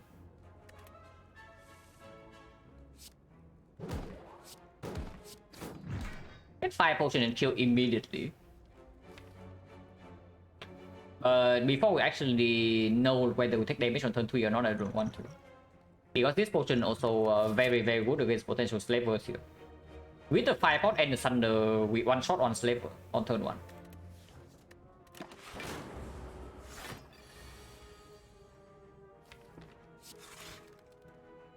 Like 3 here, but that's fine. Let's not fight this potentially next turn. But we know exactly what we draw next turn, yeah. So damage wise, we have Defrag into dual cast is 20. So 23, 35. 35 is at 18. 18 is at 7. 7 with Zap dealing 8 is a kill. So the line is actually Zap double strike, ignore the machine learning. Because we overkill by 1 next turn. Remove defense over strike potentially because we can be trading for bites. And defense get kind of blocked with this.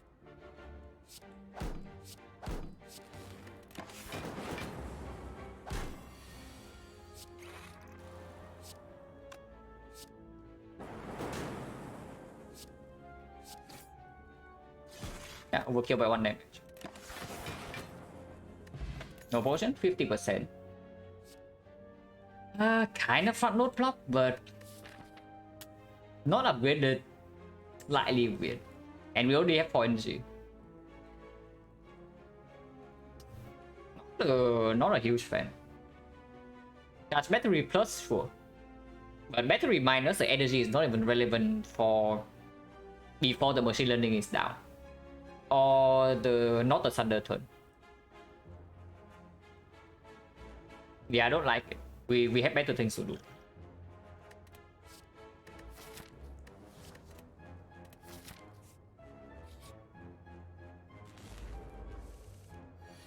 Okay, we kill Bear turn 1. That's great.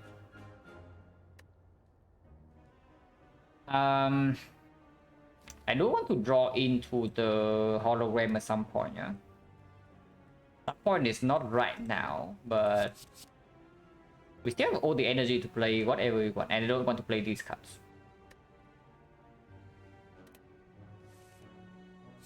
Yeah, or monkey.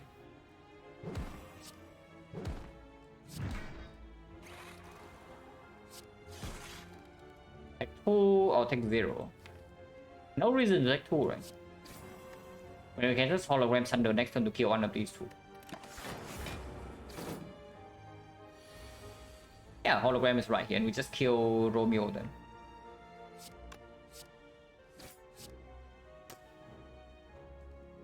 Ooh.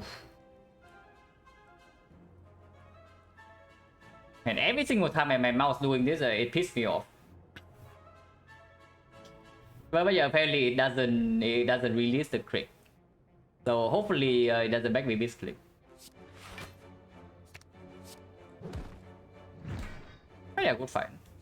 And we literally cannot take damage from this guy now. Not that it matters because he dies this turn. Potion chain 60. Don't want any of these. Scrape is still not good enough.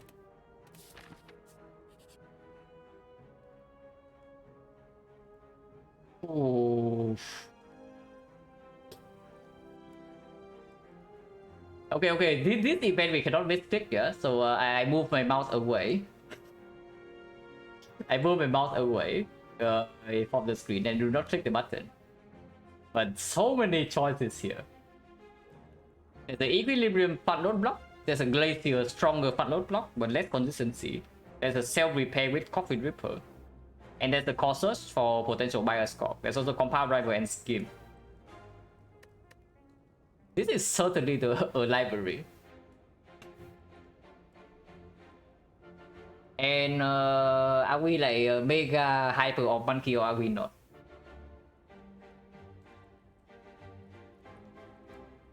Tech O is doable. Honestly, Tech O is not that bad. Like how many bad cards are here? This is okay, yeah. This is still actually okay. This is good. This is good. This is acceptable. This is slightly bad with 4 energy, but with this is okay. This is fine. Slightly bad. This is amazing.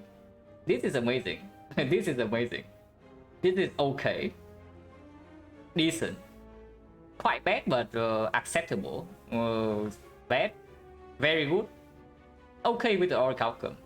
Very good. Amazing. Decent. Totally fine with gambling chip. Tech O is not even bad here. Yeah, it's true, it's true. Aggregate does become quite a bit better by Tech O. This like could have a decent deck, it's true. It could be a decent deck.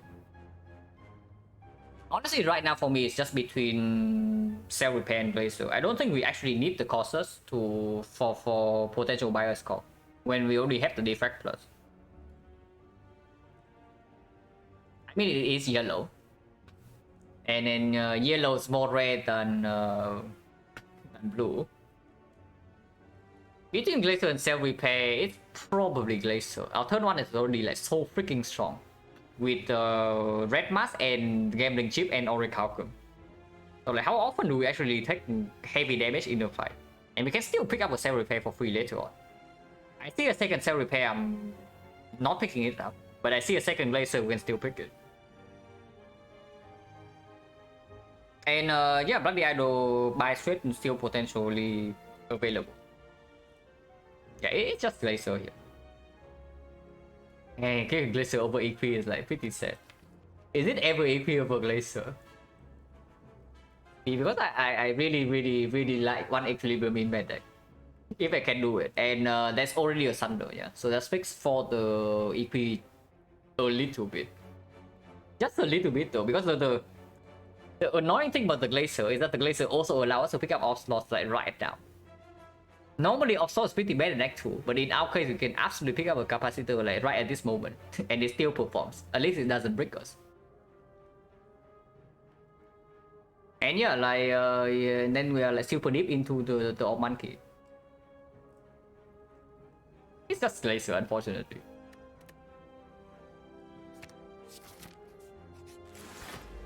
Avocado is here, we have weakness.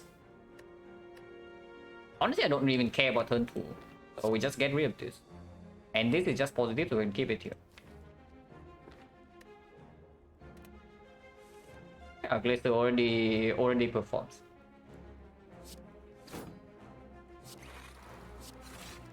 My god, I'm offing. So 18 passive block every turn, yeah. This cannot deal damage to us unless he is doing the 21.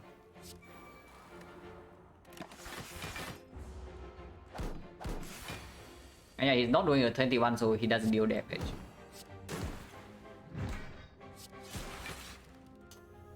And it's happening more often right now. What is happening? What's going on? I changed the USB port.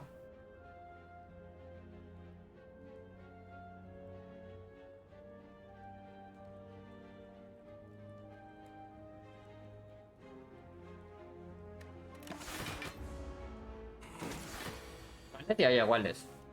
But it's not the battery, because I literally just changed the battery like 1 day ago.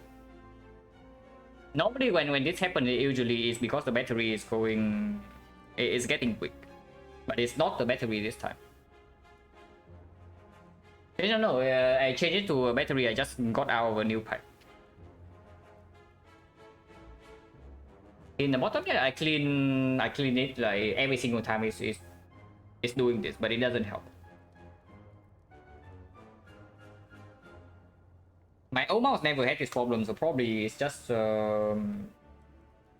one being pretty bad.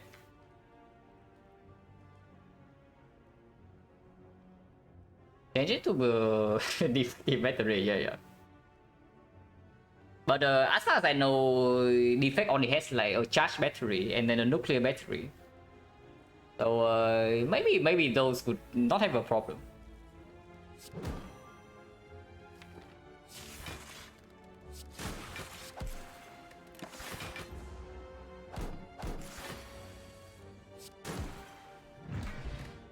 And lifting, yeah, I probably should try to pay more attention to how I'm using the mouse like before I actually just like exchange altogether. But I can give it a a couple of days like for a longer trial period. Another fire potion, blood potion gets slightly worse with this, but with the glacier it gets slightly better. Okay, never mind, guys. Don't need to take equilibrium from the library. Yeah, why would anybody ever take equilibrium from the library? I mean, okay, sure, the second equilibrium is not necessarily worse than the first, but we just get it for free. With the equi right now, the block potion does get a little bit better. How are we against Gremlin Leader though? Gremlin Leader actually can be an actual concern, yeah. I don't think we are scared of slavers at all, and I also don't think that we are scared of book at all. But Leader can be weird. Maybe I want a second fire potion just for the Leader. And we just nuke the Gremlins with like Thunder into Hollow Thunder. And then we have 2 fire potions to kill the second wave. And by the time she summons the third wave, we should kill her with like Beam Cell and whatnot. Really, I mean, slavers I don't think is a huge problem. Unless we draw fairly badly. By drawing fairly badly, I mean we bought the back Thunder. If we don't bought the back Thunder, I don't think slavers is a problem. The book, we probably can outblock the book for a very long time. But yeah, I can definitely see that Leader can be a huge problem. So I probably take the 5 potion. Potion chance at the moment 3 fights, yeah, and 1 potion, so 50. Free upgrade. Swap tongs kind of sucks when we don't actually have sustain yet, and the shop is very far away.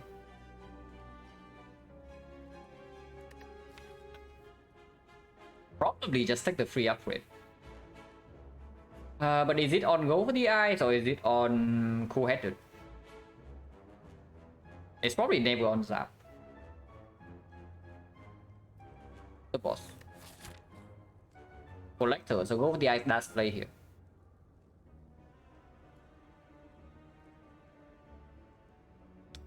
Go for the Eyes is better against the book. Potentially better against Leader, but only if she attacks on turn 1. If the Leader doesn't attack on turn 1, the Go for the Eyes with never matters.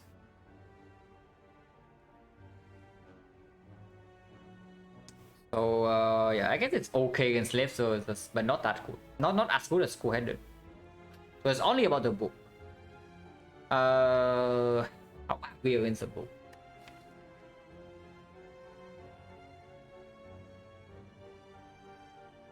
It depends on how many beams of thunder we land, yeah.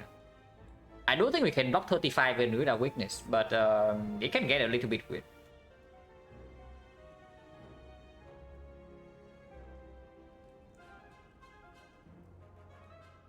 Cool-Headed is definitely one the upgrade I eventually won though, and upgrading Cool-Headed maybe allow me to pick up energy, like Turbo Aggregate, because I also have Hologram and Equi. And yeah, draw upgrade is just straight up just good. We still have like 4 strike 4 defense, so yeah, draw upgrade is probably just straight up just good.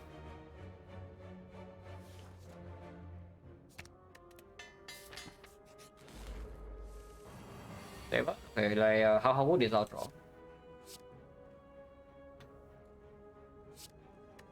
Keep the Glacier maybe?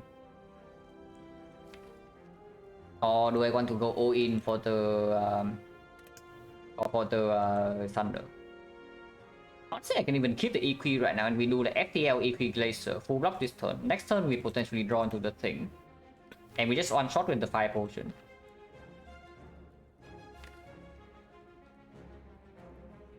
But probably not, because I still want to maybe draw into like Defrag and maybe a second Force off.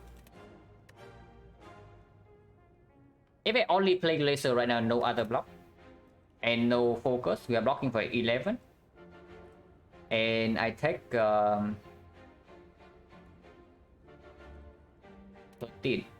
Not that bad. When you use Ghost Potion, definitely. If the fight is looking ugly enough, because the leader fight, yeah, if you don't see anything better than this, the leader fight can be very, very good. And with the Coffee Dripper and no sustain, having a bad elite fight is very dangerous. When we already know that we are getting Shrine here. So potentially I even pass for this shot and completely avoid the second one, depending on what happens in like these draws.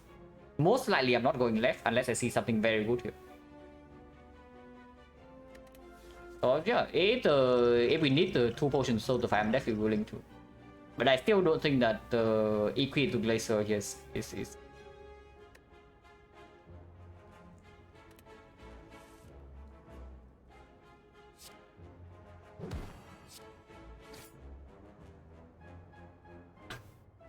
Cold Snap, Glacier, Machine Learning. And Thunder already killed this next turn, but if I Cold Snap...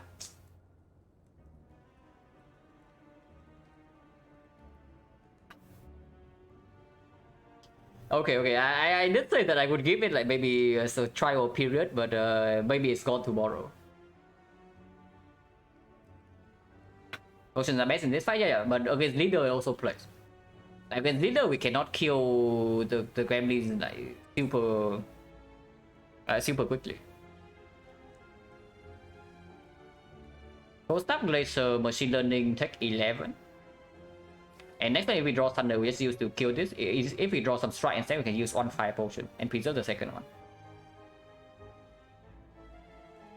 Take 0? But why do you want to take 0? Because if you take 0 here with 2 potion use, you are not even running here.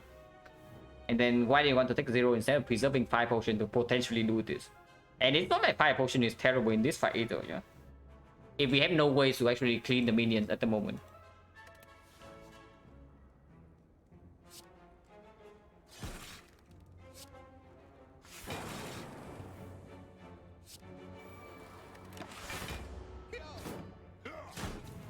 Taking 11, like, it doesn't matter too much. Yeah, Thunder, Hollow Thunder is here.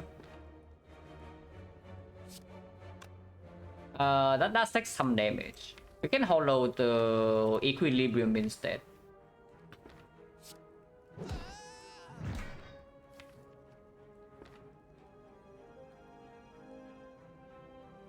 Hollow right now 11 block. Hollow Cold Snap also works, right? Yeah, Hollow Cold Snap is perfect block, and then we can even attack these guys. And that's fine too. Yeah, Hollow Cold Snap I guess is potentially better, because Hollow Beam Cell doesn't make sense when we know that we don't draw into any block right here. Don't draw into any attack. Potion chance I think is 50. 1, 2, 3, yeah, 3 fights. 3 fights on potion 50. You can also just Hollow Beam Cell, play triple attack here and fire pot right away. It's possible. I don't even know whether that actually saves HP though, because right here this turn we are taking 0. Next turn we are also taking 0. And then we draw 6 cards per turn with Hologram Plus and Thunder in the deck.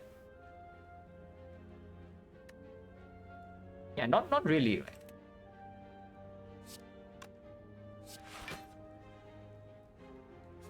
And honestly, maybe killing Middle first is better, because this guy never ever skills. So after we kill Middle, even after we have a deck full of wounds, it will never matter. But 18 only here, 44, and we are weakened. It does take a while. Even if we redrawn to Thunder...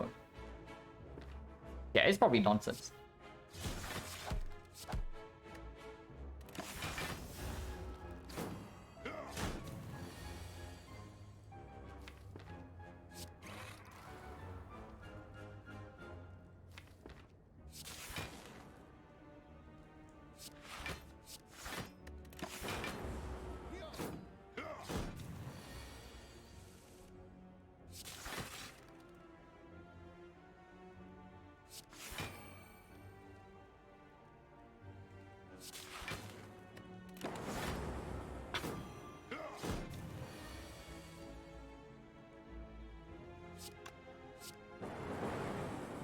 Wow, very skillful player here.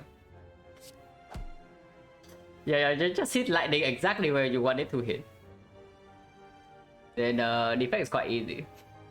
At least in the early game. But yeah, we don't even need to potion, at least not yet. And it's like fully ready to fire pot this turn, yeah, but we don't need to.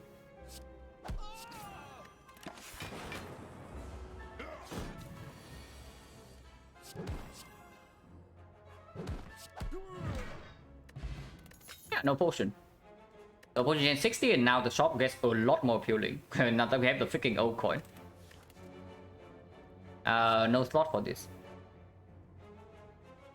If our power is capacitor plus for some unknown reason, then console actually is fine. Consume inserter. Yeah, we have a consume plus inserter with frost and orichalcum. So mega or monkey both edible. And we have no inserter, so of course we don't pick this crap. Also, positive is not that bad. Because if we consume to one slot and we just play Glacier, it blocks for like, I don't know. How much does it block for? We have 8 focus, yeah. So one Frost is going to block for 10 passive and evokes for 13. So it blocks for 33 on Glacier. That is pretty good. If we consume to one slot, Glacier is blocking for 33 on 2 energy. And honestly, that's enough for like most of the run. If not all of the run. But yeah, it's bad. Don't really want second beam cell, especially unupgraded, and steam barrier doesn't perform anymore. We still have 2 potions, but now I definitely want to go to the shop. So we probably still path away from this triple AD.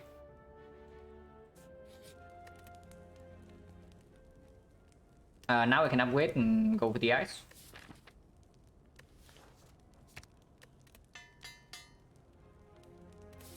Can we hit the shop here? Not really, right? It's always a fight. Chosen. Okay, you thought that fire potion is for the slavers, but maybe it's for this fight. Chosen cultist, yeah. This is not a fight we can rely on Frostbird's Orichalcum to full block. We do need to end this fight like, at a decent pace. Not that fast, but definitely at a decent pace. I don't think I want machine learning. I don't care too much about that.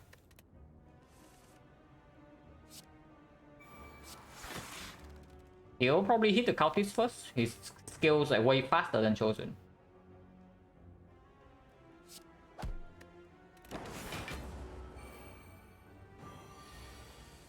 Bad pattern, but we get to sunder the cultist immediately.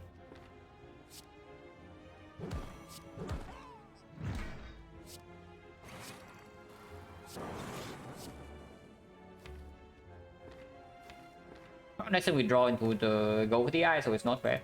Even if we get like 31 next turn. We do get 31, but we are fine. Yeah, we are completely fine.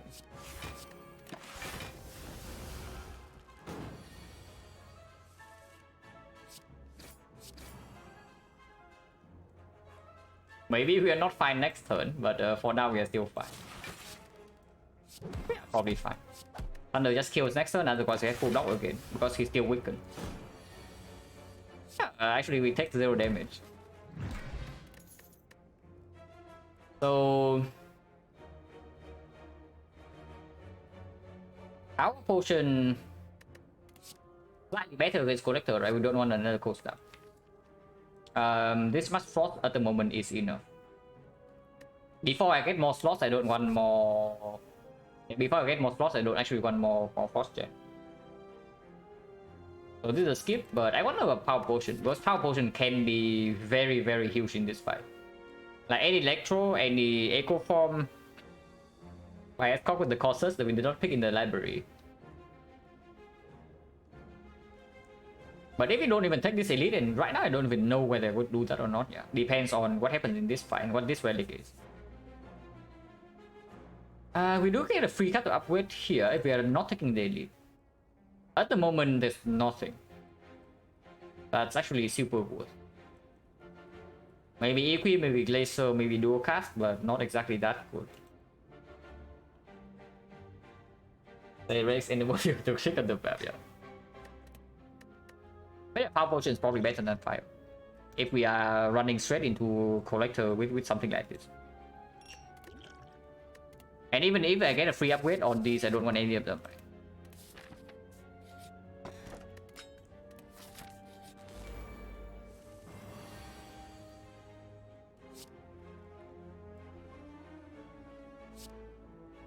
Probably... maybe taking 2 here is fine. Yeah, I don't actually want the EQ. We can take 0 instead. Yeah, let's take 0.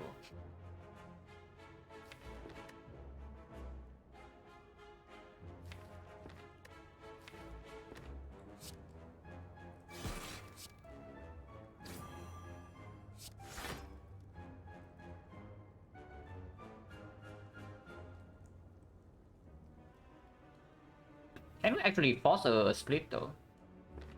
With some strikes.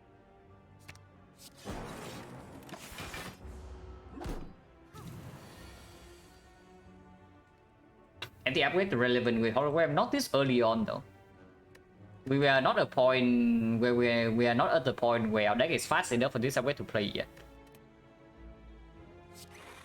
Later on it potentially can be something, but right now I don't think so.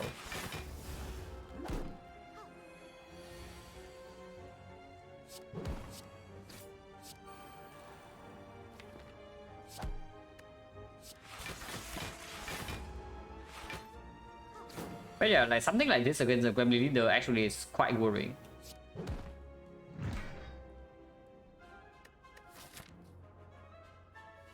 So if this fight doesn't give me a leader solution, yeah, we just bail. Even though we are nearly full HP and we are fairly strong, I don't think we just avoid this. Because I don't want to use my potential AoE solution against this fight when we are also running into Collector. Machine learning upgrade and have gambling chip. If I get whenever I have gambling chip, I really don't want innate upgrades. If I have anything else that's worth upgrading, that is, of course, it's still positive. Because you can choose, like, when you don't want the innate card, you just gamble it away. But normally speaking, it's just a waste to upgrade it over something else.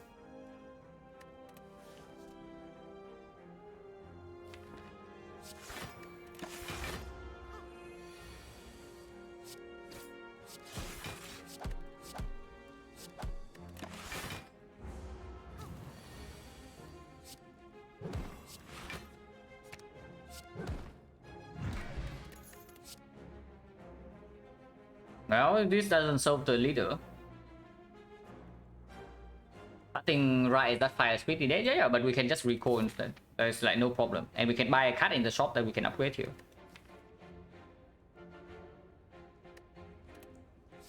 I did say that I don't want more Frost Gen, but this Frost Gen is a little bit stronger than the others. And we can just buy Runic Capacitor or the Capacitor card from the shop, right? Yeah, sure, I take it, I take it. It does a lot of beam sale, yeah. Honestly, with the second Glacier, maybe we can even pick up a Blizzard. Like, no Kappa Blizzard would actually not be terrible here when we have a free upgrade for it. And on cycle, we have like 6 Frost. with barely any AoE in the deck. Oh, one Thunder, yeah, absolutely, absolutely. We see like multiple builds here, and we have not seen another Thunder. How this spot? Probably stronger than Fire. Probably stronger than Fire if we are trying to play very long against Collector. And if we see AoE solution from the power, yeah, then Collector is done for. If not, we have to play defensively in a very long fight. If the power potion is something like Defrag or Capacitor, for example, and we can block with Frost. And then in that case, Counter is way better than the Fire.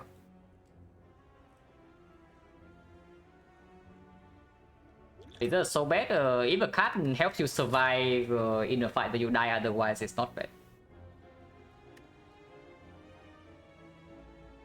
And not for actually not true for Defect. Defect you can, if you have like enough focus or whatever, you can outblock Collector very easily. As long as you can block something like 60 per turn, yeah, Collector is no problem whatsoever.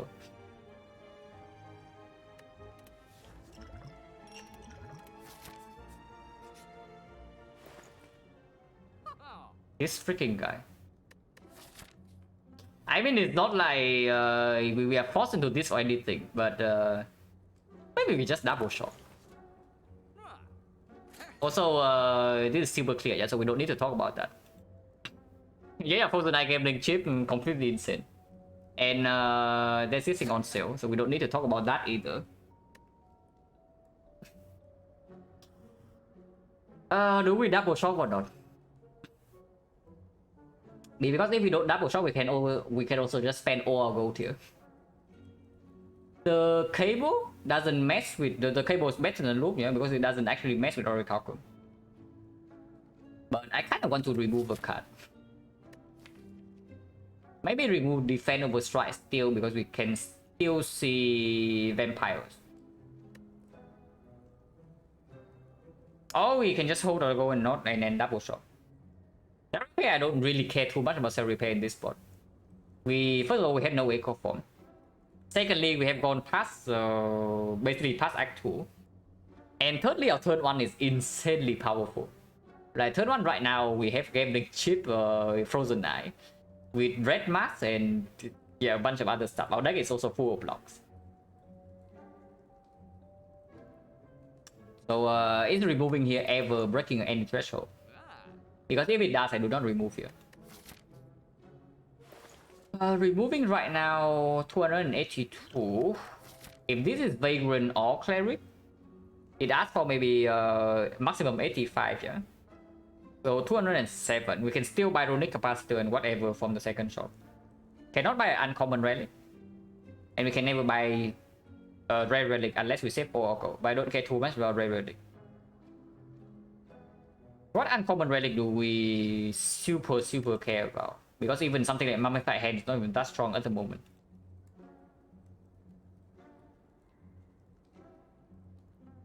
The Reaper with no feather, but yeah, do we want to play A20H? Go for it.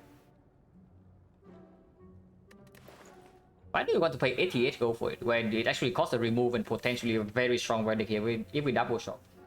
If we are buying Cell Repair right here, we are not double shopping. Yeah, if we are buying Cell Repair here, we are not double shopping. And I have a feeling I want to double shop. Because we Toxic, I don't care too much about Toxic. Yeah, honestly, I don't care about Toxic at all. Of course, it would still be good, but I don't buy it for full price. Hello, someone? This one is we are fairly deep in Obanki, and currently we are quite strong. With little damage, but quite strong. Silent was a win. Horncleat is still very strong, it's true. I would probably buy it for full price. I guess slightly worse than usual with Orichalcum and slightly worse than usual with Frozen Eye, but it's still very powerful.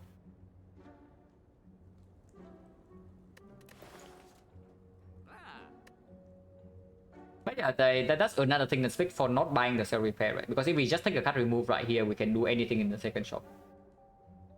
And I don't think I want to remove a card. Remove also defend over strike. Because the vampires can still be here. And if we take the vampires, yeah.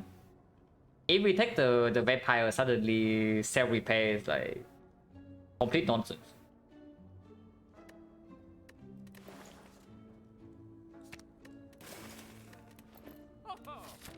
Aggressive.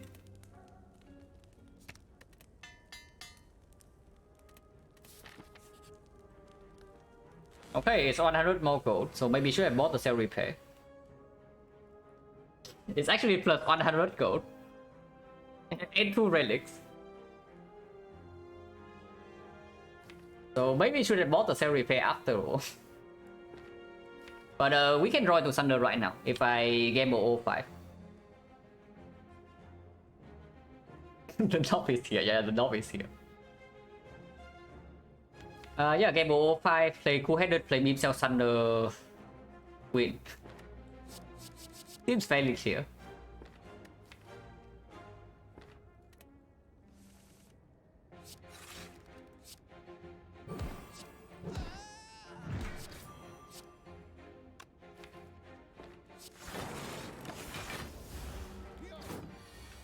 Frozen Eye, yeah, absolutely. Like Frozen Eye gambling chip is just completely nuts. No surprise there. And this guy can never deal damage to us. And maybe he can deal damage to us next turn. He can deal up to 13, so if we draw literally no block, he can deal damage. But okay, he can no longer deal damage, and we just kill him this turn.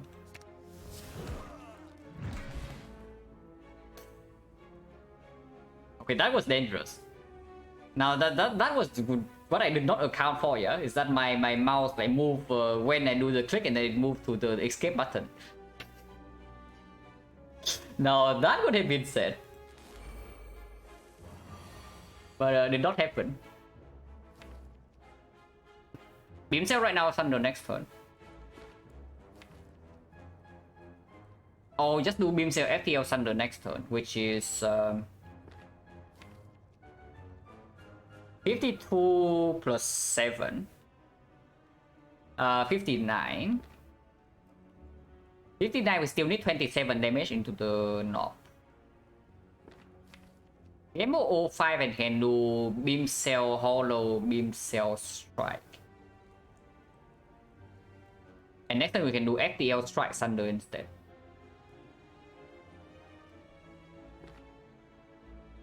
It's just better, right? Oh, I can move for 3 and then I can do... Okay, how much energy is this? 2 energy? 3 energy here, 4 energy here. If I sun hollow the beam cell. So if I don't need to hollow the strike for damage, we can do that. Game for 3 and then I play machine learning, I play the quadlet, and then we go in. So 4 damage here, yeah. The weight again is 6, so it's 10. With this is 18. 18 plus 9, 27. 27 plus another 6 is 33.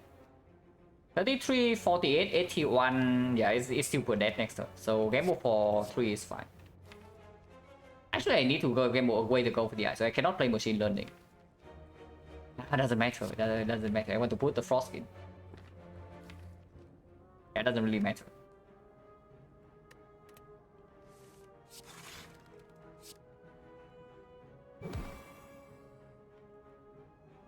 So strike hollow strike. And then we can actually hollow coast now strictly better. And next turn we only have lethal on the knob, so we can go for the eye this thing. That fight's over.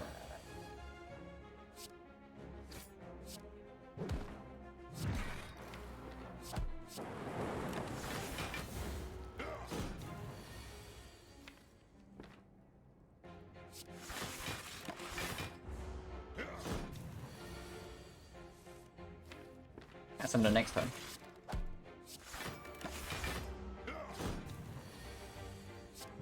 Okay, we know our season top cannot show up. But slightly disappointing sets of verdicts.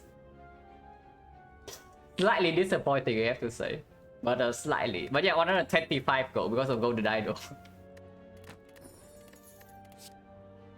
Turbo Plus. Is this a bait or what? Because we do have Frozen Eye, we do have the Equilibrium, and we do have the Hologram Plus. It cannot be a bait, right? With 6 plus as well and the Frozen Eye. Surely this is good. Maybe it's not as good as A20H Plus in this spot, but it's still like very strong. Yeah, 2 Glazers too.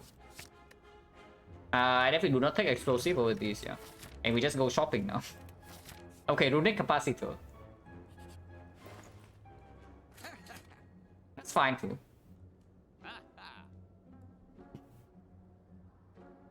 So now I am looking at the freaking Hand of Greed. With our membership card. Hand of Greed plays for itself like very fast, and we do have the Turbo Plus. No candle synergy, not really real synergy, it's like one strength. Even if we want to pick up curses for this thing to work, it doesn't happen that often. Rush Cow only works if you draw into the Glacier though. You cannot generate orbs with the Cold Snap, and I don't think I want to waste energy on the Zap. Yeah, can't remove Hologram Hand of Greed is what I'm currently looking at.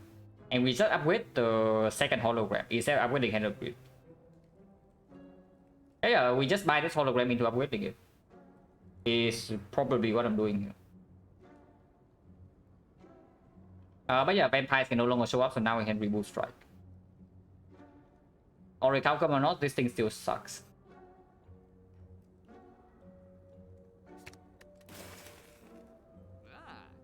Oh yeah, we just buy the Hand of Greed, right? Big attack to go with our beam cell.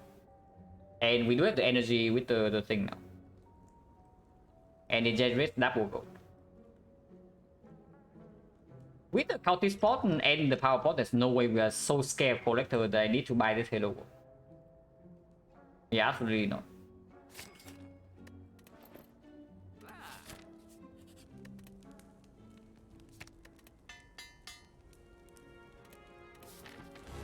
I don't think I open Power Potion immediately though. EP for the Thunder for next one. Game move for 2. And then I do Coherent, Defract, and Equilibrium. And the next turn we have these things. And I can do FTL, Strike, Thunder, kill one minion. Is okay. Tossing these two away. Yeah, then I still will open this. If the power here is not strong enough, yeah, I also open the Cultist Spot. Because the Cultist Spot doesn't have a lot of value into early Act 3.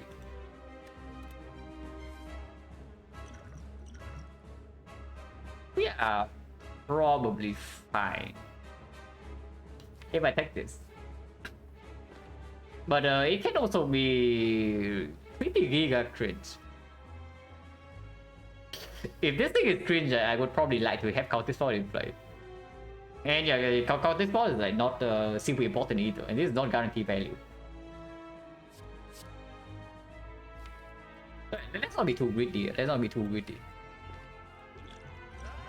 We already have freaking double gold and the Hand of Greed.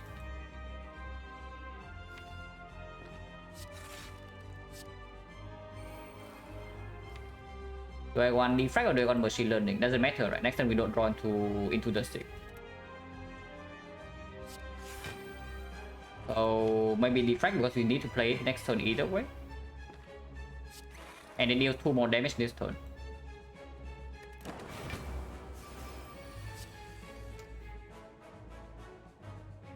Okay, fine, we don't need the Cultist Potion. But I guess we have Echo Form now. We are taking a decent amount of damage here though if I want to put the Echo Form in play, because we don't draw into the turbo. But yeah, we just kill a torch and then Echo Form, Machine Learning, take 19. Actually no, we block for 10, so we take 18.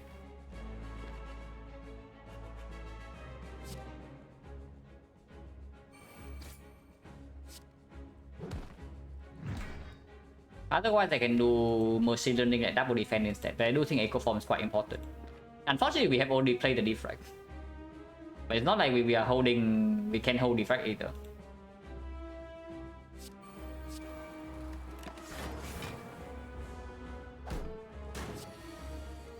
Okay, fine, we don't need the cultist potion. You don't need to repeat yourself. you really don't need to repeat yourself. But yeah, we don't need the cultist potion. We just do capacitor and do hologram on equilibrium, right? Yeah. Don't need to kill this guy this turn because she's resummoning. Can also hologram the glacier, but then next turn potentially can suck a little bit.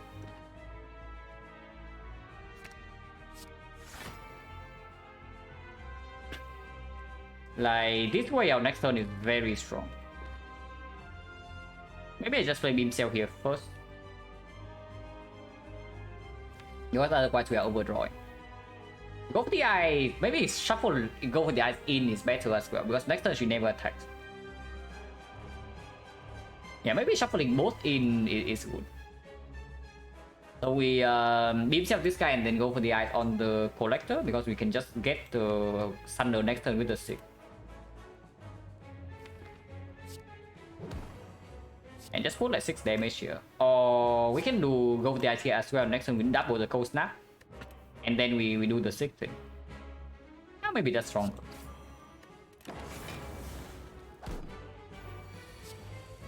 Wow, starting this chart.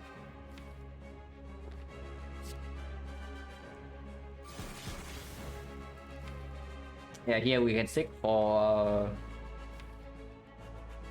beam cell thunder or something.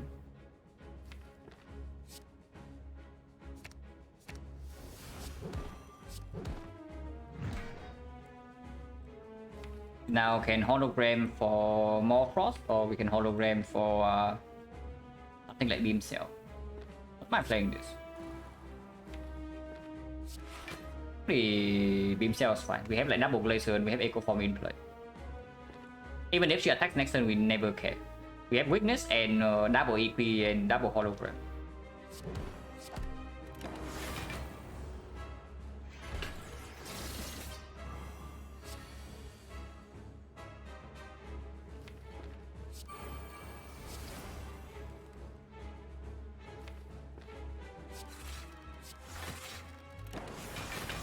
Yeah, we completely outscale her. So the only thing we care about right now is to land the hand of grid.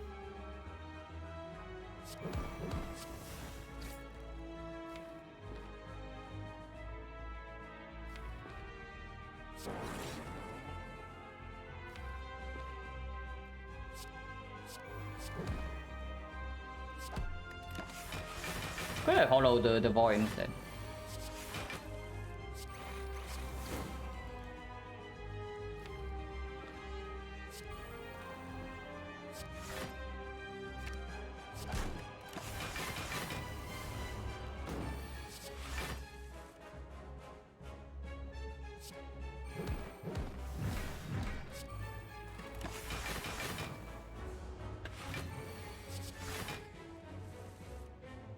Hand of Grid is next turn. Vulnerable also runs out though, but we have the double EQ to hold onto the Hand of Grid. It's not that bad.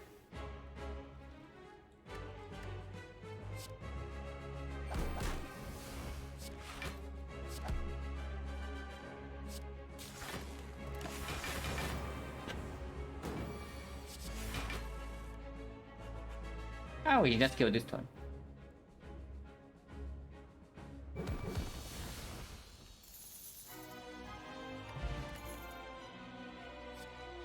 Amplify gets a tiny bit better with the Frozen Eye and 2 holograms. With no actual slots, no compound driver, this is not that strong. And Thunder Strike of course complete garbage. And yeah, Amplify is like one of the ways we potentially can scale if we never see slots. Yeah, we have the 6+, we have the Frozen Eye, we have the Gambling Chip, we have the 2 holograms. and we don't have the complete scaling package yet. It's fine. It's not that good, but it's okay. Because honestly, even without amplifying defect, amplifying machine learning with the Frozen Eye is also quite strong.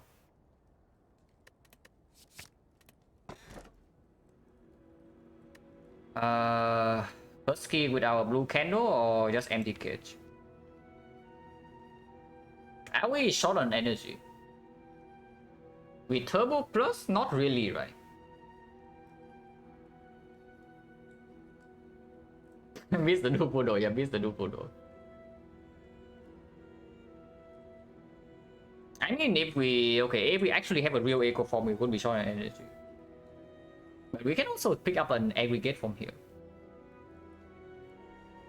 Our deck doesn't have like that much actual card draw in it, yeah. Our card draw is mostly on turn 1 with the gambling chip, and then 1 cool-headed, and then 1 sick, and that's it. Our draw happens by hologram, so we can only play the top cards of our deck repeatedly, not the bottom ones. And yeah, hologram can always use energy with the Sunder. Hologram can absolutely play all the energy with the Sunder. Like for example, we can do Hollow Sunder into Hollow Sunder again in the Retromancer fight, which is actually one of the more annoying fights for us right now. Yeah, Retromancer is absolutely very annoying with against this deck at the moment. So I can see it. Like 2 removes is not terrible, but it's also not like super impactful. But the like crown deck's almost complete. Why would you like to turn down free energy and pick up the crown garbage crown instead? Well, why do you want to turn down free energy? Was this literally free energy? Yeah, we don't have to open the chest, and even if we do, we can exhaust the curse. So why do you want to pick like this garbage over this? I'm just thinking whether I want the cache or not.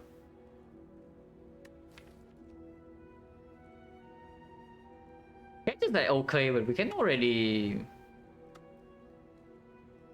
Yeah, honestly with the Frozen Eye, like first cycle is good enough. And machine learning draw 6 with Frozen Eye afterwards, having more base cards, slightly less of a concern.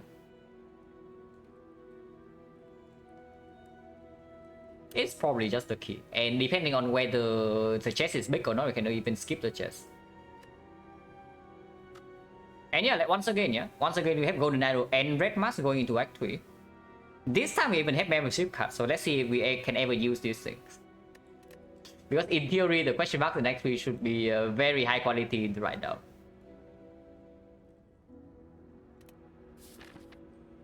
Oh no. We have run into the bird. So our run is unfortunately over. We can double shop again. If we see 1 gold event somewhere here, then the double shop is very good. Even if we don't, the double shop is still fairly strong. It just gives us more chance to see slots or... Like, honestly, pallets with our bad score is still completely fine. With the Frozen Eye, we get rid of debuffs in the first half cycle. But I don't know. Because if we are double shopping right now, then us saving some gold can come back to play. We only have way too much gold, yeah? If we actually see 333 here into another... oh god. Okay, do we pick normalities or not? Because we do have 2 shops. But we have to fight the Burning Elite before we remove second normality.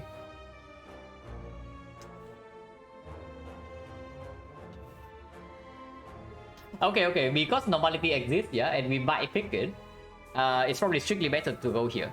So that we get the question mark like 1 floor later, so we don't need to carry 2 normalities in another fight. Yeah, we have Frozen Eye and Blue Candle and membership card.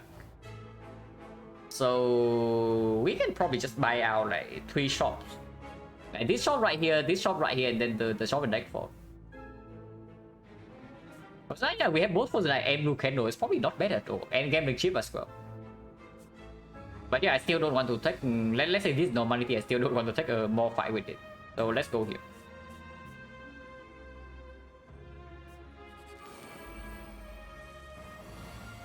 The top deck is fine. And Spikers can never damage us, so it's also fine. Oh yeah, we even have 6 plus with the amplify. It's not even 6 minus, freaking 6 plus. Wait. Minus 40 gold. Okay, I need to remember that. The moment I open up my deck with the thing, I realized that we do have a header grid. And every misskill is like 40 gold, yeah? It's not 20, it's freaking 40. So that was pretty sad.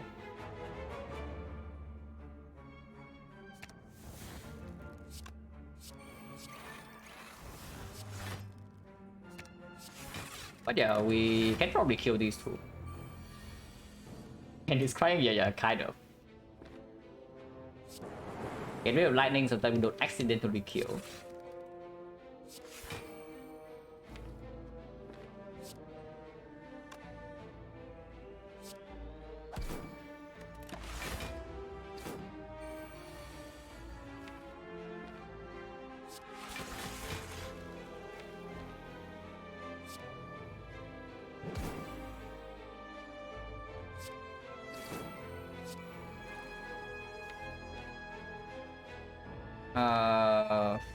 I guess it is fine.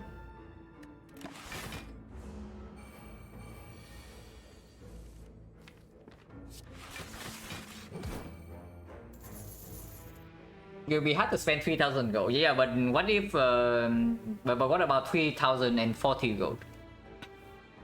Like, why only have 3,000 when you can have 3,040? Because that is what's happening here.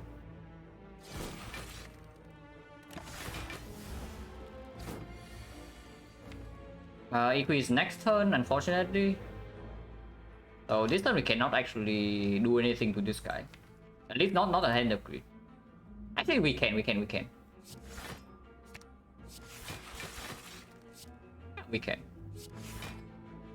Absolutely we can.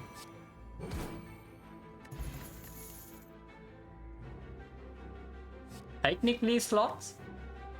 There's a freaking reinforced body plus right next to it with 5 energy. But that's also a loop that we can upgrade with the amplify.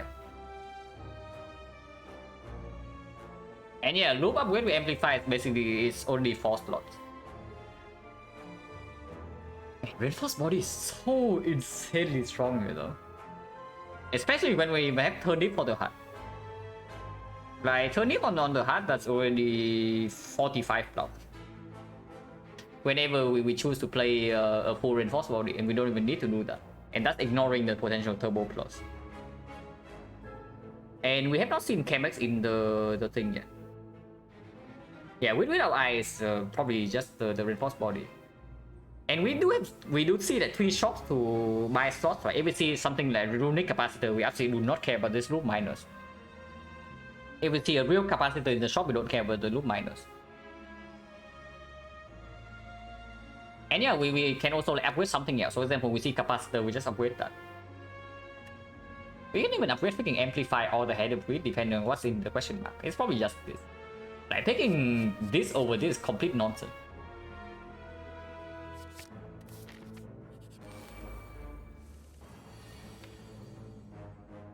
Sunder's here. Hand upgrade is very far down. Not that we care too much.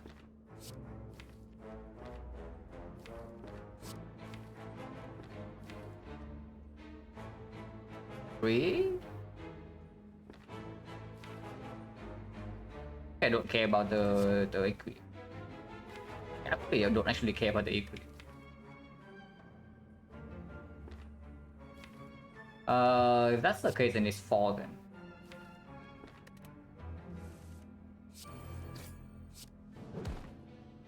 Wait, this takes on damage.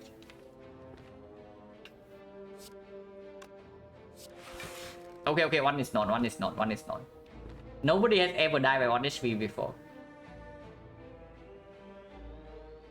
Yeah, literally nobody has ever died by 1 HP before, yeah? So there's no problem here.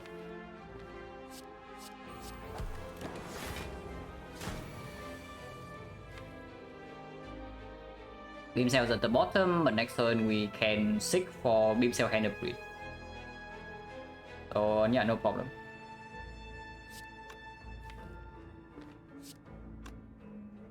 We cannot fail to get the 6. So we can just do damage this turn.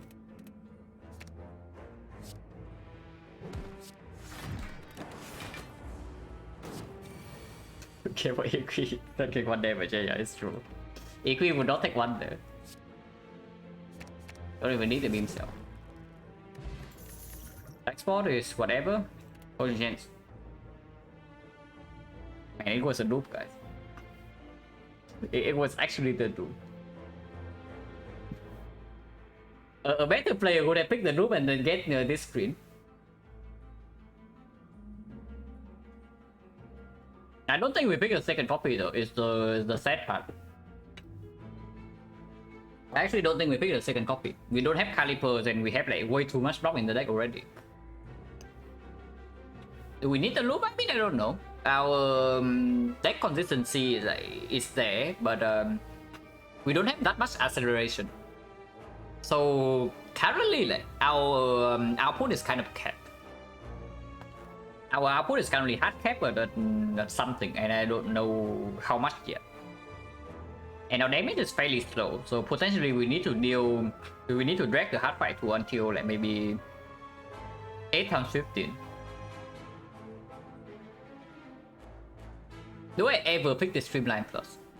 Because unironically we do have 2 hologram plus and a beam cell. And yeah, apparently our front load damage is quite lacking if we after we land the Thunder. So against something like Retromancer, we can be in serious trouble. Acceleration Heatsink? No, Heatsink is... Heatsink is like, okay, the acceleration I'm referring to this time, yeah, is the sustain like cut draw. Heatsink is drawing you 1 time in the first X cycle and then it stops. And that's not what we're looking for, because front load draw we already have the 6+, we already have the Frozen Eye Gambling Chip. It's actually Streamline Plus, right? I'm very sad about this, but it's probably just a Streamline Plus. I don't want to die to Retromancer. And honestly, we might even need that damage against the heart as well. Thunder alone does not cover it. We don't actually have an Echo Form. And we don't have a Dark Orb. No Dark Orb, no Echo Form, and right now we are not massively overlocking that we can distribute all the energy on damage. Yeah, we might probably still need to commit 3 or 4 energy per turn to block. And if that's the case, our damage is absolutely not there. Unless we of course we high roll and do something good. Another Thunder? I don't even know, because Thunder against the heart doesn't perform either. What I'm worried about right now, first of all, is Retromancer, yeah, and secondly is that we don't have enough sustained damage in the hard fight. And Thunder doesn't perform that. Streamline would actually perform that because it eventually becomes 0 cost. So we can block with Hologram and then attack with the Streamline. Effectively not taking damage from immediate death, and then we can spend the rest of our energy on Reinforced Body Plus or the Glacier.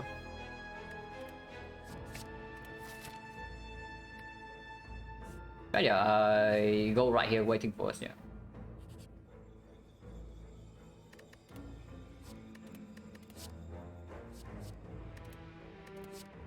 They are on the same screen, unfortunately.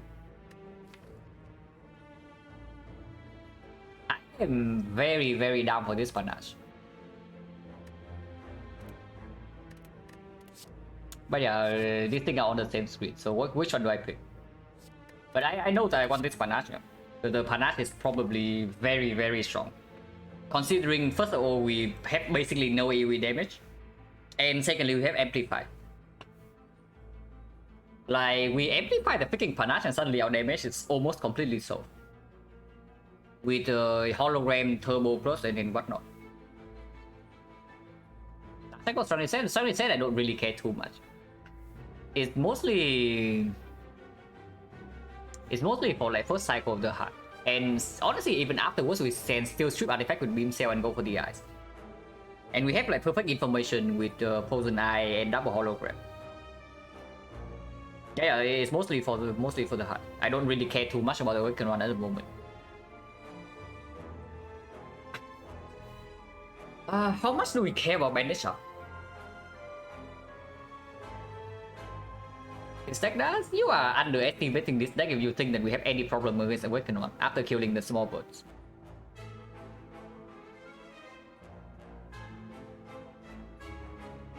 At the moment, I think we have absolutely no problem against Awakened One. At least if we kill the burst quickly. If we cannot kill the small burst quickly, that's when we have some huge problems. Time Eater? Do you really think we have trouble with Time Eater? With effectively a permanent win, yeah? With the Frozen 9, we draw 6 cards per turn.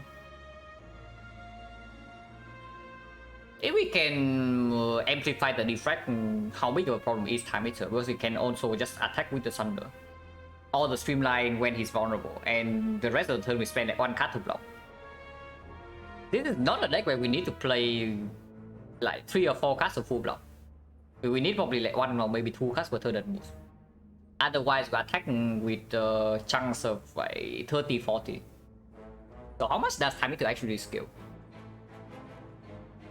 But it's true that we can still see a Cell Repair in the shop, and with the Amplify right now, maybe I would actually buy it.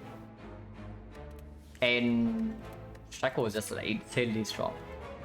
With Frozen Eye, with EQ, with 2 holograms, like, this card is just ridiculous. And yeah, we can even we are not even fail against Time Eater, so even debuff into attack we can still block. Yeah, it's probably still this over this. Panacea at the moment doesn't play, but instantly endables by a score in the shop.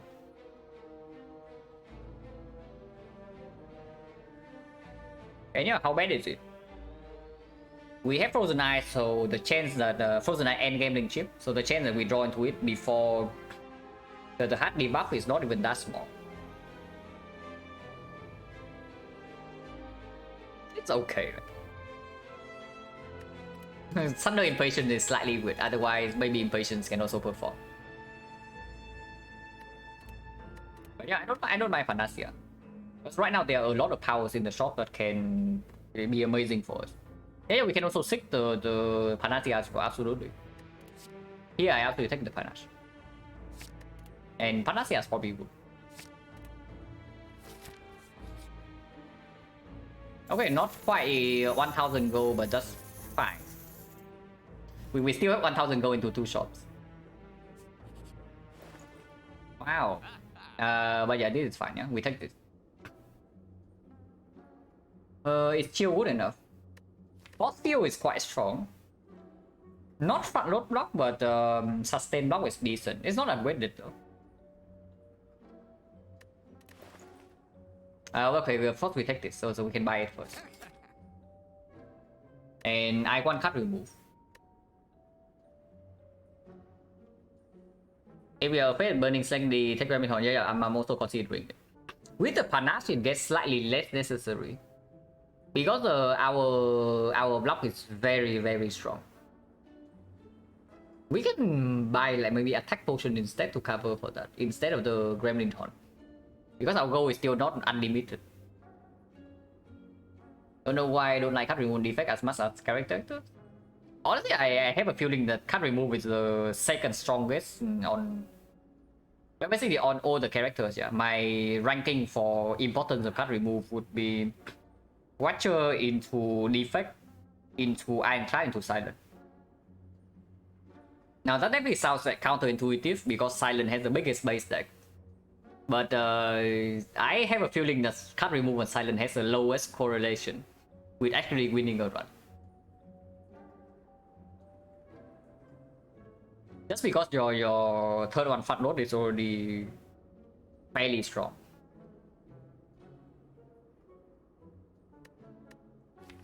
And early game you need to spend gold on other stuff. You cannot justify spending gold on freaking removes, otherwise you just die. Yeah, try it's a very bad on Silent, but you cannot actually justify like spending all your own removes early game. And removes get stronger the more you do, yeah? So let's say you run into like Act 4 with like 5 strikes. Does 4 strikes really make a difference? Is another thing. Instead of just buying potions to brute force the fight. I'm trying, yeah. I guess Ironclad and Silent debatable, but defense remove and defense is stronger than both of those. And Watcher of course is at the top.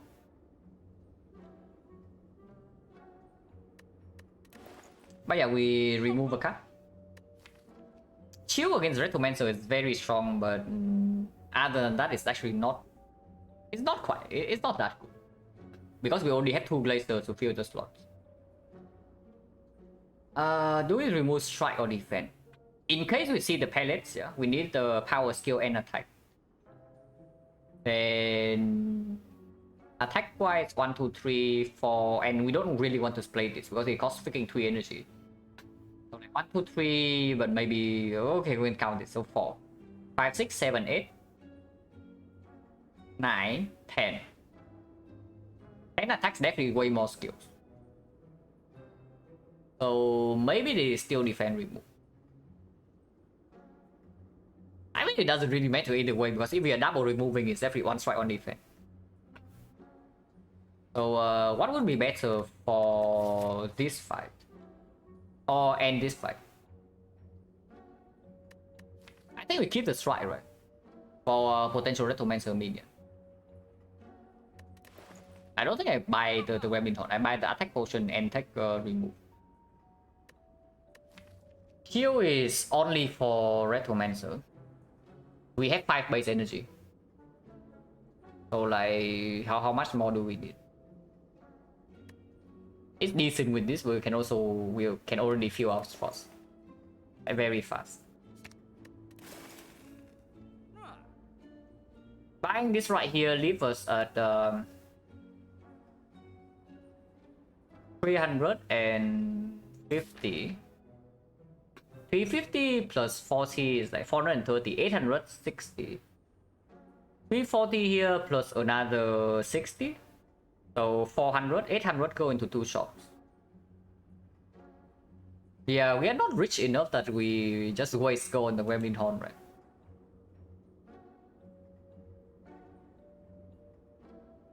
If we buy the Remington here, we have roughly maybe 550. Oh, no, wait, I forgot freaking hand of wheat. Okay, we are very rich. Okay, in that case, I buy the Remington then. We're just counting gold with our hand of wheat, but we do have hand of wheat that we can land every single fight. So if that's the case, I just like completely avoid the garbage against Retromancer. And yeah, we buy Remington. That also helps us like a lot in the first phase of this fight, and we can maybe land 80 gold here. 120 is a little bit too optimistic, but I think 80 is doable. Good relics early, pellets later this? No, they are all available. But we have a lot of gold. I still buy attack potion. No, I still buy attack potion. I don't think I buy the shield on sale. I don't even pick up a shield for free, right?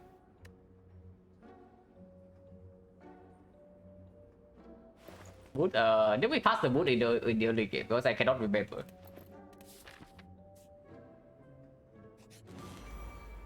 Okay, burning can be recommended.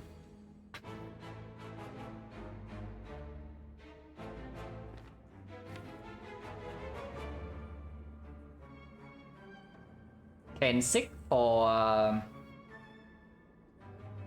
can seek for equilibrium, and then we can do amplify capacitor. Next turn we hollow the amplify into amplify the defrag. And is that enough to actually outscale this guy? 6 focus, 7 slots with permanent weak.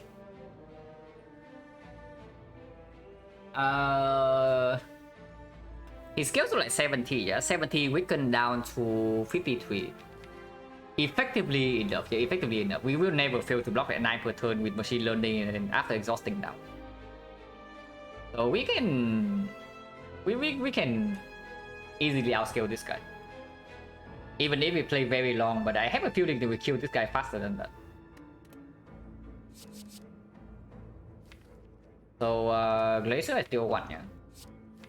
And move for 4 until here. And then yeah, 6 for Amplify. Into Amplified Capacitor is 2 energy. Into Glacier is another 2 energy. You have 1 energy on nothing.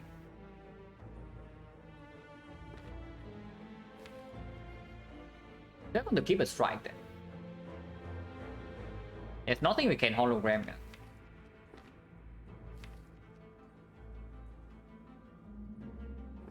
Honestly, it doesn't matter because gambling one more also means that I draw into these things faster. Yeah, it doesn't matter either way.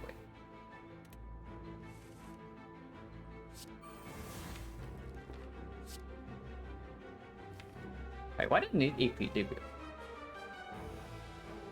Yeah, why do I need equilibrium?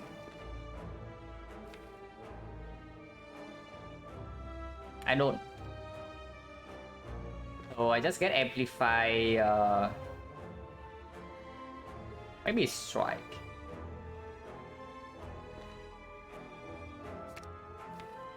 Yeah, because the next turn we already draw into these 5. Maybe machine learning? Yeah, probably machine learning. We have on energy left over. If we hollow, we already draw the hollow next turn. We already draw the second hologram, so we don't actually need it. It's probably just machine learning.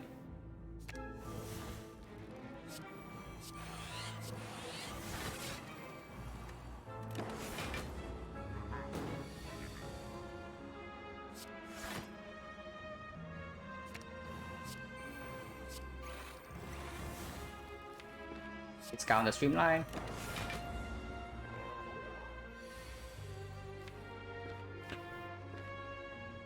Cannot amplify the panache, but also don't need to.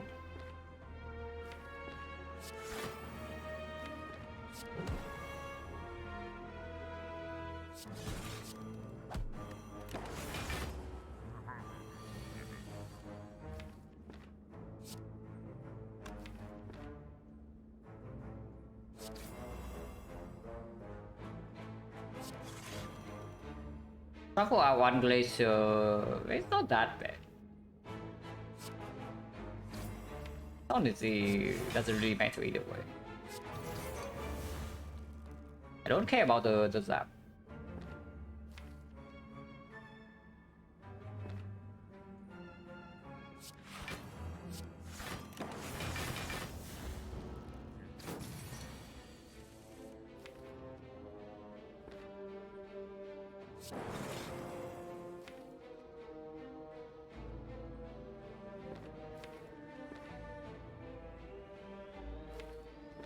It's still fine. We just attack here now.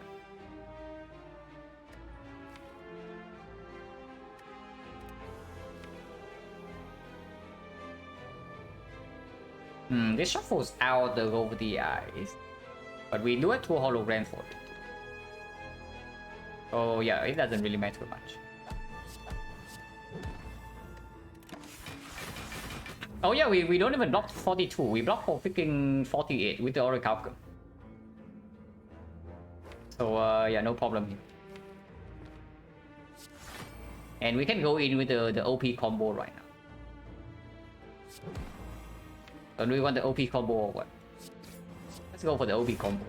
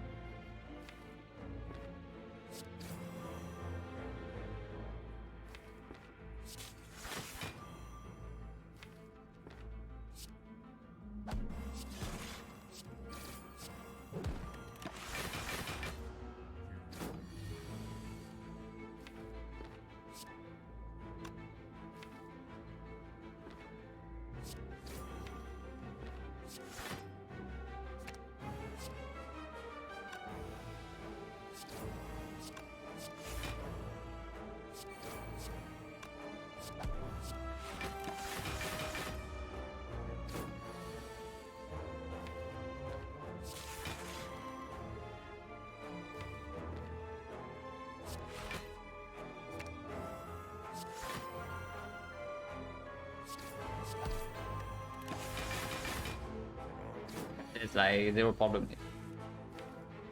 And the wheat comes in 2 turns.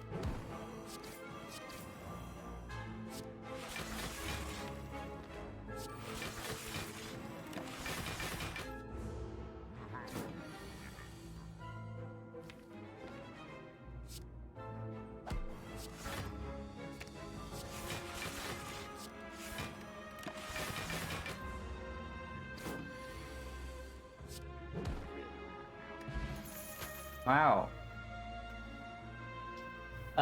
Do we just double our damage or what? What is it? Most of the time, draw 2. After we get set up, potentially draw 1. Still good enough. And I don't know. After picking up Streamline Plus, I don't even know whether I would like a Dark Orb now. Maybe I don't. So it's only like draw 2. Still good enough, right? Yeah, draw 2 with Frozen Iron with head 5 energy cannot be that bad, even if it doesn't say block on it.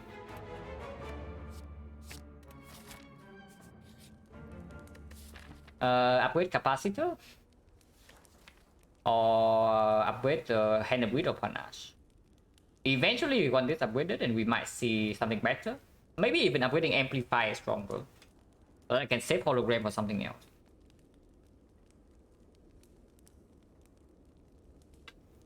Yeah, with the honestly with the Gremlin Horn right now, we don't even need this upgrade. Only capacity upgrade. Eventually, it happens. And if it's Nemesis, then I would definitely appreciate this upgrade. If it's Retomancer, I don't care too much because we do have the Gremlin Horn. Too late is not too late. We have Hand of Wheat, so we have the membership card, so upgrading this is like 10 gold every fight. So 1, 2, 3, 4, 5, 6. 60 gold. It's not terrible, but we also don't need that much gold.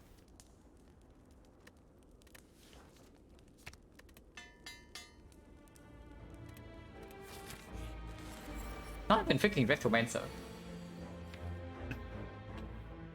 So Amplify is very far down though. If I want to do that. Sick is also bottom deck,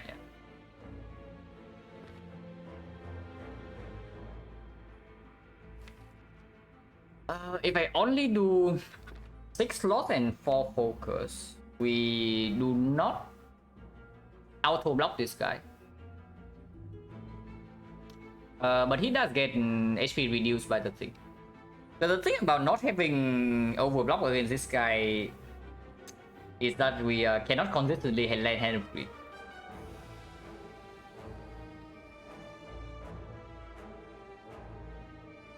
Yeah, not landing Hand of Wheat right here is fairly annoying. It's minus 40 gold.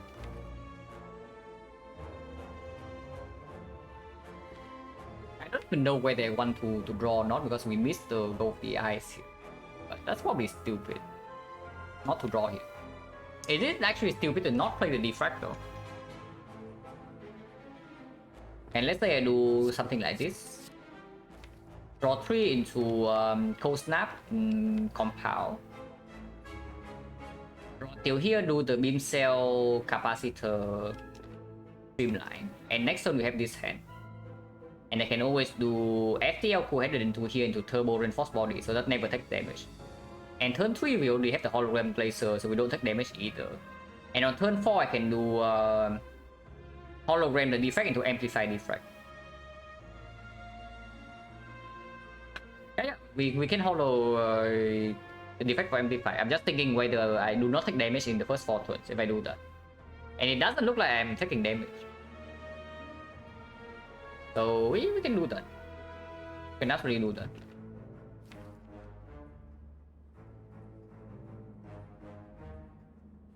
Yeah, Game Over 3 is just strictly better than Game Over 5 because then I can do I can get one force off down.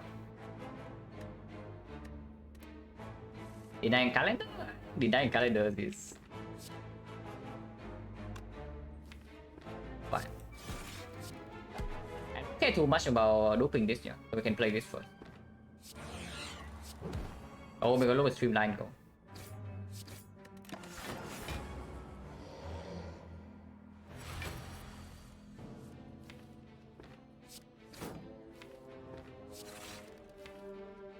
Yeah, next turn draw until this, and then we just full block with whatever hologram. Or we can just equi this turn. Okay, equi this turn is just strictly better. Let's equi this turn. And we can never take damage even if we decide to fortify. And yeah, next turn we just do Holo Glacier here, then Full of Frost.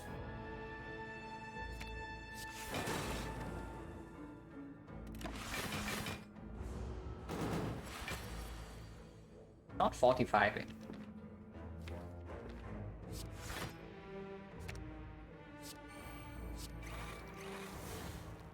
So passive block right now is 42. It's not exactly full block if we draw into a handful of burns, but I can also skip 6+ in the deck. Wrong order, but whatever, it's intangible anyway. And also Ricken, Silent was a win. And that's going off 2 turns for me.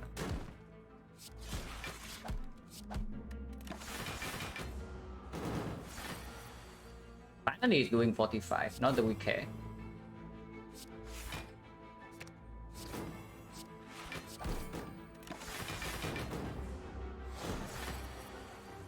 Yeah, calendar goes off this turn. Next time we are drawing into nothing though. So, right now seems good.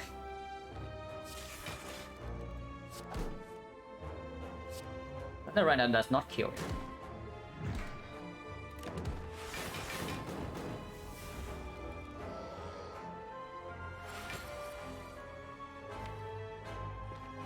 And next time we just hologram the hand of greed and kill that way.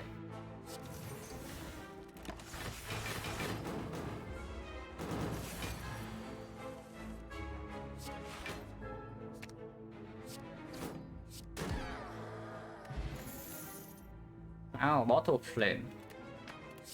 Exactly what we need. I guess we have a streamline down deck now instead of this. Do we have an upgrade for it though? Because if we have an upgrade, maybe we still pick it up. We do have a compound rifle. I mean, just streamline is not that bad, right? Like 30 damage or 0. How bad is it? Okay, it's pretty bad. But what is the upgrade right now? Because if we don't have any upgrade, MT5 is an okay upgrade. And after that, there's nothing. At least at this moment. And we have 1 upgrade only. Why do I want darkness? Like literally just for the compound rifle. I don't even care about killing my frost. It's probably not good enough.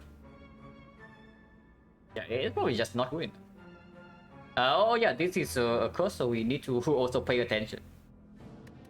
I don't open the chest before without actually thinking. Hey, I don't want this.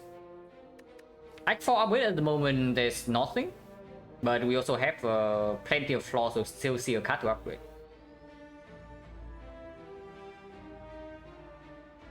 Sure, evolution technique, but yeah, sure. A lot of damage, yeah, but after picking Streamline plus into our deck, and now we will have the freaking calendar. Okay, the thing that we picked Streamline for, yeah, is that that was before the Capacitor plus. But now we have a freaking Capacitor plus. So what I said about like we need to commit maybe 3 or 4 energy on block every single turn doesn't even apply anymore. If we can spend more energy on attacks, then I don't even think our damage is actually that bad in the hard fight, especially now we even have Panache. And Panache upgrade is not terrible either. It's not that good, but it's not terrible. Like, when do we ever use the Dark Orb? Yeah, like when do we ever use the Dark Orb? Because at the moment I just see that Darkness is a card that I don't even want to play after feeling all my frost.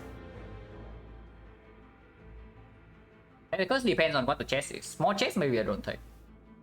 Because if we have enough output already, we don't need more relics. And we just want to improve consistency. And not opening the chest is probably higher chance of improving our consistency than opening it.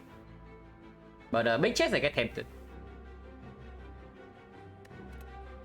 But yeah, I don't want any of these. Mortal Flame, we do have Gambling Chip. So can Mortal Sunder in Retromancer, can Mortal Sunder in the Awakened 1-5.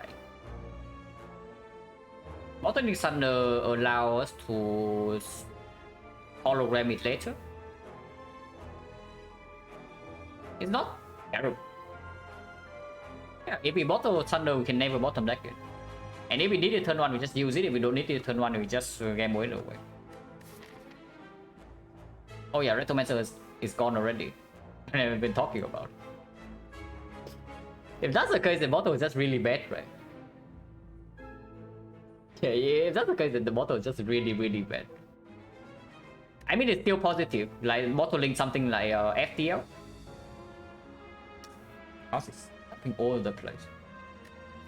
Bottling something like FTL or even something like Cold Snap is completely fine. Compound driver bottle without the battery, I don't like it. Also, beam cell is okay. We do have red mask for Fun Artifact Strip, but it doesn't work against PN Shield. It's good against the Awakened one. It's like okay. Against the Heart, I don't really care about playing it on turn 1. But honestly, I don't even care about playing it on turn 2 either. So maybe bottling it is not that bad.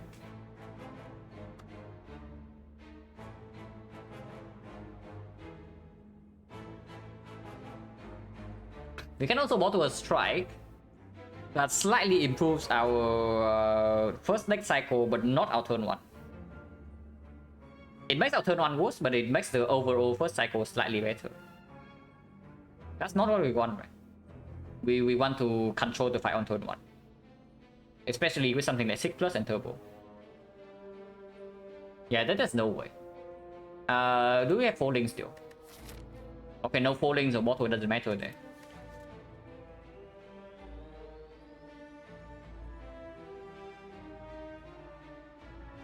Holly is claiming bottle target chip, bottle strike. Yeah, maybe bottle strike is not always negative. But it's not always positive either. And in this case, I don't think it's actually positive. I think I want to control the fight on turn 1, if possible.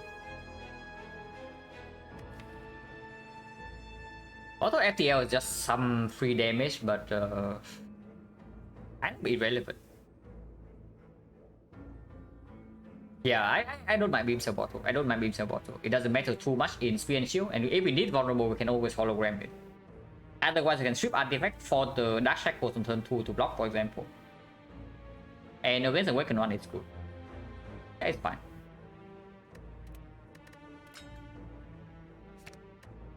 And yeah, we don't pick this. And what our block potion? I know I paid gold for this attack potion, but maybe it's time for it to go. This is still performing with the Panacea in our deck here. Currently, there's no debuff to block. So we can even get 5 strength against Time Eater and just keep our Frost in play.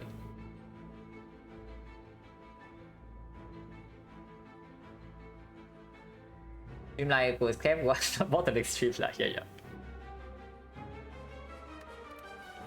But yeah, I probably just toss this away for the block pot.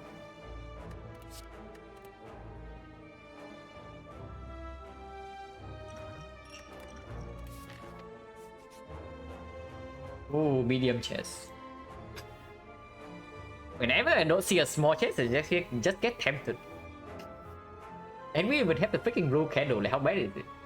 If the curse is really bad, we can just remove it in the shop. Yeah, if the curse is really bad, we can just remove it in the shop. So like, surely this is never wrong to open, right? If it's not a small chest. Yeah, never. Yeah, never. Okay, pain is gone, yeah? Pain is gone, but this is absolutely worth the pain. Yeah, it's actually random relic, medium chest. Of course, slightly weighted, but it's very good.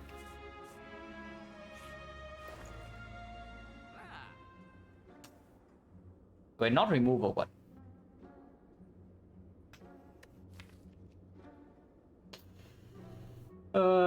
Playing with the pin. Okay. Maybe saying that we have too much gold is wrong. So can you imagine buying Gremlin Horn? Just imagine buying Gremlin Horn. Okay, what do we pass here? Because we had to skip something in this shop.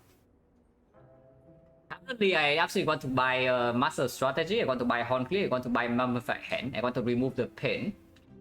I potentially want Aggregate, but probably not. And maybe I want another hologram as well. Of course, we cannot afford all that.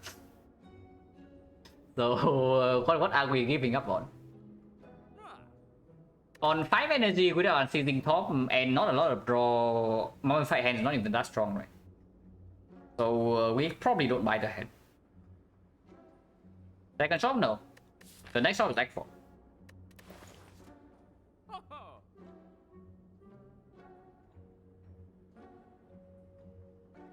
And both the whole thing if answer depends too much.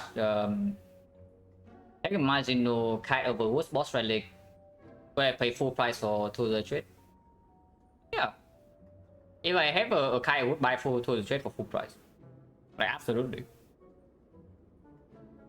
Unless it's up against something like insanely overpowered. But otherwise, like to the trade, very, very, very strong with the Kite. Remove pain over strike? I mean, maybe not. We do have the blue candle. So pain is costing us like 2 HP every fight. How much is 2 HP anyway? We just pick up a lizard tail, yeah? So we can technically play with the pain. Like, we can still cannot buy this full in master strategy though. I think I want master strategy. And I don't really, honestly, I don't care about mummified hand here. Master strike remove on click is 242. So it's 88. 330. We are left with 7 gold. Yeah, we are left with 7 gold. Hand plays better with master strategy, mummified hand. Yeah, a little bit better, but not honestly not that much. We already have a turbo plus.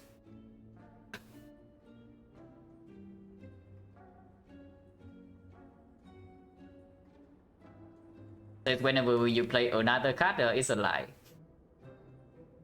You play the pain, it costs you 1 HP, so you actually lose 2.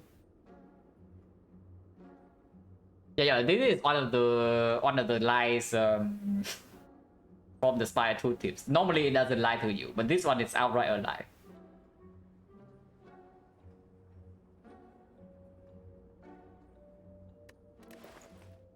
Oh yeah, Master Conflict remove is probably what we are doing here. Unless you tell me I want the third hologram badly enough. But with Master Strategy it's less necessary, right? Because after we exhaust our deck is actually quite small. Yeah, after we exhaust our deck is actually quite small.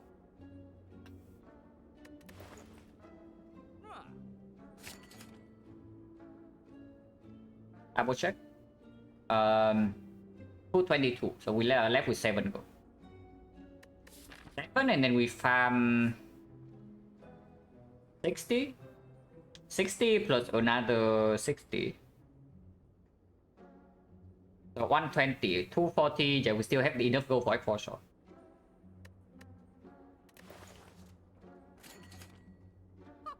Yeah, remove is stronger than this hologram. Yeah, 2 HP per fight. Like, how bad is it? And sometimes you don't even need to. I don't know. If we don't play the pain, we're passing the entire turn. But it is fine. It's fine. It's only 2 HP. I don't think we lose that much HP to the bosses at the moment, and do have some potion to refill.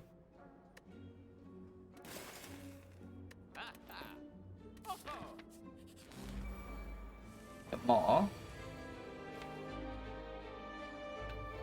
Oh yeah, if we draw the pain turn 1, we can also discard it. But here we are just losing 2 HP. What does Panacea actually block here? It blocks the weak and not frail, right?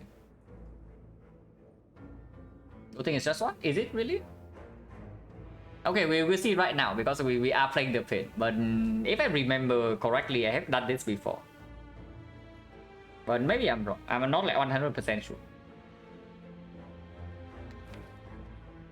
Discard 2. I don't care about Beam Cell. Discard 3. And then we draw until here. There's still nothing. But next turn we get until D. And then I can FTL this. And we still have nothing on turn 2. On turn 3 we draw these 5 and then I can cool head it into this. and then I can get into the sick. Okay. Yeah, game over 3, draw until here, feel some frost. I want to exhaust the curse.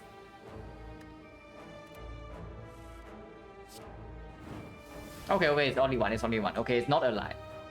So I'm the liar, not the Spire 2 tips. Good to know. But okay, that's very good then, if we only lose one. And with slightly scared, we actually bleed like 2 HP every single fight, but if it's only one, then it's okay. Effectively gaining us 1, 2, 3, 4, 5 HP. Potentially 2 more HP into the next side.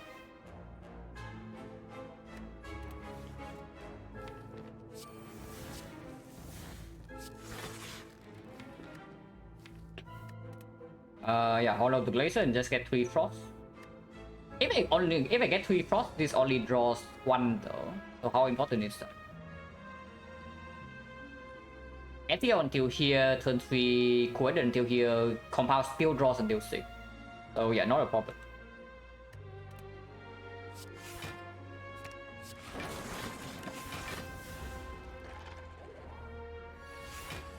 Oh. Okay, completely forgot. Apparently we are not debuffed. Oh, that's good then.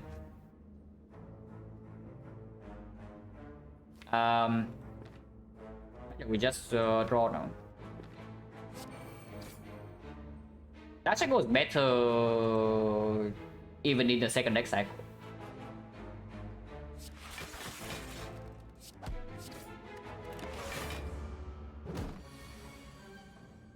Now we draw into the 6, yeah, and we can do... do we have enough energy? We headed into Compound is 2, and then we seek for hologram defect, and we hologram the amplify, and then we amplify the defect, which is 1 energy, 3 energy, 4 energy, 5 energy. So we do have enough.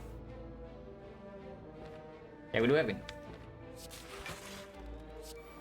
Don't get to play machine learning. How important is that? We can also just do equilibrium machine learning. And then we are 1 turn slower. But 1 turn slower because otherwise our next turn is like complete garbage. Maybe we are not. Maybe if we machine learning is just straight up stronger here. Yeah, it probably is just straight up stronger. And play this though. And then next time we draw 6 until here. That's fine.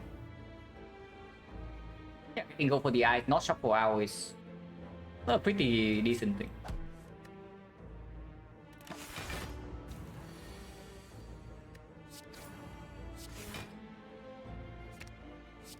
And amplify like our echo form in this run. That's not bad.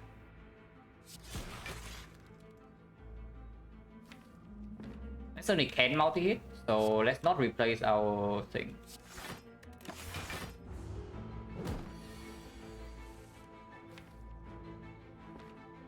Weakness runs out. We are 1 card away from the amplify. And next time we do not draw into a hologram or a sick or more card draw. Probably just play Capacitor right away. I don't want to stay here for too long. This fight is scary. Dual cast right now deals 10, not really, right?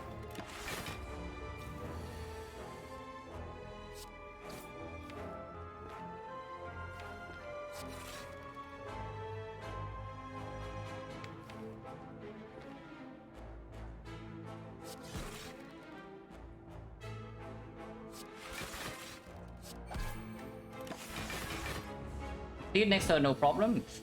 It's buffing again though. Okay, this turn we definitely equip. We get a hologram streamline, we get back the equilibrium, we hold Dark Shackles for next turn.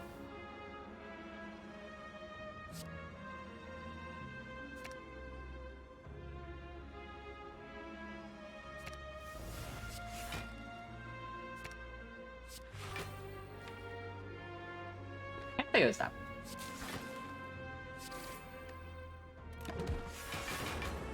On calendar, absolutely getting in there. Oh, he is still not multi-attacking, but we can draw again into the equilibrium.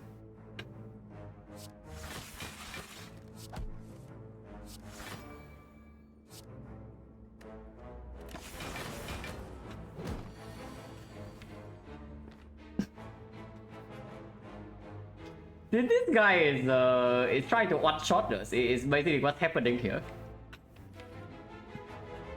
He's actually like genuinely trying to one-shot us. Wait, give me a second. Need to open the door for my cat.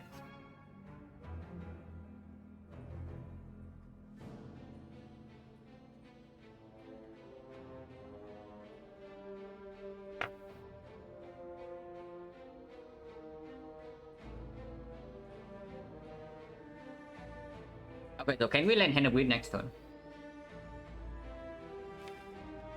Because I definitely would like to.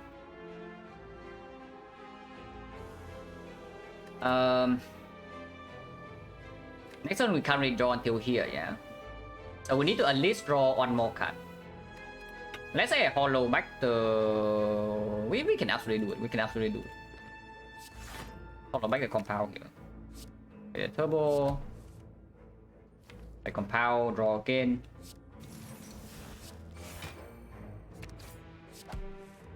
We're not retaining yet, so I just do Thunder, and next time we draw into the Hand of Greed.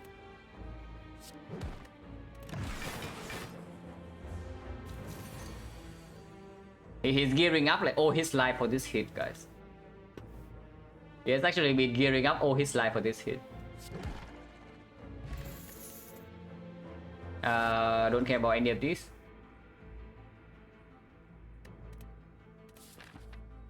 Upgrade on the amplify. Honestly, even muscle strategy is a decent upgrade here. We can also take one more fight for more card rewards and 40 more gold. Modded so well, yeah. Maybe just recall first in case you see a better upgrade target.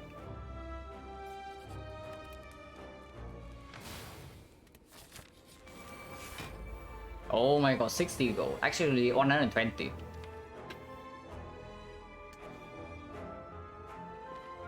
Ah, this thing dies before we kill it.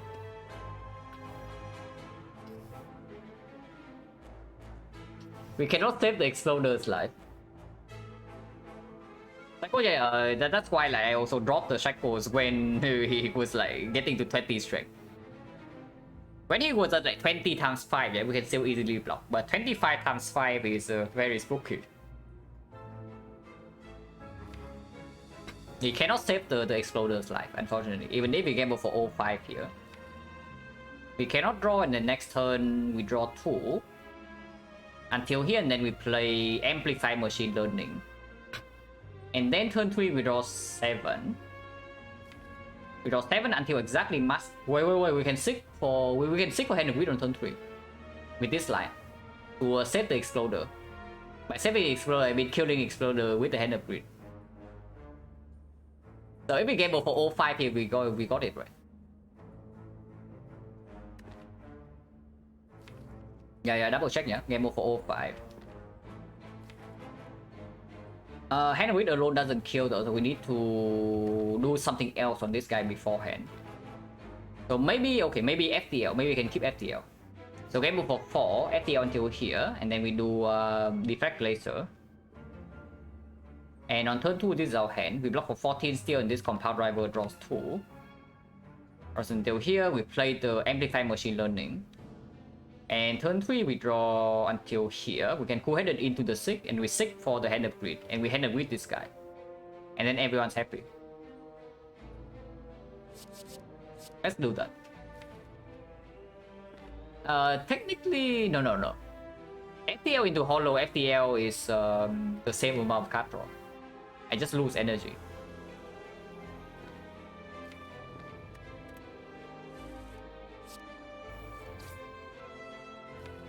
Yeah, Deflect Laser.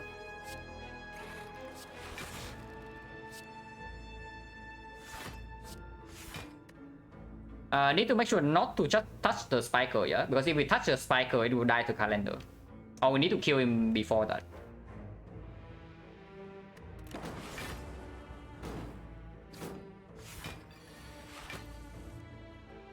Okay, so now just draw 2.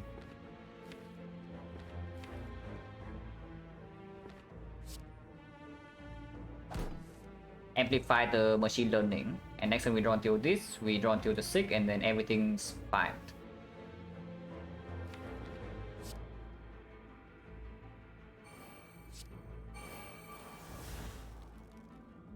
Like capacitor right away, was it still need to block like 22 next turn.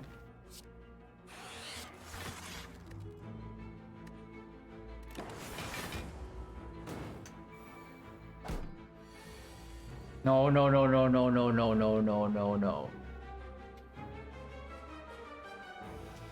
Okay, how do we prevent this lightning from killing the spiker with the calendar?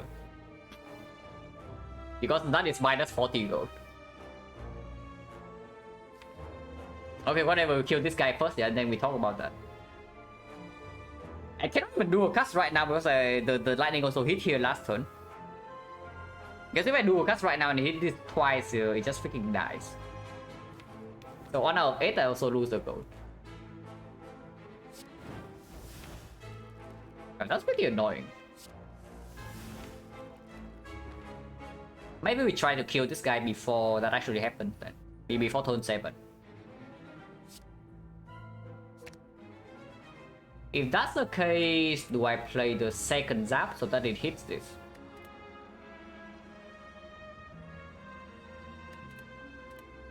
Maybe it's like whatever.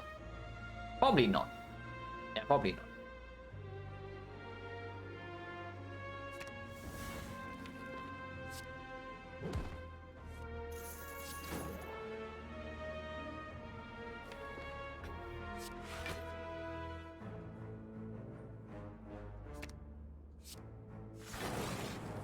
Okay, that worked. That definitely worked. So now we can take our time. Yeah, now we can take our time because the lightning evoke missed this guy, so we are no longer on a timer. And yeah, I guess we just draw then.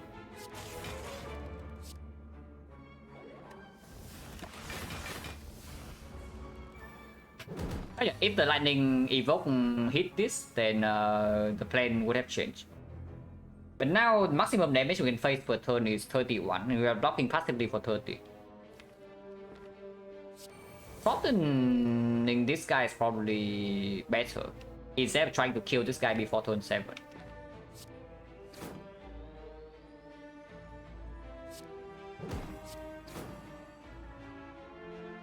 Do I play Panache or not? Not really, right?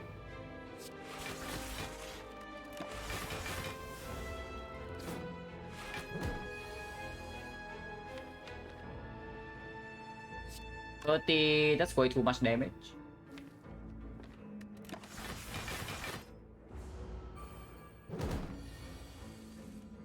And yeah, calendar goes off next turn. We can just equi into our thing.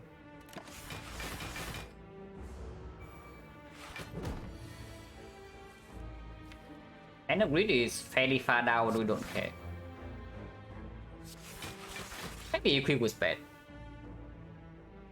Maybe it's not.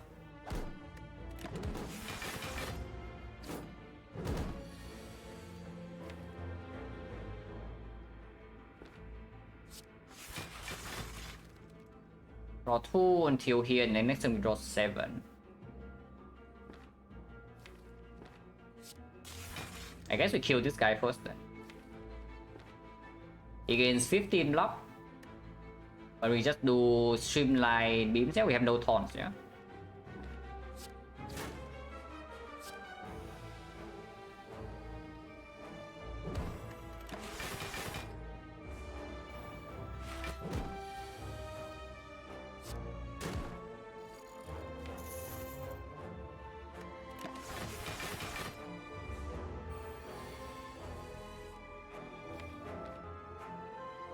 I guess we have to wait on more next cycle.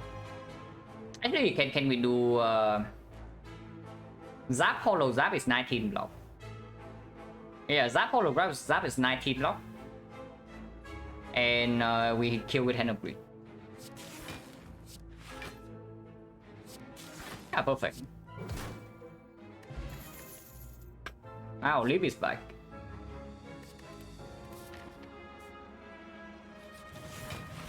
Another 60 gold.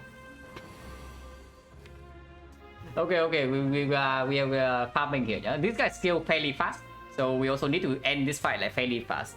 At least like kill 2 of them, but hopefully things can go well here. The bottom. But Sick is right here, so we can get the Sick.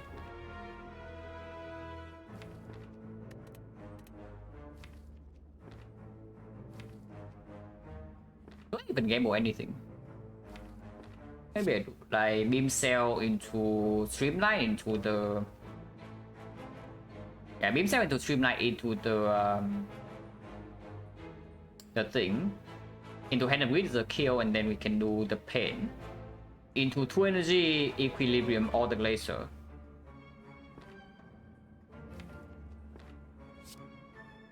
Maybe you can keep this. Probably don't want to.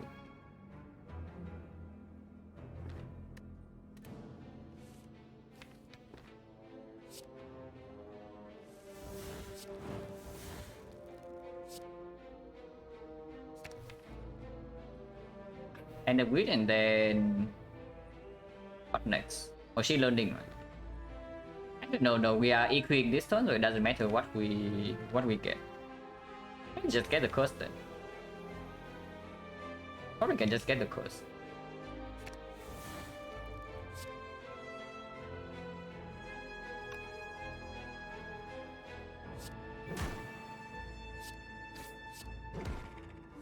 Okay, we bought Gremlin Horn not for Recommencer, yeah, but actually for this fight. Highlander, yeah, hopefully not, but we did kill 1 on turn 1, so somewhat promising. And this side we can play Panache, because we do need to kill them before Highlander goes off.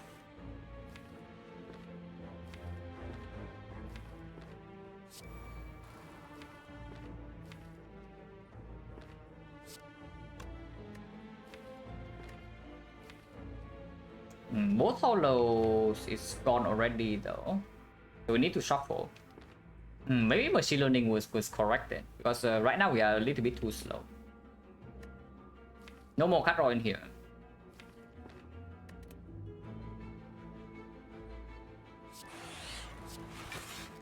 We need to make sure that we don't take damage first.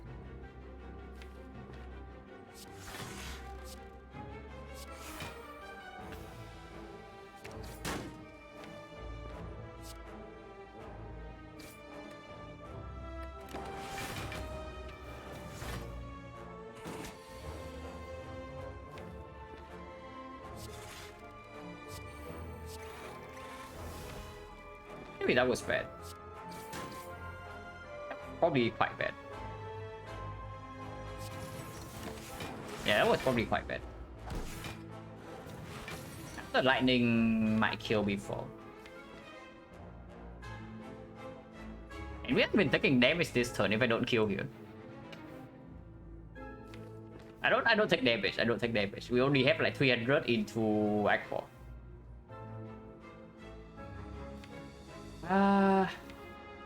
Yeah, not getting machine learning turn 1 was definitely a misplay. Because if I had machine learning in play on turn 2, we are shuffling right now. That was quite sad. It's fine. It's fine.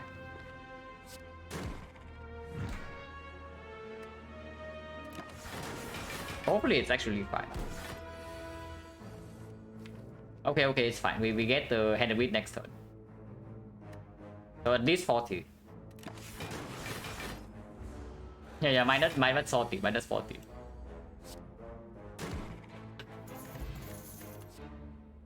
And Darkness is back.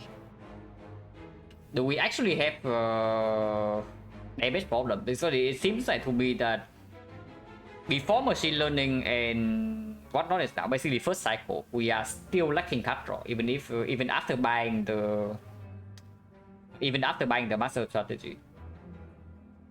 Clicking calendar misplay, probably not. If you think about it, it's kind of like buying calendar for, let's say, 80 gold. At the moment, it's only 40. So calendar for 80 gold is still probably a good deal. But yeah, I don't want any of these, right? What are we upgrading? Amplifier. Or Act 4 if we have nothing else. And we are not going to have anything else. It's just Master Strategy in Act 4. So do we want Amplifier upgrade for this boss gauntlet? Or do we want this to be upgraded? Maybe Master upgrade is just stronger. Yeah, maybe plus 1 card is just better than Amplifier plus. Yeah, probably. And we don't want any of these. Blessing of the Forge versus 5 strength versus 12 block. What does Blessing of the Forge actually do? Yeah, nothing. It gives us like maybe 3 dexterity. Which is, I guess, not nothing, but it's not significant enough. Oh yeah, okay, it's true. Blessing is gold, but only if we use it. I kind of not want to waste my potion if possible to preserve into Act 4. Probably keeping this in case we don't see any good potion in Act 4. Because it kind of doesn't make sense, right? If you take the potion to actually farm more gold and then you spend that gold on potion in Act 4 shop. It doesn't make a lot of sense. Combined AQ Force can be quite strong, yeah, but that's the thing. Like our upgrades are fairly bad. It's just like put 3 block on the block card. It's basically just plus 3 block on the block card. Do we want innate machine learning? Because apparently without machine learning we are decently slow. Okay, yeah, like I'm also thinking more maybe upgrading machine learning for Act 4. I don't think it's necessary for the boss gauntlet though. Because in the awakened one I might not even play it.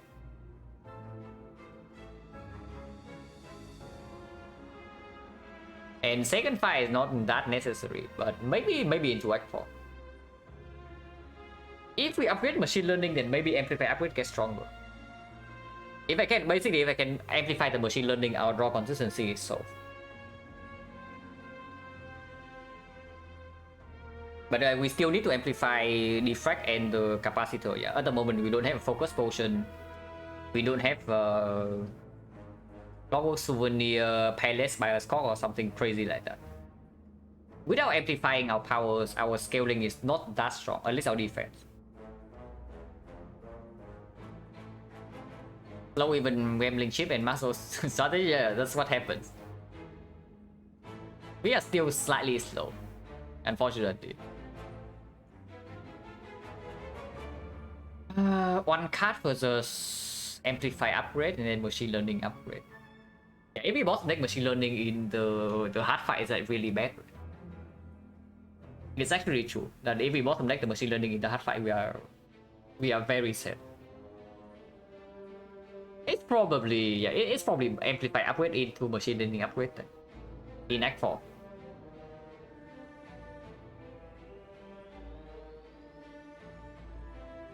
Try to amplify upgrade first. And I don't take any of these.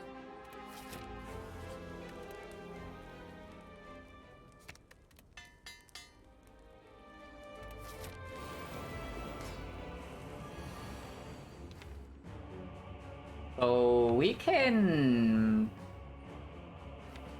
beam cell plus let's say we gamble for 3 and then we master strategy again until here. It doesn't really work. Beam cell 12 plus 12 plus 9 is 21 and 50. 51 is not quite enough. But we can hologram the hand of wheat to kill a minion. These 3 draw until here and then master strategy until here. 5 energy still, so it's like equi handed with defense or equi machine learning. Oh, are we playing machine learning in this fight?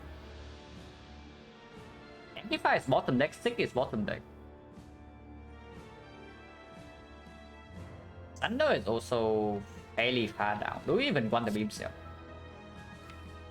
Can go for 4 instead and get until here, and then I draw until here and it stops. Give me a second, I need to shut my cat up. Wait, open this.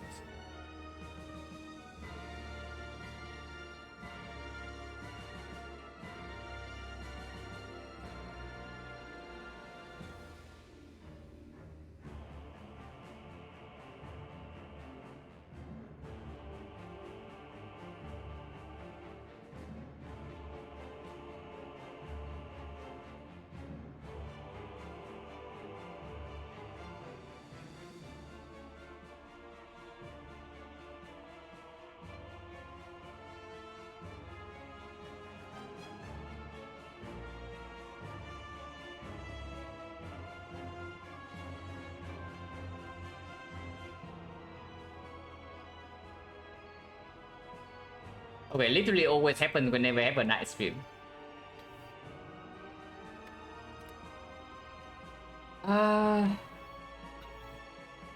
Okay, gamble for... Probably need to keep beam cell there, because, okay. Gamble for 3, yeah? And then master strategy until here. If I do not play machine learning, turn 2 we are drawing these 5, but we do have the Horn Cliff still. And I can do hologram the hand of wit, kill one of them. With FTL I draw until here, with the Gremlin Horn I draw until here. And then our turn stops. Turn 3 is this hand, and it's a multi-hit. I can hologram the beam cell, and then sunder the other bird, and we draw until here. But amplify is not here, we cannot amplify our powers first next cycle, if that's the case. If I do not play machine learning. If I do play machine learning, yeah, we draw 3 right here, we draw another 3 until here, and machine learning means I draw 6. Draw 6 until here. I also need to play equilibrium though. But that's fine because we do have 2 curves to exhaust. Oh yeah, draw until here and stops, and next time we draw 6. Gremlin Horn, draw until here. And then our turn stops. Still. And turn 3, this is our hand. No difference. If there's no difference in the first cycle, I don't want machine learning in play. Against this guy. And what would happen? Turn 1 we have full block.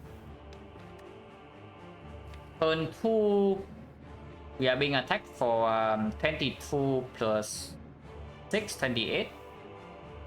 But we block with Equi and Horn Fleet. So turn 2 we have full block. Turn 3 we have 3 force ops, but 3 force ops only. 1 evil. 3 force ops, 1 evil plus this, and this guy's weakened. We base multi-hit is 6. It's 8, it goes back to 6, it's 24 only. And we are blocking for 6 plus 5 plus 7 plus 3 force ops, so exactly 24. We just have full block turn 3 then, if that's the case. So let's review again. Let's see, outplays us in multi-hits on turn 2, but even then we still have the Horn Fleet. Oh yeah, gamble for 3. Draw until here. Play the... Let's play the pain first, and then we play Equi Beam Cell Hand of Greed. Defend. Next turn we have this hand. And we hologram the Hand of Greed. Hand of Greed, one of the bird. Gremlin Horn props until here, and then we can do FTL Cold Snap. Yeah, turn 1 draws until here, turn 2 draws until here, Gremlin Horn draws until here, FTL draws until here. And turn 3 we have this. So we can hologram the beam cell. Beam cell sunder the second bird. And that draws until here, and then we can cool-headed until here, go for the Ice Bird, play Glacier. That is full block. Turn 4, this is our hand, and this hand is very annoying.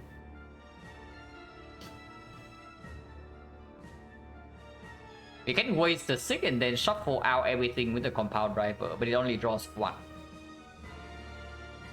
Turn 4, we effectively have no block. We can block with Dark Shackle. But we do shuffle and see 1 card. I think blocking Dark Shackle is not that bad. If we are not even playing Panache and the Machine Learning, he's going to have, if we amplify both of these powers, yeah, he's going to have 10 strength. So 10 strength in the first cycle is 16, 16 weakens now to 12. It's 48 damage. We have 6 focus with 9 slots. That is more than enough if we can amplify both powers. And if we can block first cycle, then second half is already full block. I guess it's not that bad. The only issue is on turn 6. But turn 1, 2, 3 we have cover, turn 4 mostly cover with Dark Shackles. And then turn 5 we go in blind. And hopefully we can full block by turn 6. Overall is not bad, overall is not bad. I go with this line.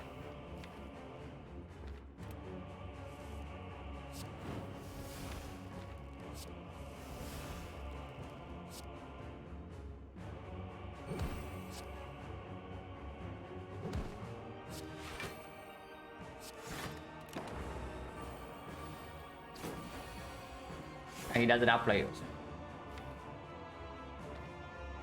FTL first.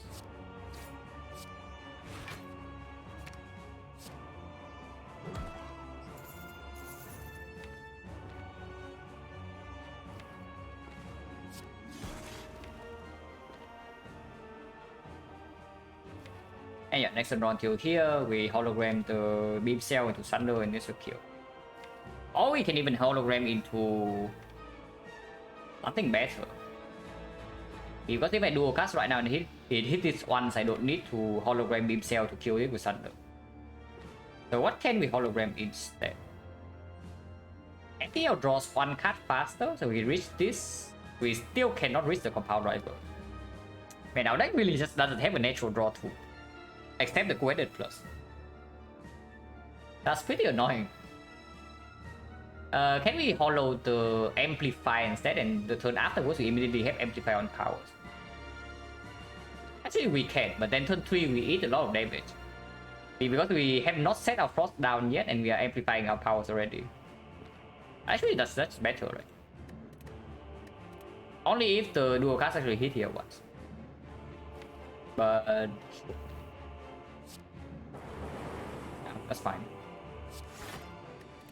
Like 2.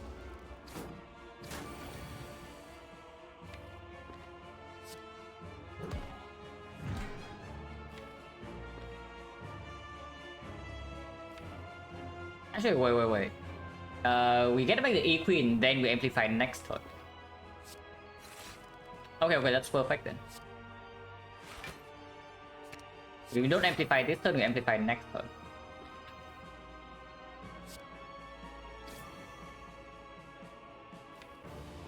So Glacier is full block, but next turn we are left open a little bit. Can shuffle immediately though. Or we can take 2 damage here to keep the Glacier in our hand next turn to fill slot. If that's the case, we spend all 5 energy and we don't play the seed. But Compound Driver does draw 2 if I also play the Zap. Let's take 2. Yeah, let's take 2.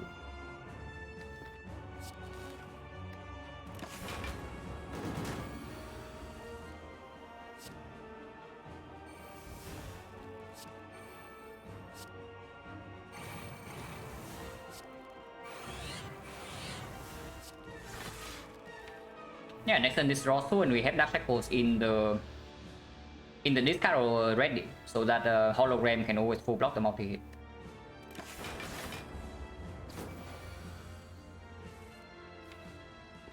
Okay, this is fine. Like we feel all slots already. And if we can feel all slots, then multi-hit is not even a problem. 3, 4, 5, 6, 7, 8, 48. Multi-hit is 90-60 passive block. As long as we can keep him weakened, we are completely fine. Even if not, we are probably still completely fine.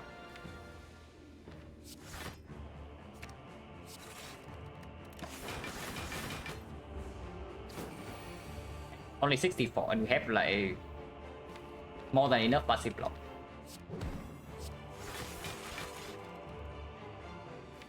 And even discount the streamline right now. And signal some powers immediately, so that we don't draw this hand next turn, and I can hologram the go with the eyes afterward. I can even play machine learning. Probably should just play machine learning. Yeah, we don't need to play the panache.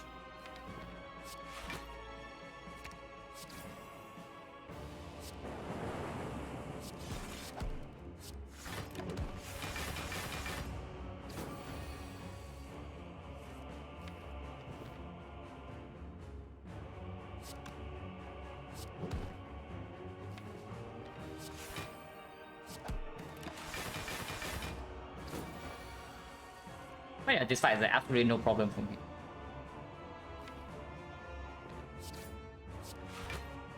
A combo. 54 passive block, so yeah, no problem.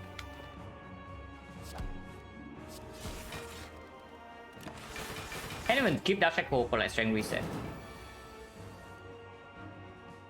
So Jarrod, do you get 80 gold from the burst? You can get maximum 60. Because the first time you kill this guy, you cannot get gold. But we got 20 gold from here. The second one we were forced to kill with Thunder.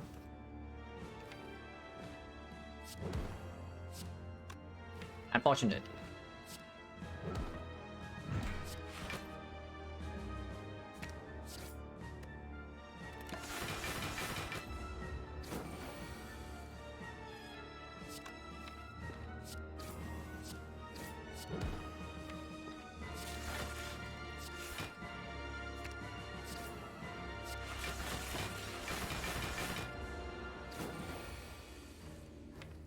Yeah, strength reset next turn happening with Thunder, so very easy.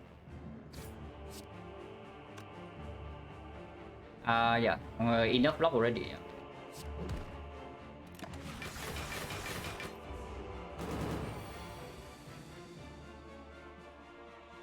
If I weak and weaken one, sometimes kill God, this is not fatal. Yeah, it's true.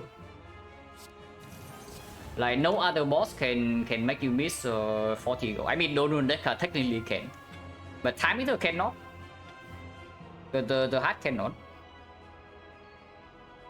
You cannot change the gold output from 120 to 80.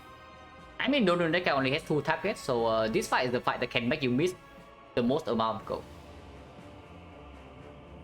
Yeah, this is actually the boss fight that can make you miss the most amount of gold. Actually, slime boss is technically ball,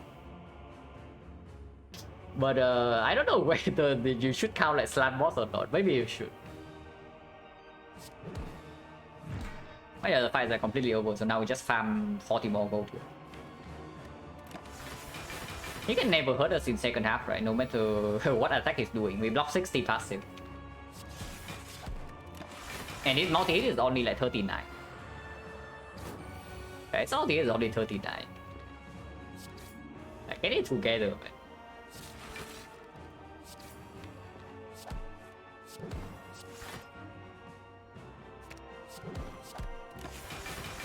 I don't deploy Frost, I don't deploy the Lightning because Lightning slightly difficult to evoke.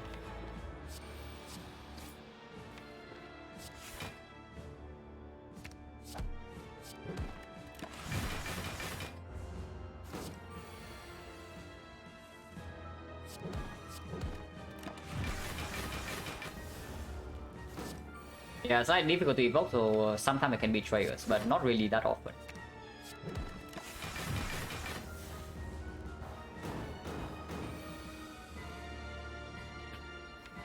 Oh, maybe our damage against the heart is not that good. Even with the streamline.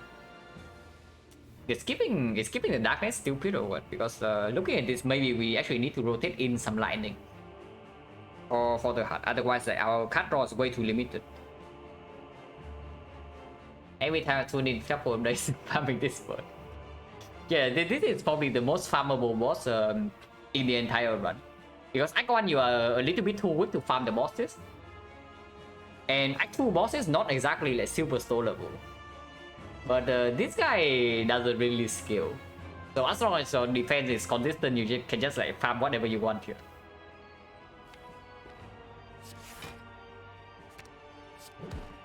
I need like one more hologram for this damage to be satisfactory.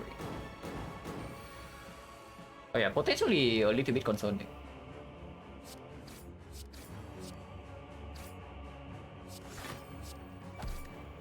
Because the vulnerable is not even permanent yet. But we do have a 400 gold shop. Yeah, we do have a 400 gold shop.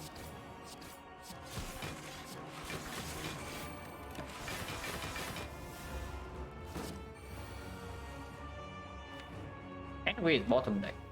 We don't really care.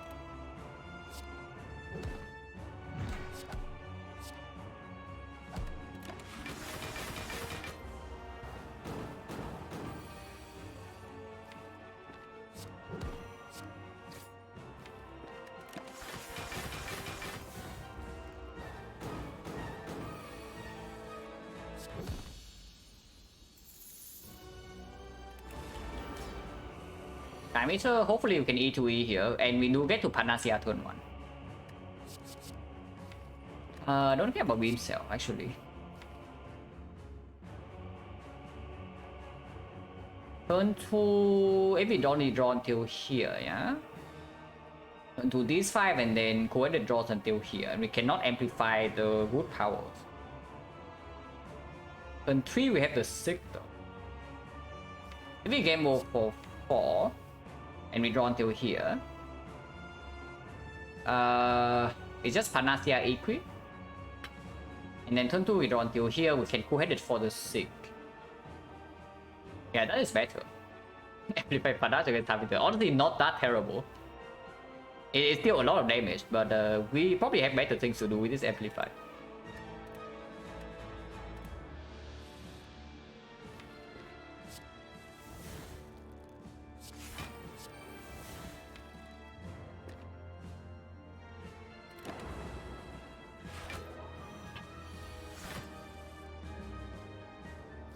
Right, we just do single panache. We can amplify panache, but we don't need to. Because now we just get exactly enough cards. We do 6 into these powers and we amplify 2 powers. Play 5 cards, total 6, and we get all powers in play.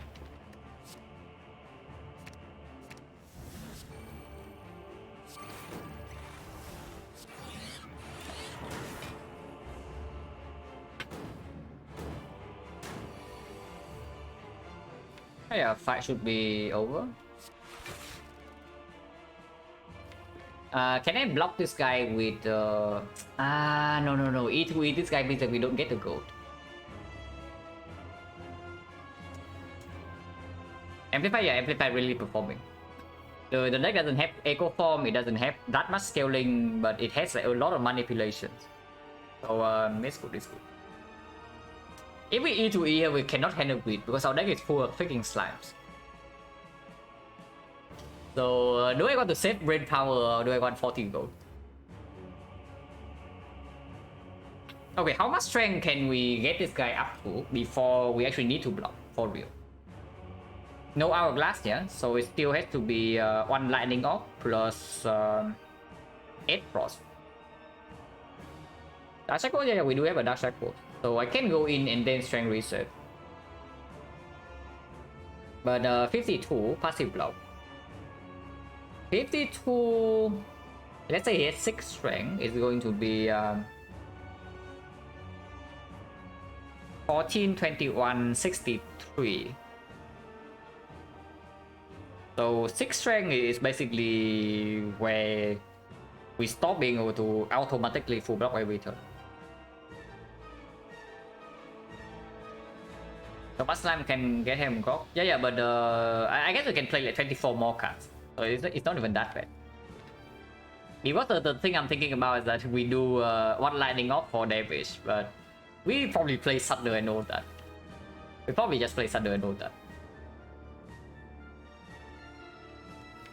Yeah, before then, I want to kill slots first.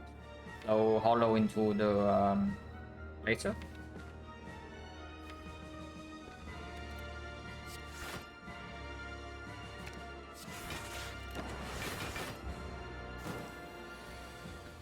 Debuff again, not like we care. Don't play the FTL. And we can't actually matters here because we don't want this to have more than 6 strength.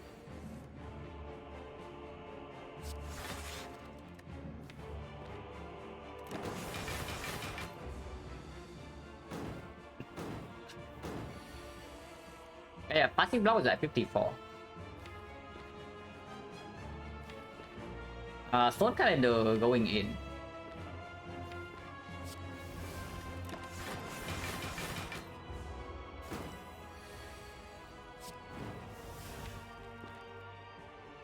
We kill the one lightning off. It doesn't matter. Yeah, we can just wait one turn and then do Beam Cell Thunder. Actually no, we cannot do Beam Cell Thunder because this freaking guy is getting drawn down. So we only draw 5 cards even with machine learning. Whatever, we can just do Thunder Streamline. It's not that bad.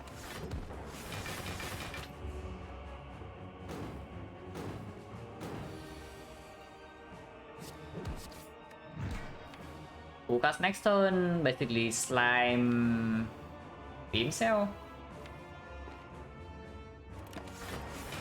Beam Cell is better to play than go for the eyes.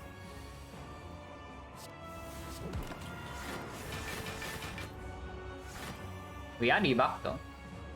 And yeah, it's like 54 already, yeah. So when he has 6 strength, we can no longer do this.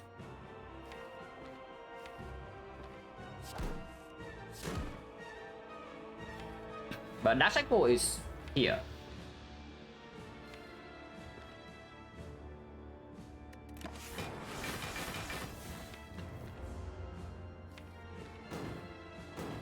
First we do get hologram into Equi. Into hologram Dark Shackles, but that's not enough energy. This next cycle we cannot do it then. We draw too much. Before we were drawing too little and now we are drawing too much. Not enough energy here now.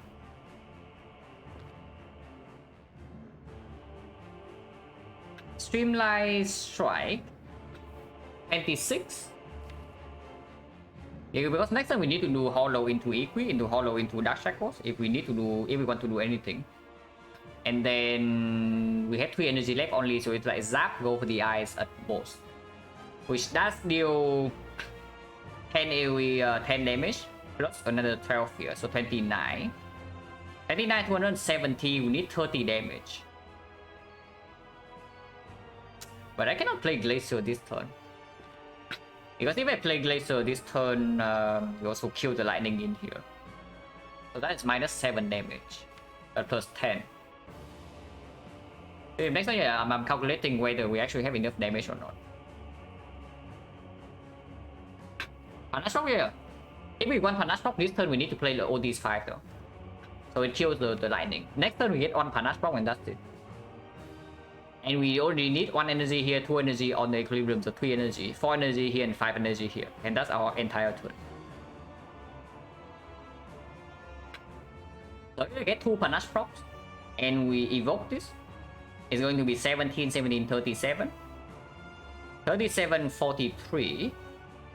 43, 53. 53 plus 7 is actually 60. So it goes to 239. And that does split. Okay, that's perfect then. Actually perfect. We just play these 5 cards. And yeah, we think that the Panache is for Retromancer, but it's actually for Time. 。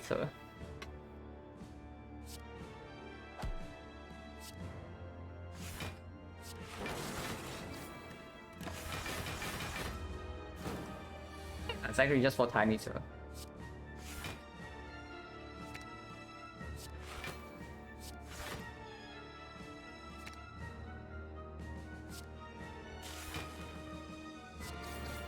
Perfect. And now we dash goes reset.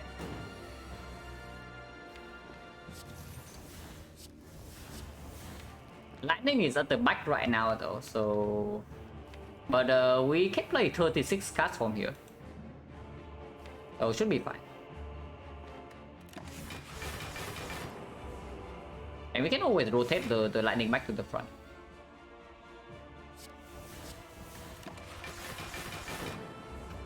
He keeps shuffling slimes in.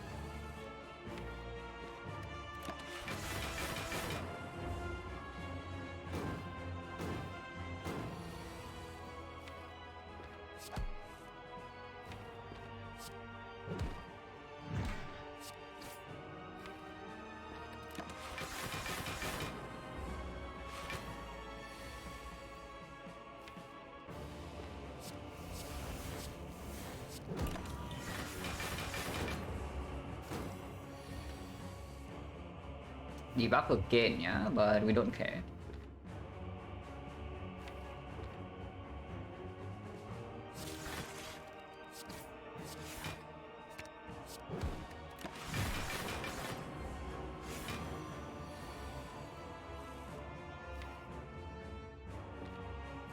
Cannot do it this deck cycle because we miss both the holograms and the hand of wheat here. But next deck cycle we can do it.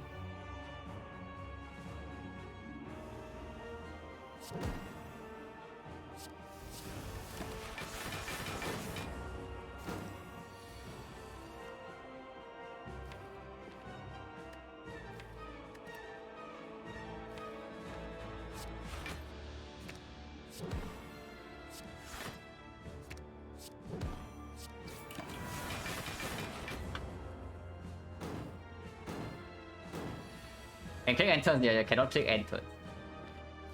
Can we do it next turn? If we do compound FTL AQ right here. Compound FTL EQ, next we draw till this and then it's streamline, but we are weakened. And he gains 20 block. So 10, 17, 1, 2, 3, 4, 5. We can play 5 cards this turn. And we deal 9 here. 19, 26, 33. He's at 35 HP. And we do draw to this next turn. 35 HP. Streamline. No. 35 is actually 55, yeah? So streamline, weaken, vulnerable. It's not enough. It's not enough. Weaken vulnerable is only 22 and then this is another 22. So 44. We are slightly off. If that's the case, I just wait for next deck cycle.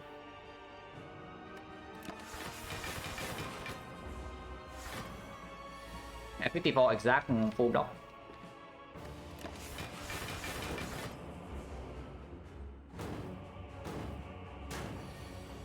Debuff again. But this time we can streamline here for 30.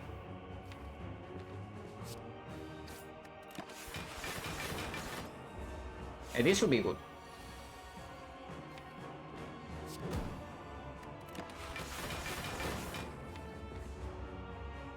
Even if he debuffs next turn, this should still be good. And if he doesn't debuff, we just hand it with next turn.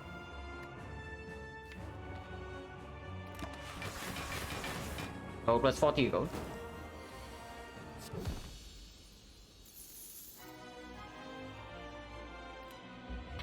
It's Lito? Yeah, we missed Lito because we were waiting for hand of wheat all this time. If we don't want to hand of wheat, the fight was over on like turn 2. We just press end turn forever and he can never deal damage. But we wanted to land hand of wheat, which was the entire reason we were playing the fight. But yeah, here is it machine learning? Is it master strategy? Apparently machine learning upgrade is actually somewhat important. Even into the heart. And that's pretty annoying. But we do have Lizard Tail, so we can have like some... We can be slightly slower for the first 2 turns with the laser tail, as long as we can outscale it afterward. But yeah, machine learning upgrade is more important than master, even with the Frozen Eye and the gambling chip. Because if we top deck machine learning, we can also we top deck the amplify, we can also do it immediately, and we can hologram back the amplify later on for our focus powers. The machine learning, yeah, because we don't actually have real card in our deck, unfortunately. Man, upgrade machine learning. They really upgrade the machine learning. I mean, caliber is like considerable, but not really. So now we no longer need to amplify our capacitor, yeah, which is pretty big. Chaku will also remove. You don't want these liquid memories or the power potion, because like you can also exchange 2 potions right now. Why don't you want to exchange 2 potions? So win more? I don't know, because it does give us free block, quote-unquote free block on the off turn. Getting free block on the off turn is not really bad, you know. It's like we block for, let's say, 50 per turn, and that is like 35 block for free in the off turn, which is definitely not nothing. It is still very good, and I'm pretty sure that big hit we can always block. So if we overblock the big hit, it just like prepares the entire cycle for the multi-hit, so it's not bad. Remove is good. It's definitely not Nunchaku, yeah. I don't think we're actually short on energy. Honestly, here I would just buy 2 potions, like Power Potion, Liquid Memories. Because Power Potion, if it's Bias Cock, suddenly we have like 10 slots with Panacea Bias Cock. Yeah. So Power Potion Echo Form wins. Bias Cock wins. The defrag can also be amplified, so that is +2 focus. Capacitor is useless because we only have 10 slots. But something even like, I guess Halo War is not that good. We already have Weak Chain, we already have Inner Frost Generation. So Halo War is just flooding out deck. But Discharge from all pretty cringe. So it's just like Echo Form. Defrag and then Bias Call. Machine learning is nice, but machine learning is also good. Yeah, capacitor is garbage. It's only the 2 focus power, the echo form, and the machine learning. But 4 hits out of the power potion is honestly is good enough for me. Yeah, 4 hits out of the power potion is absolutely good enough for me. And I do think I want this liquid memories anyway, so I don't even take the card remove.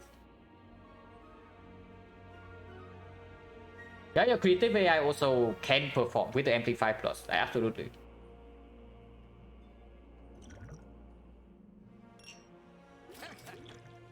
We saved these potions for the entire Act 3, and then now we just replace both of them. That's pretty funny. I don't want loop, I don't want chill, I don't want FTL, so we just leave this shop. Is that true that I don't want chill? Yeah, his thing is not terrible, it's not good either. It's not that good either, but it's okay. The thing about his thing is that I don't really pop the power potion until I have amplifier in my hand. Unless I see the amplifier is very far away, then I can power potion turn 1. Loop is like 1+ on off slot, it's basically the same as capacitor. Maybe if we amplify is like +2. It's okay, it's good. Not terrible. But yeah, we don't want anything here, right? So we do.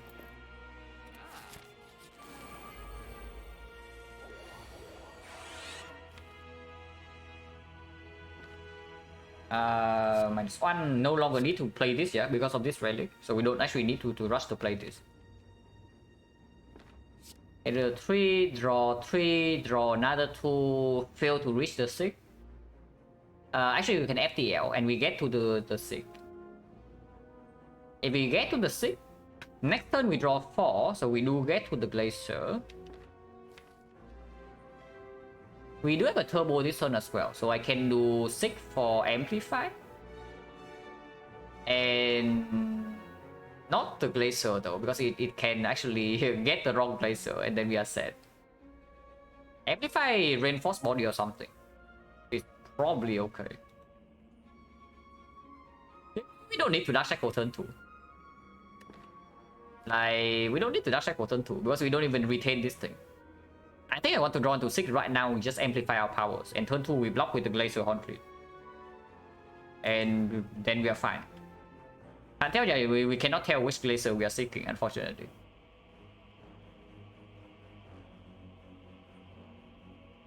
Panacea has like 50% chance for 1 focus. And then don't forget, yeah, we still need to block for freaking 33 here. But okay, game move for 3. Draw 3 again. FTL until here, Quided until here. 6 for whatever. So yeah, 6 for Amplify plus something else.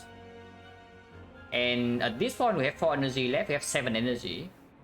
So with 6, we will Amplify Defract, Amplify the Machine Learning. And we have 4 energy left.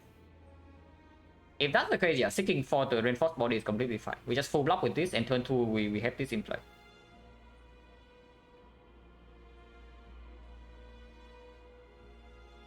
No, 6 was a nice trick. Is there a trick to know the identical cards? Because if there is, I don't know.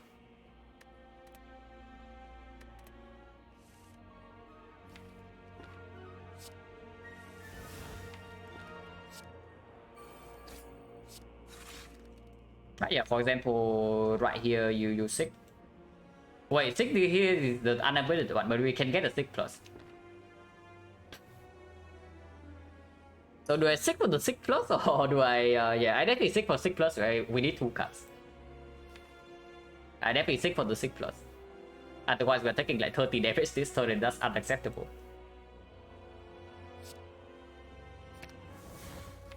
So 6 plus, and then we get the reinforced body thing.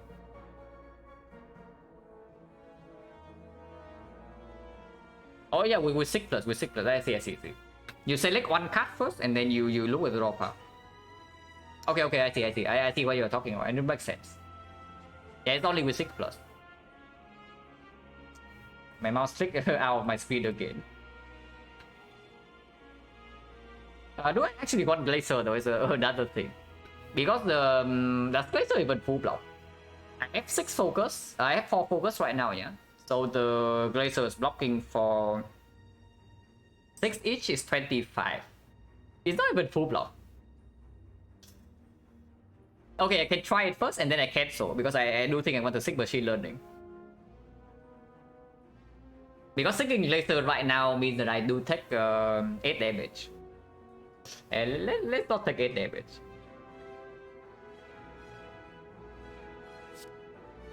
I think right here, let's say I pick this Glacier, and then I open the draw pile. And yeah, okay, I can see. I'm picking the second one in this case. So yeah, good to know. But we are picking the Amplify Reinforced Body here.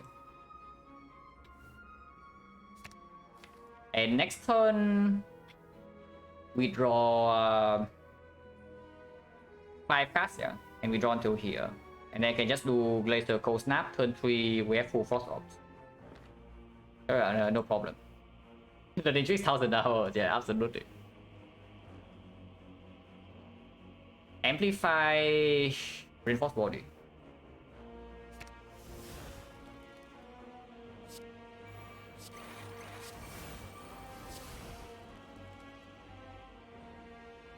I can do cast this lightning, but I still want to compound rival to draw. And then play Streamline. Streamline to reinforce body for 2, no, right? I need to reinforce body for 3. So the only card I can play here to still full block is dual cast. But yeah, I want to keep the lightning still for this to draw 2.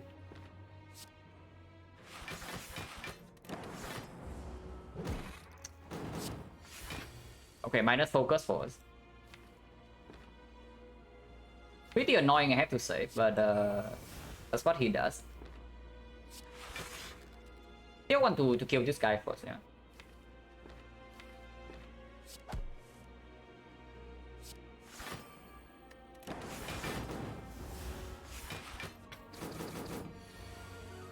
Okay, burns right on turn 3, which is definitely annoying. And we can get back the turbo.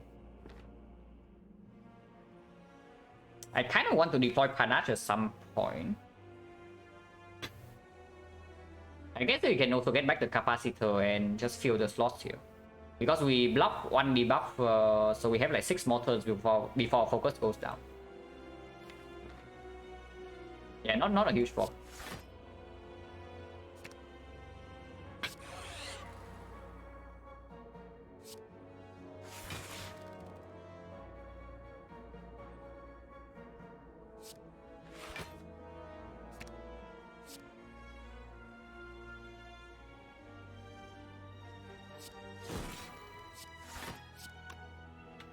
Yeah, taking 5 damage this turn, but no problem here. I do not potion for this.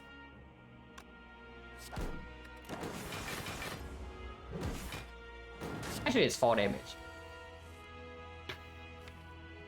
Not getting to artifact strip is pretty annoying though. But next time we do draw 7 until here. And I guess we can hologram... No, we cannot hologram 2 things. But I can just play Dark Shackle right now, and next time we can hologram to go for the eyes. Yeah, I guess Dark Shackle doesn't really land then.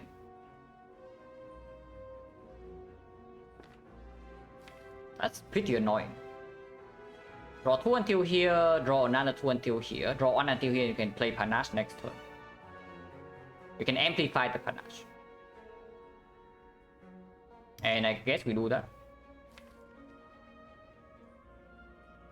And yeah, like waiting for that Shackle to actually land here is never happening. So I guess we Shackle right now.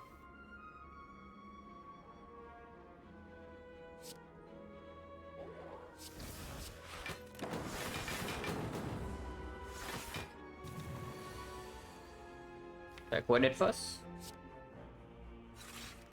Into compound. To here. And then we can do amplify Panache into hologram the go for the eyes. And we need to block for 60 though. Currently only blocking for 35. We need 25 more. Cannot amplify the Panache then. Oh, I can do hologram go for the eyes. Block for 18, 18 plus 35, 53. 53 we are facing 62. It'll take another 9 damage. But then I can amplify Panache next turn. It's probably good. I do need to end this fight like fairly soon. The next time this guy attack, we are in big trouble, yeah. It's probably good.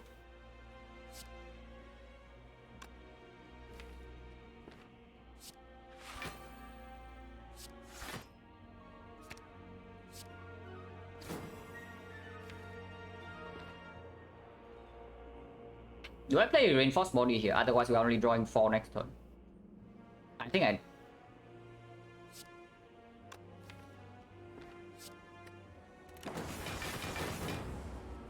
Ignite, but we block 1 debuff.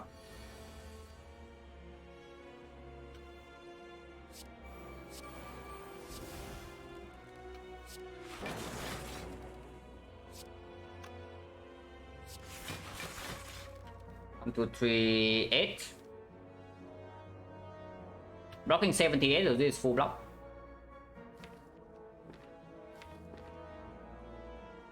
Double check, yeah. Yeah, 8, 40, 78. So this is full block and we can attack here. And Streamline is definitely better than Hand of Greed. And next turn Stone Calendar kill this.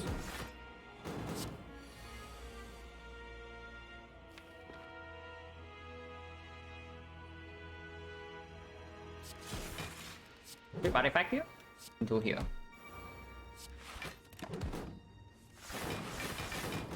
Okay, fight should be under control.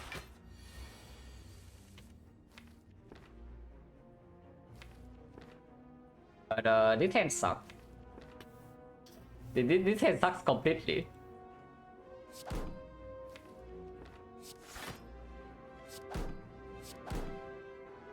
And we do deal a little bit of damage.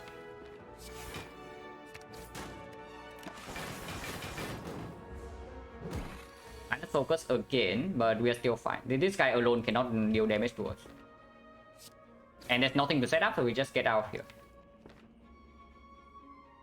30 is already full block.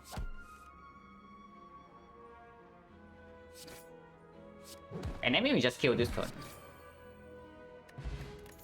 Wow. That's 2 HP. What's going on?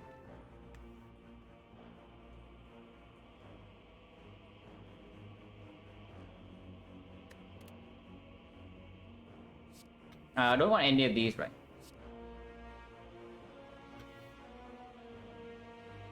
Burn drawn by Gremlin Horn, not damage. It did, no? It did, but we were like overblocking. I think it did. Bullseye doesn't play. And Turbo also doesn't play. So we skip.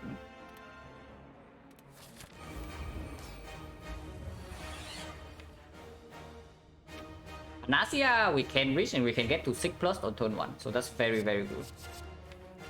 Ammo for get 6+ for the... Still need to freaking 6 for the Panacea though. Panacea amplify and I can amplify machine learning, but then we don't have amplify for these things. And if we 6 for the Panacea, then... Yeah, if we 6 for Panacea, then we cannot amplify another power this turn. It's probably true, and then we wait with the amplifier a little bit. We can get we can do 6 into Panacea plus the capacitor, because this one we don't need to amplify, but getting slots immediately doesn't even do anything. So I don't want it. Sigmaster, we can Sigmaster strategy. But even then we don't get to Panacea, unfortunately, unless you want to toss machine learning away. Which maybe I want to do, because we do have this thing. But honestly, might as well just liquid memory the amplifier later on, right? And play machine learning right now. Yeah, that makes a lot more sense. Like I do forecast away. Click for the Panacea amplify, and we do Panacea amplify. And I can even open power potion immediately, because we do have amplify plus. And play the Panacea. If we see the bias core, then maybe I take the focus over the vulnerable thing. And yeah, and afterwards we liquid memory the amplify back to do our defrag. So effectively this is a focus potion. And yeah, I take that. So gamble for 4 right here, and then we open power potion first and then observe.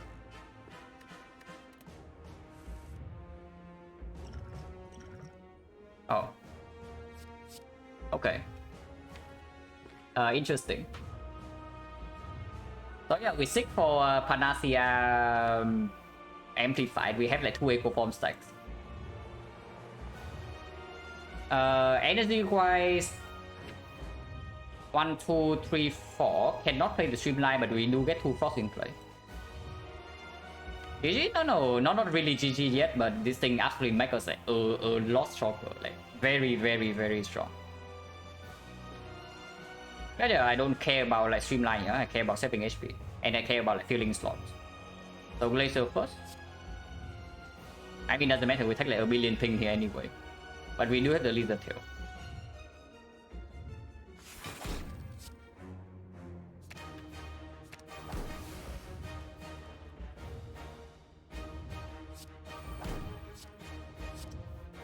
Mouse hitting me off.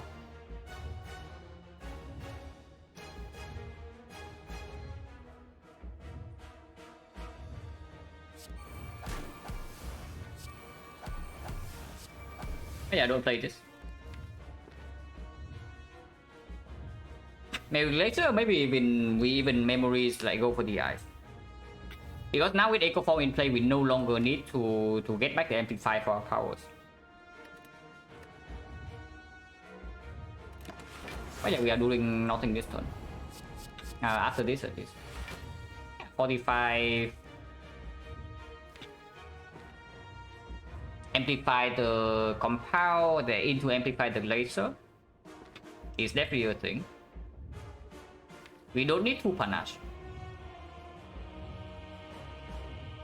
2 stack? No, 2 stack is only 2 cards. With 3 cards play is the looping on echo form. So you have to echo form on echo form, then you get 3 charges, but then you get to use the loop effect immediately.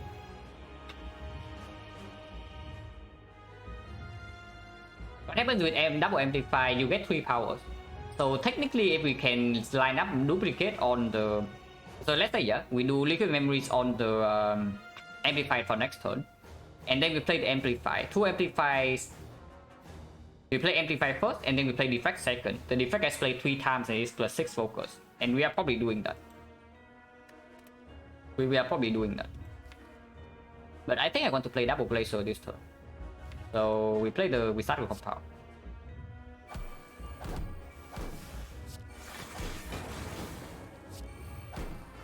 Blizzard will be good here, unironically. We take quite a lot of pings next turn though, because if we want to do triple defrag, we need to not play the pen. So that is quite a lot of pings. But yeah, that's fine.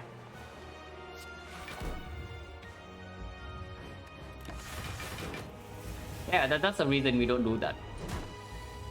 If it's actually even a reason. But we are probably doing it.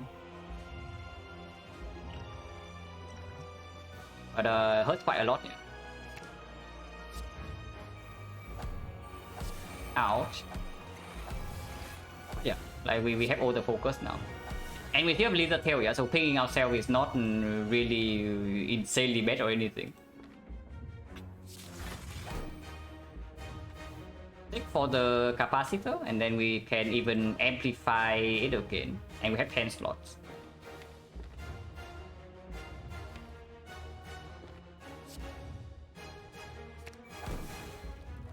Why not? Why not?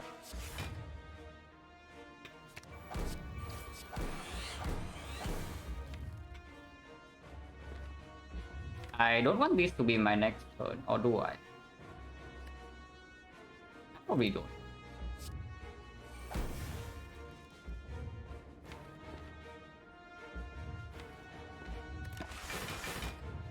But yeah, setup complete, so now we...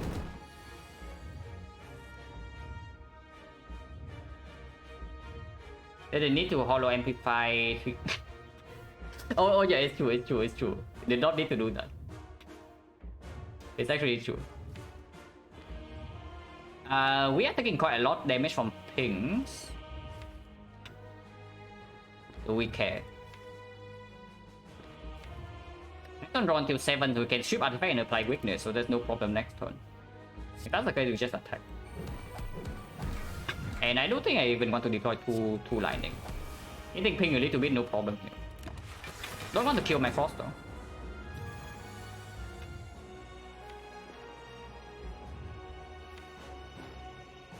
Hitting ping a little bit more, go to 1 HP. Is fine.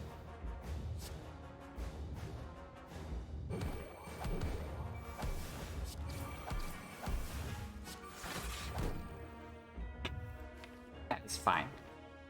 No problem whatsoever.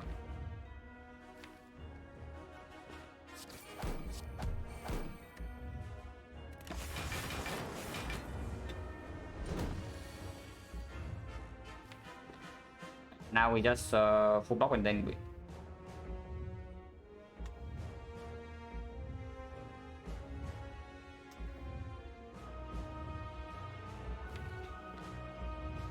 And hollow it to deploy vulnerable, maybe we should do that.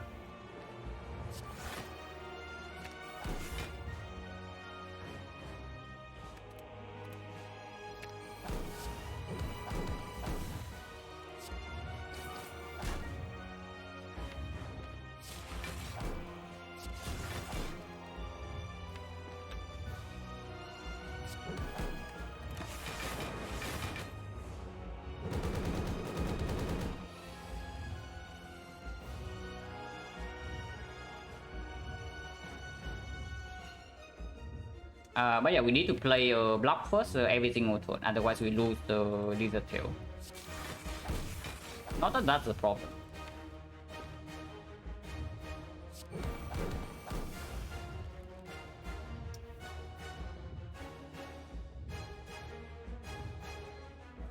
Does it actually kill my battery in like 3 days or what? Because the light is like turning on and off with my mouse, and it just stops working every few seconds. That's pretty annoying. Next time we draw 7, yeah, so I can just do double laser and that's full block. So don't really care about drawing. I mean, we can draw. Draw right here, yeah, drawing is fine. Drawing is fine, but I want to exhaust this. Then don't need to hologram anything here.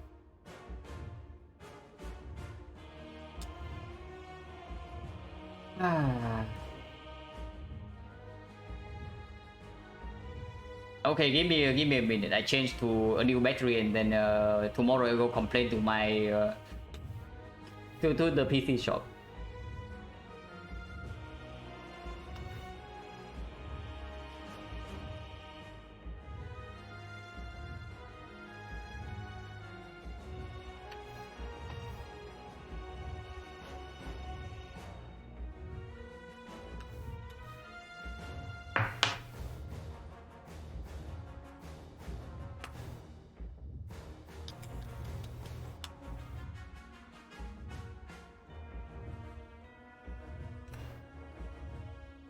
Okay, we're fine.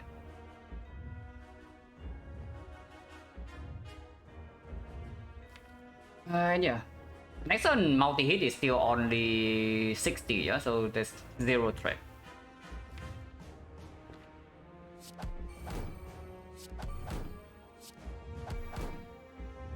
And turbo into hollow void for 10 more damage.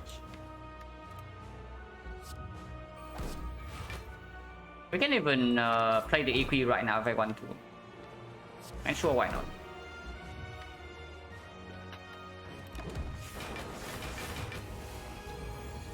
Yeah, 60 only, no problem.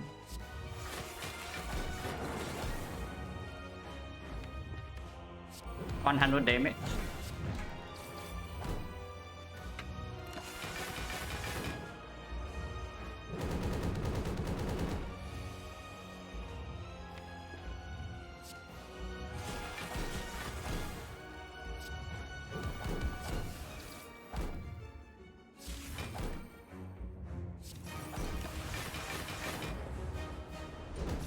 I guess Nasako never ended up battering except for we don't even need it for working one, so it was only for time eater for to proc the hand of grid. So that was the only thing we actually needed the thing for.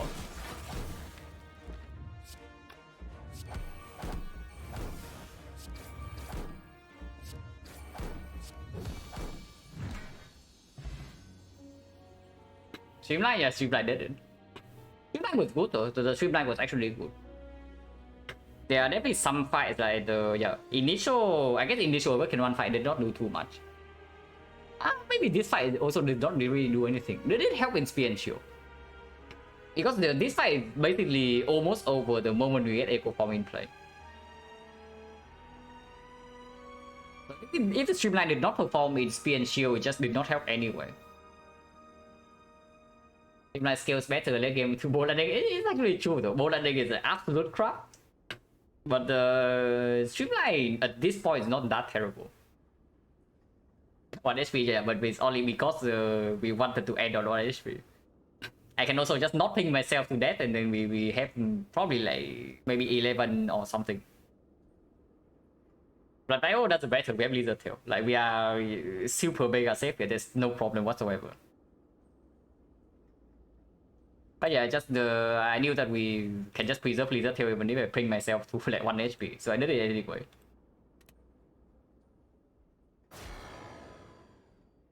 So 8-4? Yeah, 8-4 is not bad.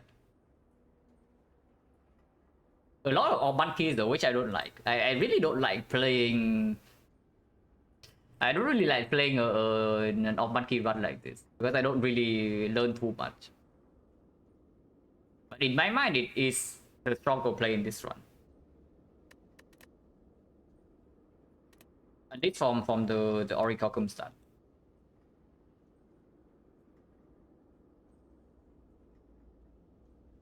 Yeah, A4 is pretty good.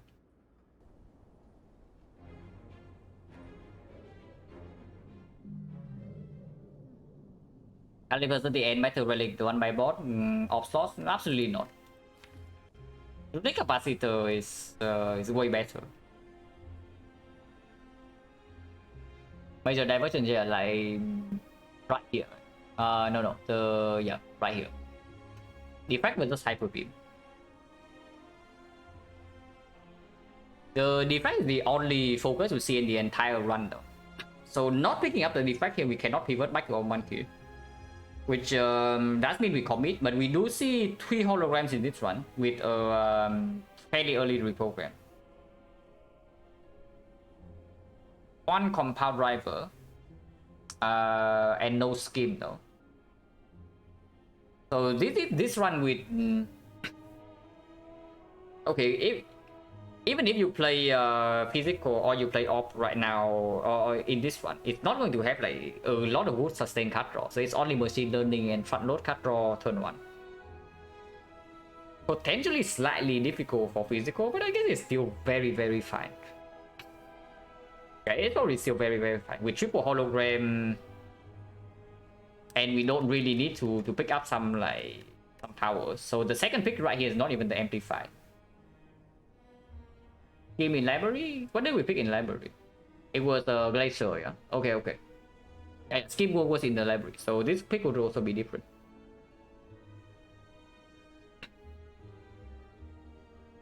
Yeah, so one scheme, it would be strong. It would be really strong. Yeah, with like 4 holograms, reprogram, equilibrium, scheme on compound, and still gambling chip for the night. Library was almost as good. Yeah, this library is like completely insane. And we did not even pick the red card. And yeah, like these fights should not be a problem for the strong reprogram deck. And Echo Form, if we get Echo Form this fight, then the HUD is never a problem either. So it's only about the spear and shield. Potentially tricky because the shop would also be different. The shop right here would never be runic capacitor. Yeah, the shop right here would be would it be? Probably still the 2 potions. Maybe not power potion. No, I don't know because the power potion was also up against something like the flex potion that we were saving, and flex potion with reprogram is like 5 strength. 5 strength is pretty strong. And the liquid memory is probably still the same. Sig is still the same. Maybe you buy nunchaku, maybe you buy calipers, but oh yeah, another thing about the thing is that the second you also have like 2 reinforced body plus. Yeah, you probably also have like 2 reinforced body plus. Oh yeah, it would be very strong for sure. And plus with beam cell AoE, yeah, but that's only killing one way, which is why we cannot even take Elite Act 2. Because yeah, slavers we are fine. Book we are probably fine against, but leader is like very fishy. The leader is very fishy with like super defensive deck with only Thunder.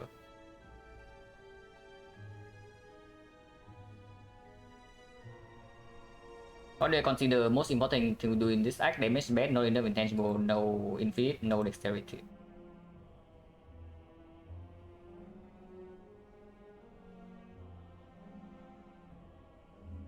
I think intangible.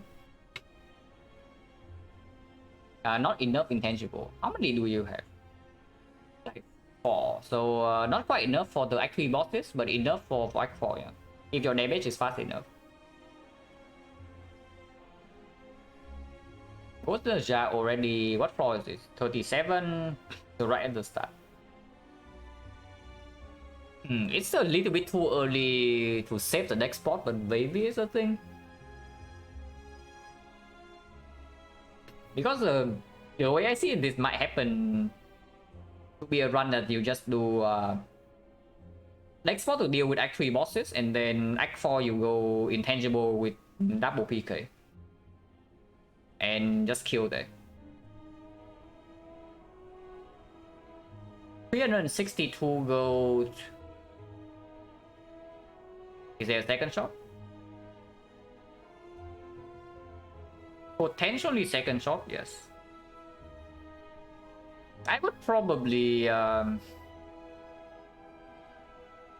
is this deck strong enough in hallways though? I am not super sure whether this deck is good enough in hallways.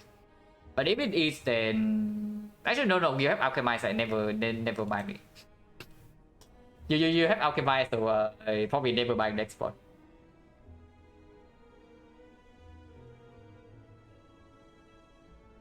So yeah, it's probably just PK remove, and if you really want to buy the cow gamble, if you don't want to pass for a second shot.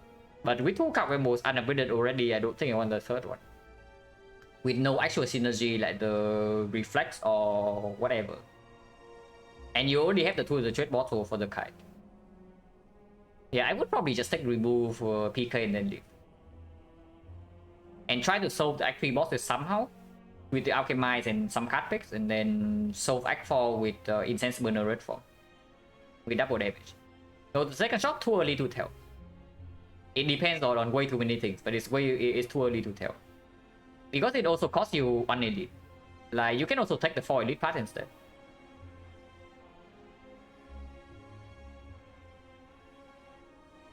Yeah, like not going to second shot gives you 1 more elite. So personally, I would probably spend all my gold here, and then I observe whether the second shop can have anything, or whether like, I am desperate enough for the shop or not. But actually bosses can be solved with a lot of things, especially when you only have the strength reset. But yeah, probably just buy PK, remove, and then leave this shop. Okay, that's technically not spending all my gold, but I don't think Card Game is actually worth the gold. Statistic plus? Probably not. Is that another thing you need to set up, and it doesn't even perform before fumes is down. It needs to be after the fumes. Because damage on like piercing will, damage on neutralize, irrelevant. And I don't even think that Awakened 1 is a super good fight at the moment for this deck. So I don't want to add like another power. And if you have 2 PKs, then you don't even want to draw into the stylistic nature in like super short fights. But always I think the most important depends on whether you actually see a reflex or not. Maybe I prefer to have like 1 card game upgraded if you are playing a deck like this into the end game. 1 card game upgrade, but nothing is like super high priority. With the maybe with the pyramid you even want the second one, but without a reflex I don't really like it. But yeah, it depends a lot on what you see in the elite rewards. But yeah, I would never pay gold for sadistic.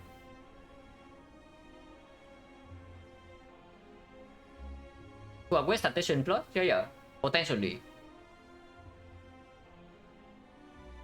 Like, if you have all the card modes upgraded and then you have like on reflex on addition, this deck is just infinite. But yeah, I probably don't pay gold for the third game mode. I don't think it's actually good.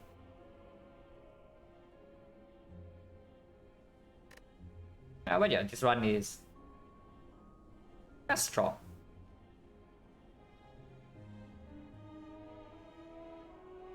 $982 gold. Where did we get this? Like middle of Act 2, right? Yeah, we get it this late and it was still 1,000 gold. So Head of Wheat is also the Head of Wheat here. How much gold did we get from Hand of Wheat? We definitely landed hand with in this fight. So 1. 3 shapes right here, we landed on 2. So 40, 60. 60, we did land hand with here, 80. 80, we did hand with this fight. 100.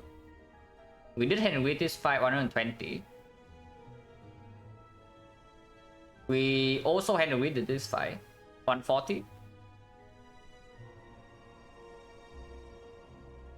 We kill all 3 with this, so 200. This is only 40 gold, so 240. 280. 300. So hand with farm was 600 gold, and we paid 200 for it, so quite a deal. Am I adding any attacks? Eviscerate? Yeah, probably Eviscerate. Grand Finale could also be fine. If you actually see that your damage is not enough, because even with double PK, there's still no terror. So like permanent double damage is nice and all, but if you cannot really block then against Time Eater, you can have some problems.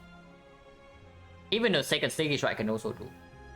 But you have to see like whether your damage is actually enough or not by playing through the deck. Any terror? Yeah, absolutely. I know. With PK, of course, you're adding terror, but I'm just saying that in the case you don't see the terror, you need to judge like whether you actually need the damage against Time Eater or not. Because that deck doesn't have a lot of front road block. That deck really doesn't have a lot of front road block. So if you add a second PK and you rely on like brute forcing the actual bosses somehow while still preserving the Ghost Ninja, then you need to be quite fast on damage. And yeah, in that case, if you don't see a terror, I would consider a second Stinky Strike. If you see it. Of course, Eviscerate is better and Grand Finale is better. But second Stinky is not terrible.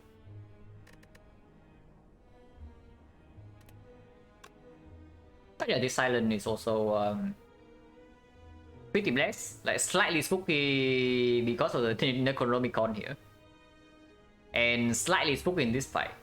Actually, I cannot believe that we had we even got to a situation where like 1 of 3 we die here.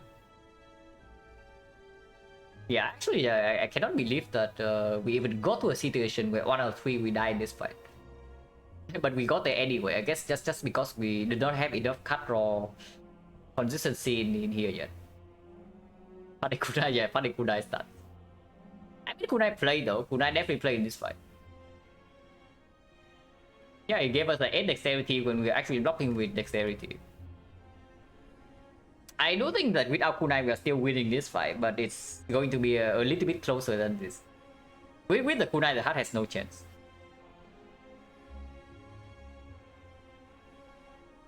But yeah, Loser upgrade here plays, so it's not even like we are making a bad upgrade or anything.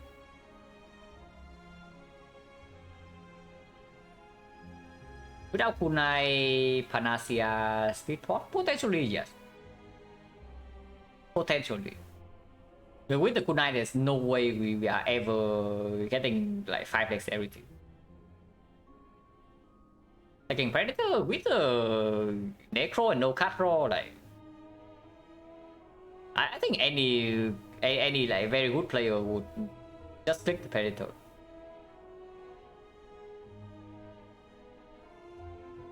With Kunai, yeah, with the Kunai, of course, we never use the speed plot. Without the Kunai, it would be fairly interesting. Oh yeah, something about this run that I would say is slightly difficult decision is the secret weapon here. And yeah, I ended up playing it insanely well in both fights. But paying 202 gold for secret weapon and not a secret technique is not very usual. But definitely made this fight like super smooth. Without Predator on turn 1, this fight was actually like very scary. Yeah, it's Predator when I want it, it's Dash when I want it. And basically either cut draw or full block. What happened in a few floors before? Oh yeah, it's this thing. So reading 54 gold almost killed this run. Yeah, we're reading like 50 gold almost actually killed this run. That's crazy. Of course, 54 gold ended up giving us like one more potion here. but getting this goal and not buying the block potion actually almost kills us in this fight. That's crazy. But I do not think that we are weak enough that with one block potion we are even remotely in danger here. But that's pretty insane. Like, the one time I played a little bit greedy at the end of Act 2 and we almost died. Like the one time. That's pretty insane. But yeah, rest here is fine. Playing fights in the act, no problem. Icon was solid. And of course, when we get to Act 3, we are strong enough. You can just say rested 11 HP recoil 3 damage collector, yeah. But it definitely happen. If you are playing a kind of deck that gets very, very strong when the first deck cycle goes well, but very, very weak when the first cycle doesn't go well, then it's just the case. Like this one right here is also the same. This one, if we draw well on turn 1 or any turn on the first cycle, this fight is like 0 damage. But we missed both the red form and the catalyst on Nightman. We took 63 here. Yeah, like whenever if you miss first cycle you die, then there's no reason not to rest unless you are insanely undercurve and you need the upgrade to catch up. But it's really difficult to ever make that kind of decision because immediately after the boss there's a chance to come back into the run immediately. So taking a massive risk right before the Act 1 or Act 2 boss is normally what I never do. Even if the run is like really, really behind, because boss relic and rare card can bail you out like instantly. When the count game upgrades, yeah. Yeah, overall pretty solid. Yeah. Oh, who's online?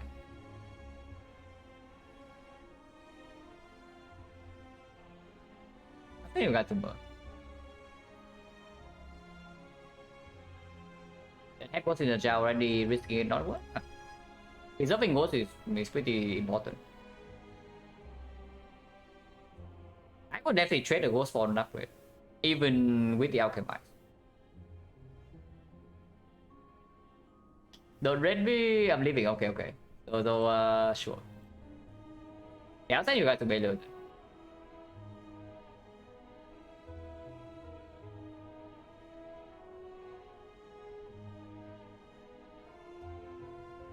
But yeah, thanks for watching guys as always, and see you later.